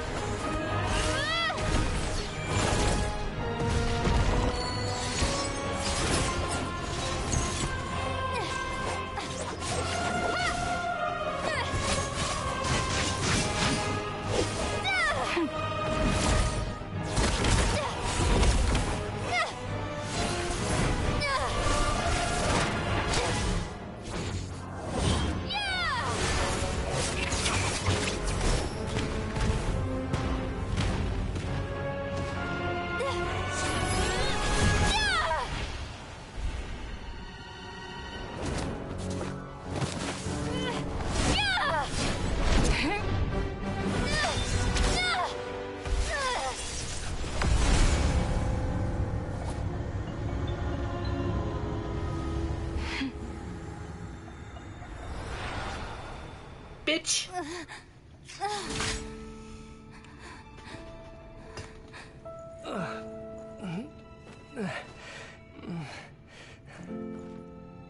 Huh?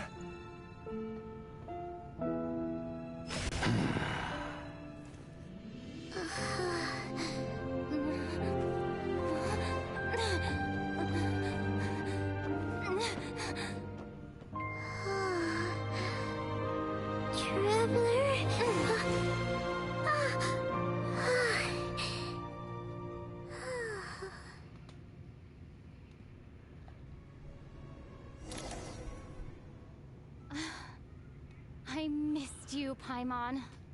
What are you talking about? We haven't even been apart for that long, have we? It was different this time. You seem to be in pretty good shape.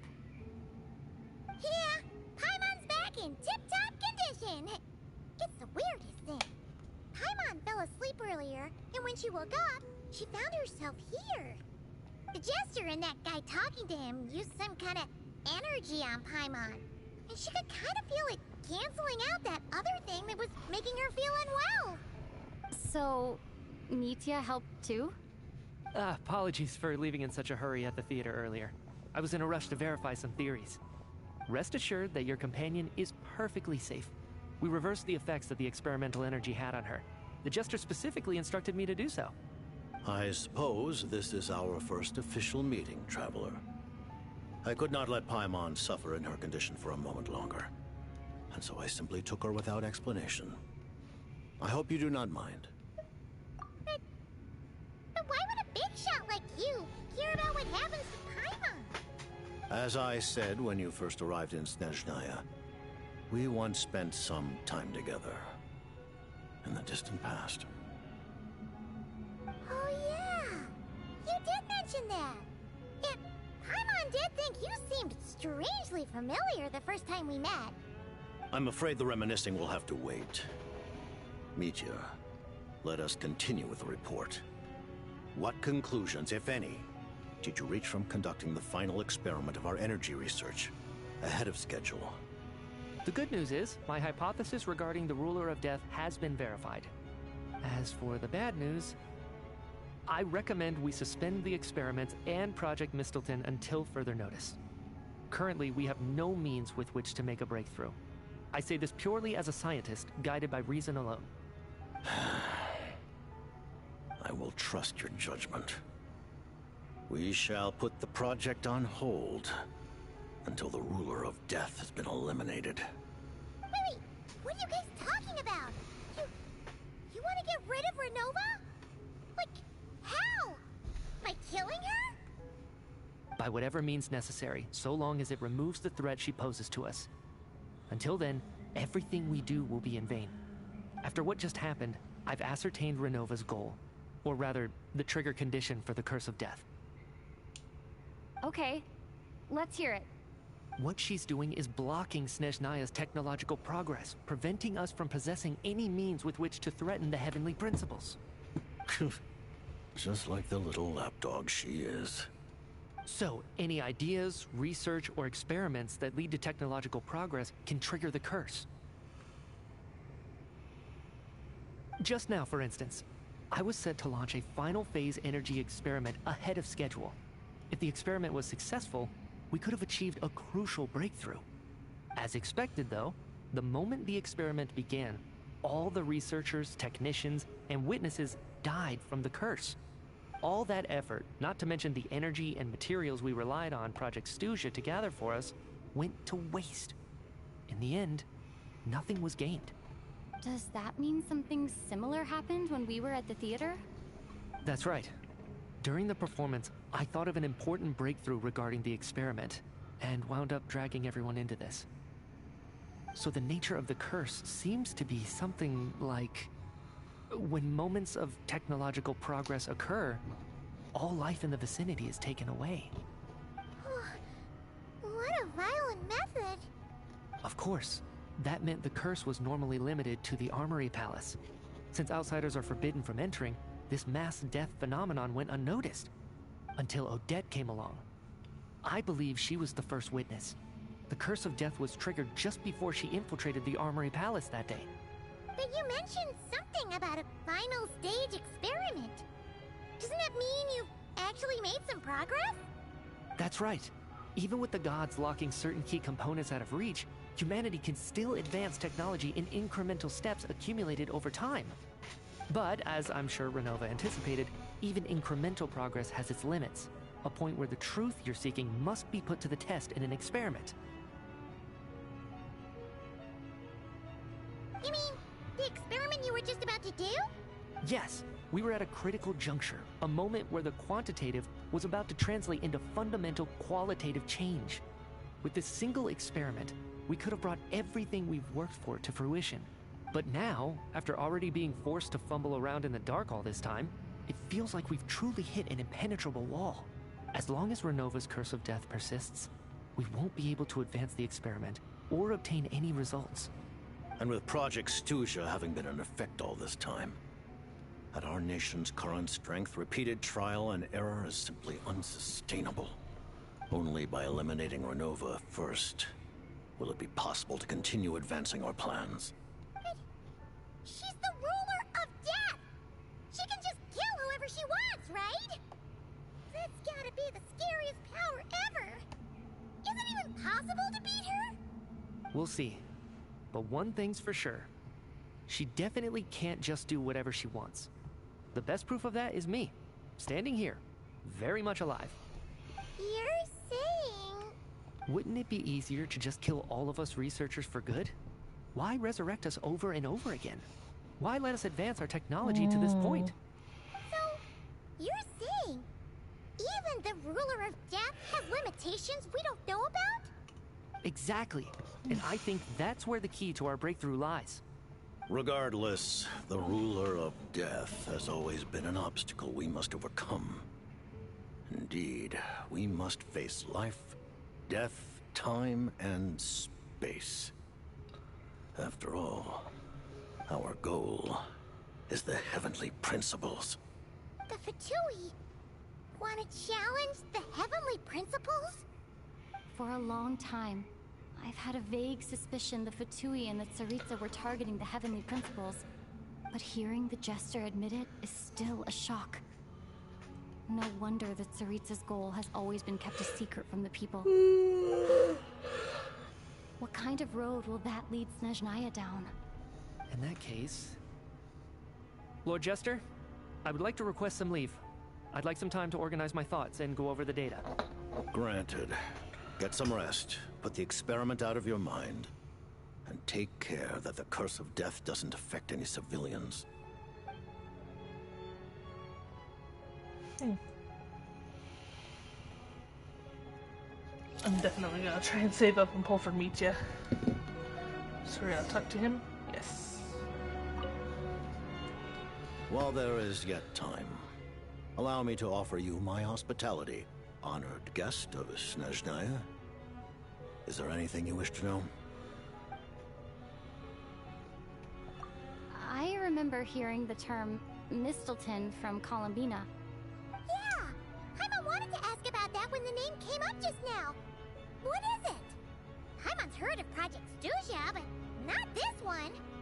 As you know, Project Stuzha is a series of measures enacted to consolidate our nation's resources, the greater purpose of which is to serve Project Mistelton. Many of the things you have encountered thus far are essentially for the advancement of that project. This includes the Kuvaki Experimental Design Bureau in Nodtrai. Researching Kuvaki was merely a facade. Its core objective was to use local resources and research findings to build Mistelton itself. And that's a weapon built for the final battle against the Heavenly Principles, isn't it? Huh? How did you know that? I was given some intel, and I made some deductions. Wait. You must mean that thing over there. Oh, Paimon's gotta take a closer look at this thing. Especially after you guys sent so many people to Nograi to work on it. Kuvaki alone will not break through Celestia's defenses, let alone challenge the Heavenly Principles. The Heavenly Principles are no doubt accustomed to combating the power of the Light Realm, and elemental energy is simply the power of the human realm, converted to that form by the Heavenly Principles themselves. Any attempt to use this power against its creator would be a futile endeavor. For now, therefore, we have set our sights on the form of energy associated with the Third Descender and the Stellar Linchpins. This may hold the potential to allow Mistelton to contend with the Heavenly Principles. You could say that by reverse engineering the Stellar Linchpins to extract the energy within, we have obtained a source of anti-Celestia energy. The Kuvaki Experimental Design Bureau, Project Stuzha, and the new energy experiments. Huh. So, Project Mistelton is what ties it all together. And it looks like your plan is almost complete. No wonder the Ruler of Death came after you.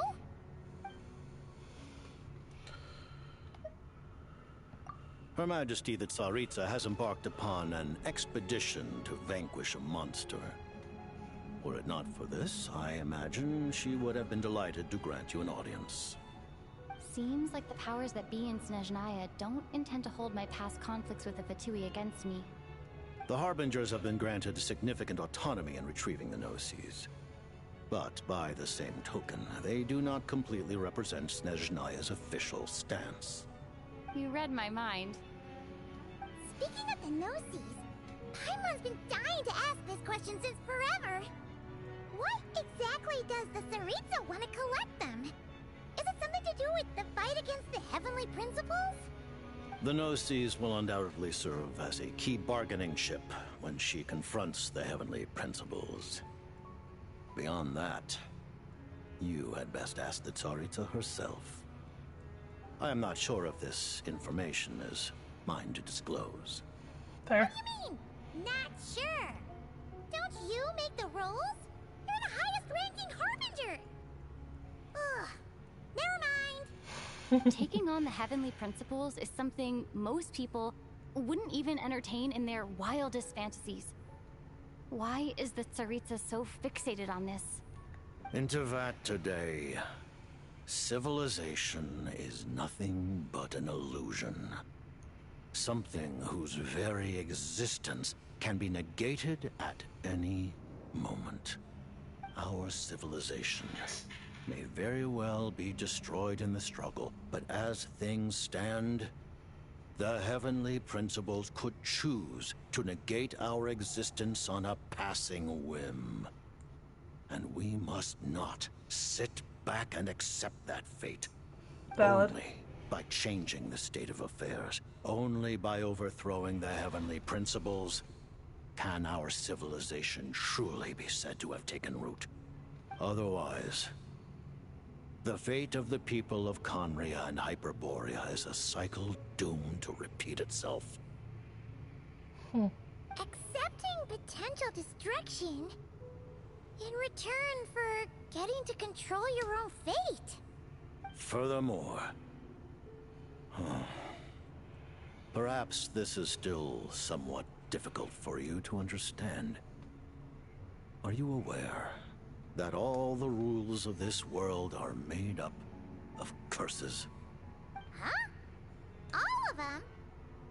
Paimon knows about the curse of death you mentioned, and the curse of immortality that you and Dainsleif have. Then, the birth of the Hilly Churls, the rules of Natlan's Ode of Resurrection, those are curses too?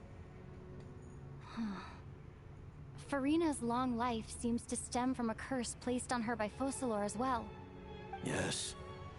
Even a god's love for humanity is a curse the heavenly principles inflicted upon the gods. What? The Tsaritsa has always had ample reason to hate the heavenly principles. If she can seize their authority, she will reconstruct the entire world, and when that time comes, humanity will be completely liberated from curses and lies. Look forward to it. It will be a world beyond your imagination. Though the ordinary people of Snezhnaya may not understand these details, in this frigid land locked in a ceaseless struggle against the environment, in this nation to which the gods have never shown favor, we all believe that standing in solidarity with the Tsaritsa in our shared struggle will surely usher in a new and better world. Interesting. Paimon really doesn't remember. He's basically a stranger. You gotta believe Paimon. Allow me to explain. The reason Paimon reacted to the anti-Celestia energy developed by the Armory Palace is because she comes from Celestia herself. More specifically, I mean, we've known that for a while. She is one of its creations. Paimon? A creation of Celestia? Oh, right.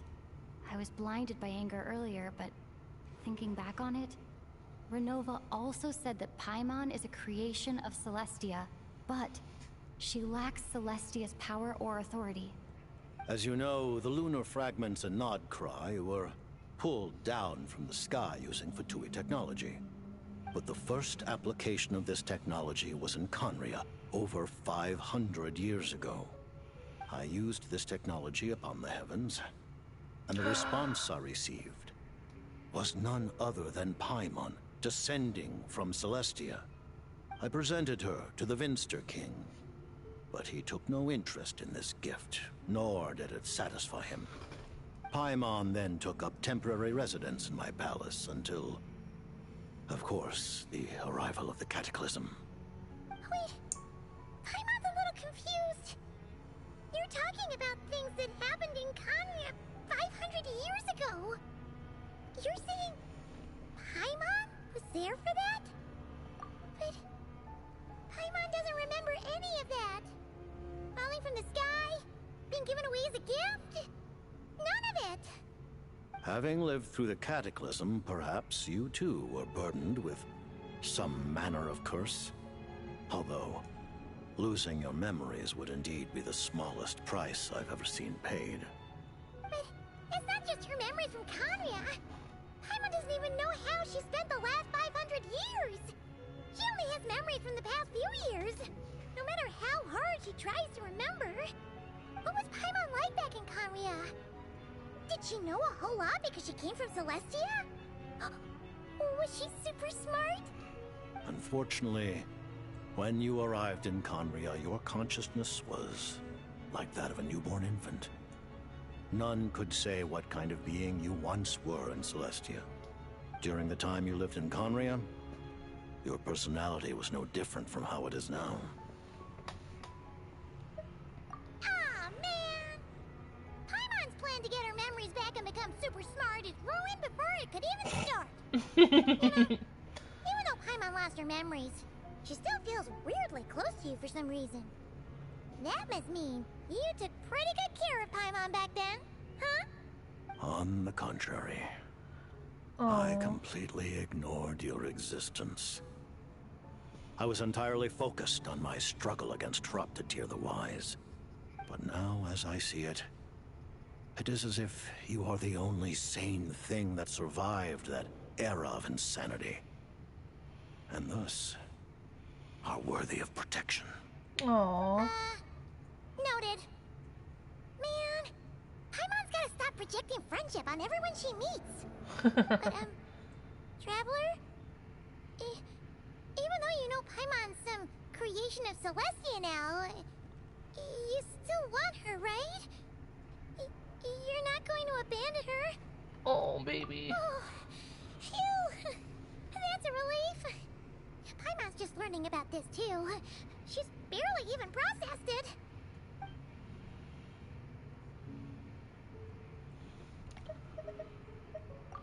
Thank you for telling me so much. I'm a bit surprised, honestly. I didn't expect you to be quite so transparent with me. Given the circumstances, the Fatui need not hide anything from our allies. Allies? To advance Project Mistleton, we must first resolve our issue with the Ruler of Death. And, if I presume correctly, you have no intention of letting her actions go unpunished either, do you? That's right. Ever since she said she intends to reclaim Paimon when we next meet, I figured reconciliation was out of the question. Against an opponent of this caliber, deliberating over our allegiances would waste time we do not have. We must join forces unreservedly with whomever we can, if we are to stand anything like a fighting chance. You're going to challenge the Ruler of Death? Just for Paimon? But Paimon's only... Thank you. Oh, thank you. Oh, gee. Now Paimon doesn't even know what to say. Anyway, Paimon's super touched. The Tsaritsa will return in triumph in short order, and the Fatui shall hold internal discussions regarding the enemy. The time for us to meet again will come very soon. Got it. Thanks for your help with Paimon. I'll be sure to look after her for you. There was just one other thing. Well, just a request, really. Paimon really wants to see what this Mistleton thingy you're gonna use against the Heavenly Principles looks like. Of course, Paimon knows it's top secret and stuff, but she just had to ask. It's okay if the answer's no. Certainly you may. Oh, for real? Actually, maybe it's best not to. What if her Nova suddenly pops up again? She might take this chance to... While the technology is not yet fully developed, it has nevertheless reached the stage where Celestia's creations are unable to damage it. In that regard, you may rest assured. Oh. Wow. No wonder Paimon felt so out of sorts recently, even though it was super far away. Alright then. Paimon's ready to take a sneaky peek at this top secret super weapon.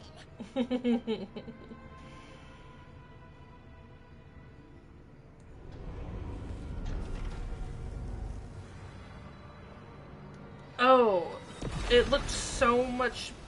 I thought it was the whole fucking thing.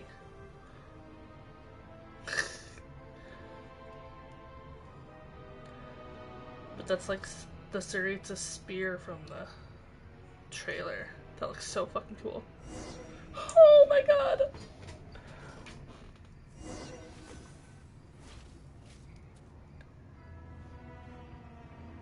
Huh?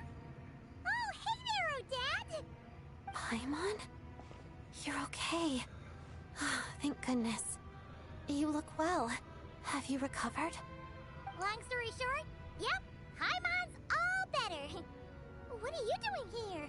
Were you waiting for us? That's right.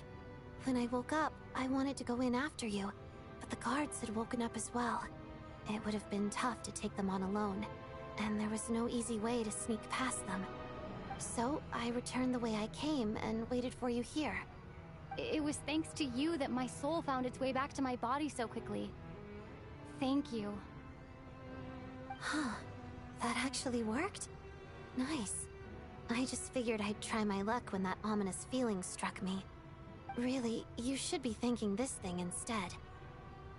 Anyway, and now that things here are all taken care of, I have other things I should get back to.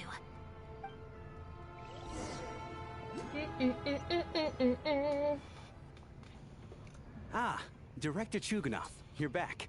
We just received notice that Project Snezhnaya has been suspended, so we've convened an emergency meeting.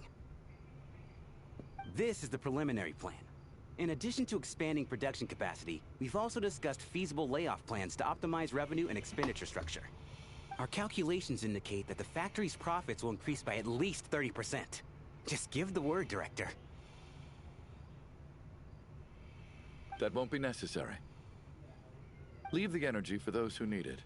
Whether they use it just to get by or to run a business, that's up to them. Start preparing to halt production and lay off the staff. Make sure the workers are able to land on their feet and that they are duly compensated. Thank you all for your hard work during this time. Am I hearing you right? Why? After all the tough times we made it through, now is exactly when we should start to turn a profit. I just suddenly don't want to do this anymore. Huh. Does there have to be a reason? Iskra, it's time to rest. Dear esteemed members of the Rokot, given the effects of Lelik's radical actions upon our organization's reputation and social stability, a decision has been made to permanently withdraw this codename from use. Considering that Lelik did what they did for the benefit of the people, the Rokot has nevertheless negotiated with the authorities, ultimately securing a waiver for all penalties due to them. Lelik will be suspended for a period of time. Depending on their future performance, they may be allowed to adopt a new codename and continue acting as part of the Rokot. The purpose of this notice is to remind everyone once again that motives and methods are equally important when one operates in the shadows. Even with Project Snezhnaya's suspension and our interim operational victory, we must guard against complacency and rashness and work to consolidate the progress we have made so far. We act only for the greater glory and solidarity of our nation. May the aurora shine ever on, and the tundra always stand firm. We act only for the greater glory and solidarity of our nation. May the aurora shine ever on, and the tundra always stand firm. Looks like it's finally over. You mean for us? Just thinking out loud. I've never seen the Snezhnaya Vecha so lively before. I never once thought I'd come here. But Aww. I understand everything now, Rosaline. This is what she was doing?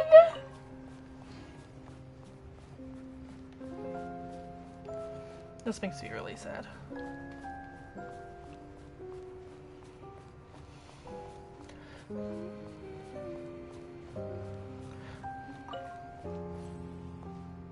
I've seen Spirit Seeker performed many times, including by your mother.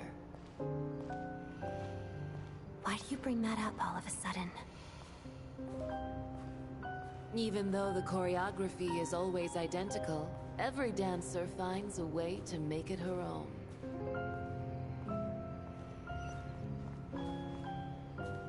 So you actually want to talk to me about ballet? I just think it would be a pity if the dance was lost to history. She didn't teach it to you, did she? That was an unusually subtle taunt for you.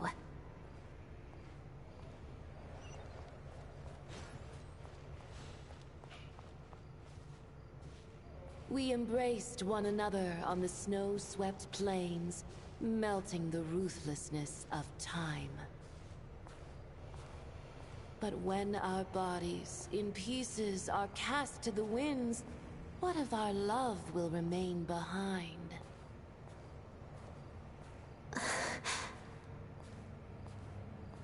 Don't tell me you can't sing.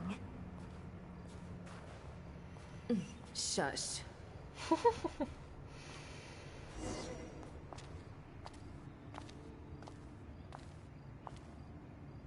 I understand her hatred. The Fatui robbed her of the life she should have had.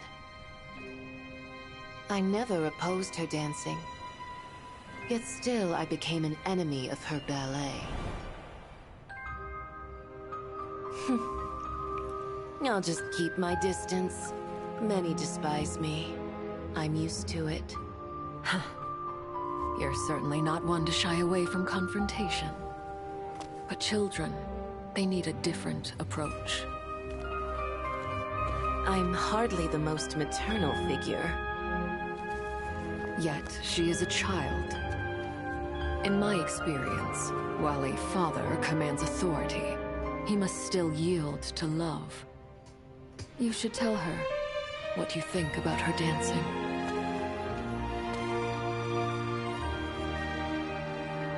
Odette will soon take the stage at the Korolyevsky Theater. This could be your chance. Geonosis secured. It went smoothly. I'll be there.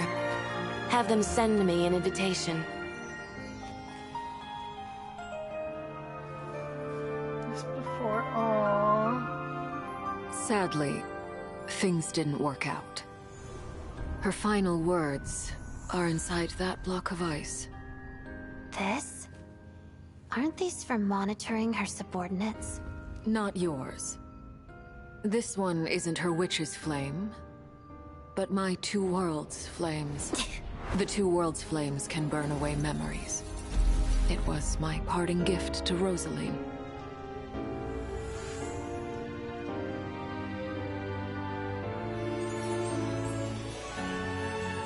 If all goes to plan, she and I will both live to see the Tsaritsa succeed. I believe she'll find peace. But if anything happens to me, she needn't follow in my footsteps. The cryo-energy will fade away in time. Then the two worlds' flames will burn away all memories of the Fatui. She'll be free to dance. She deserves this.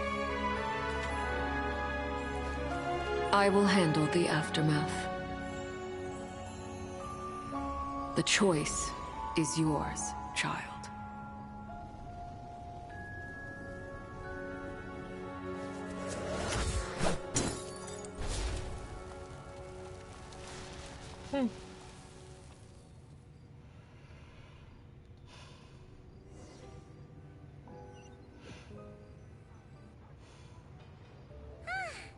Fresh air at last!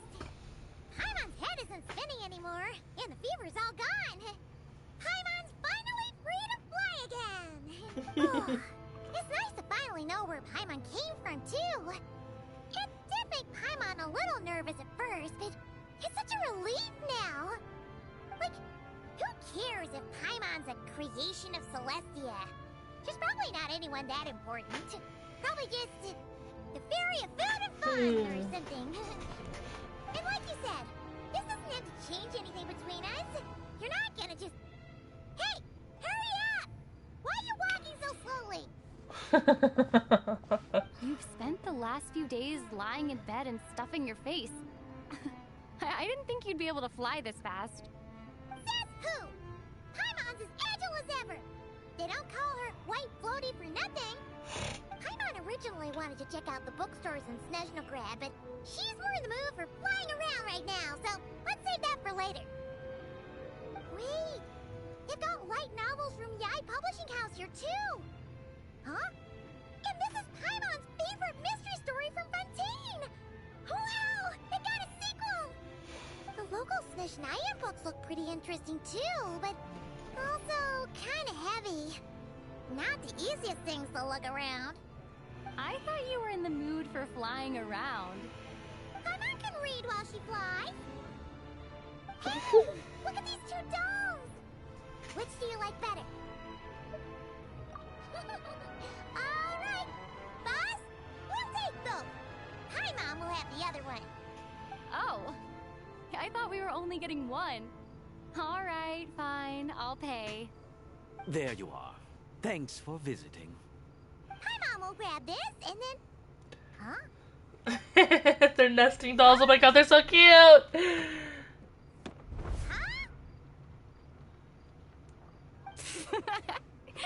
How many layers does this thing have? And what are you laughing at?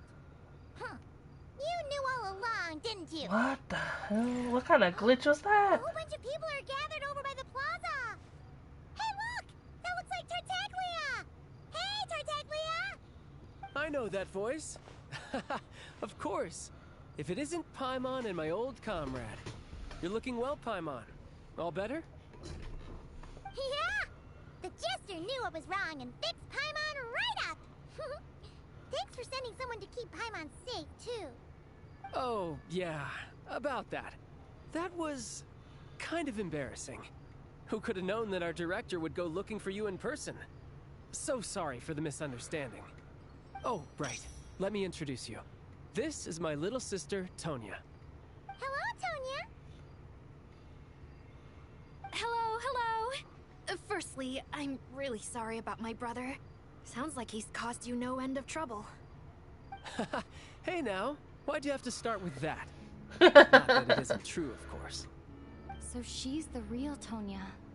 She said you two didn't manage to meet up at the theater.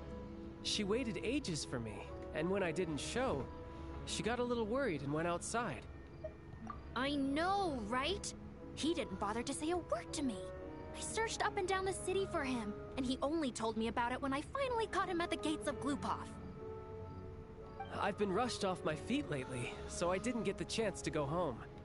I just figured the Traveler would fill you in when she got there. Well, the snow was bad, and you're never late, so I was really worried about you. How was I supposed to know that you'd stood me up? Aww. I'm sorry, Tonya. I really am. I'll make it up to you somehow. Just... please don't tell Mom and Dad. Although the mix-up led to a series of misunderstandings, it's probably for the best that the real Tonya didn't get caught up in that mess.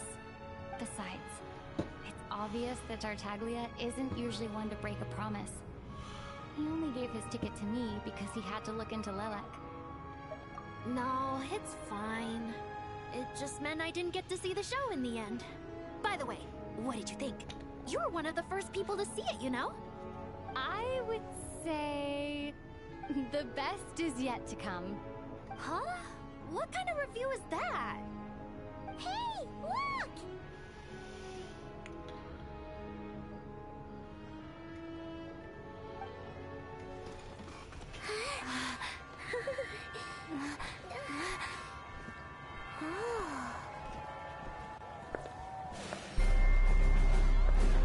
Oh my god, she's so gorgeous. Holy shit.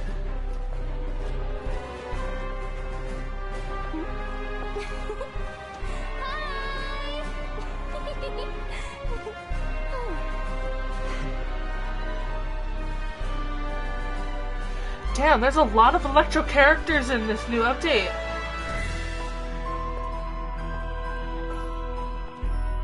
We're in Snezhnaya. What?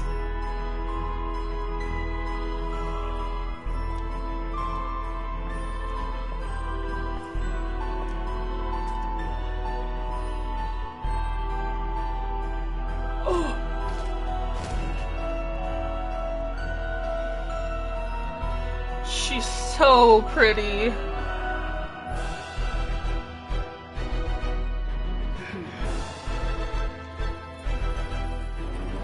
What?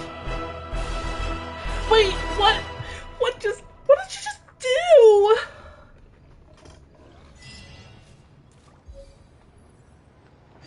Hello? Okay. But I'm assuming at the same time. Oh, that's the last. No! That's the last of the Archon quests. Shit! Fine.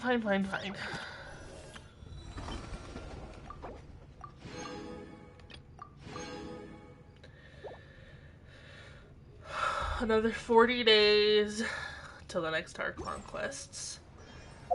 Damn. Rude. Well, that gives me a lot of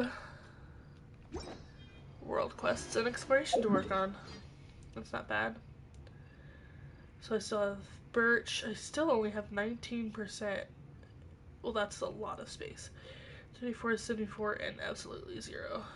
That's not too bad, but we'll probably do some exploration world quests in the next couple of days. No point in standing around.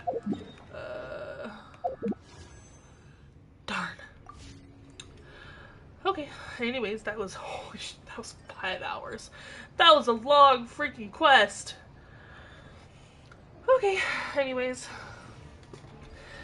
Be back in Snezhnaya in the next couple of days. If not the next couple of days, then the next major Archon quest update. See you later!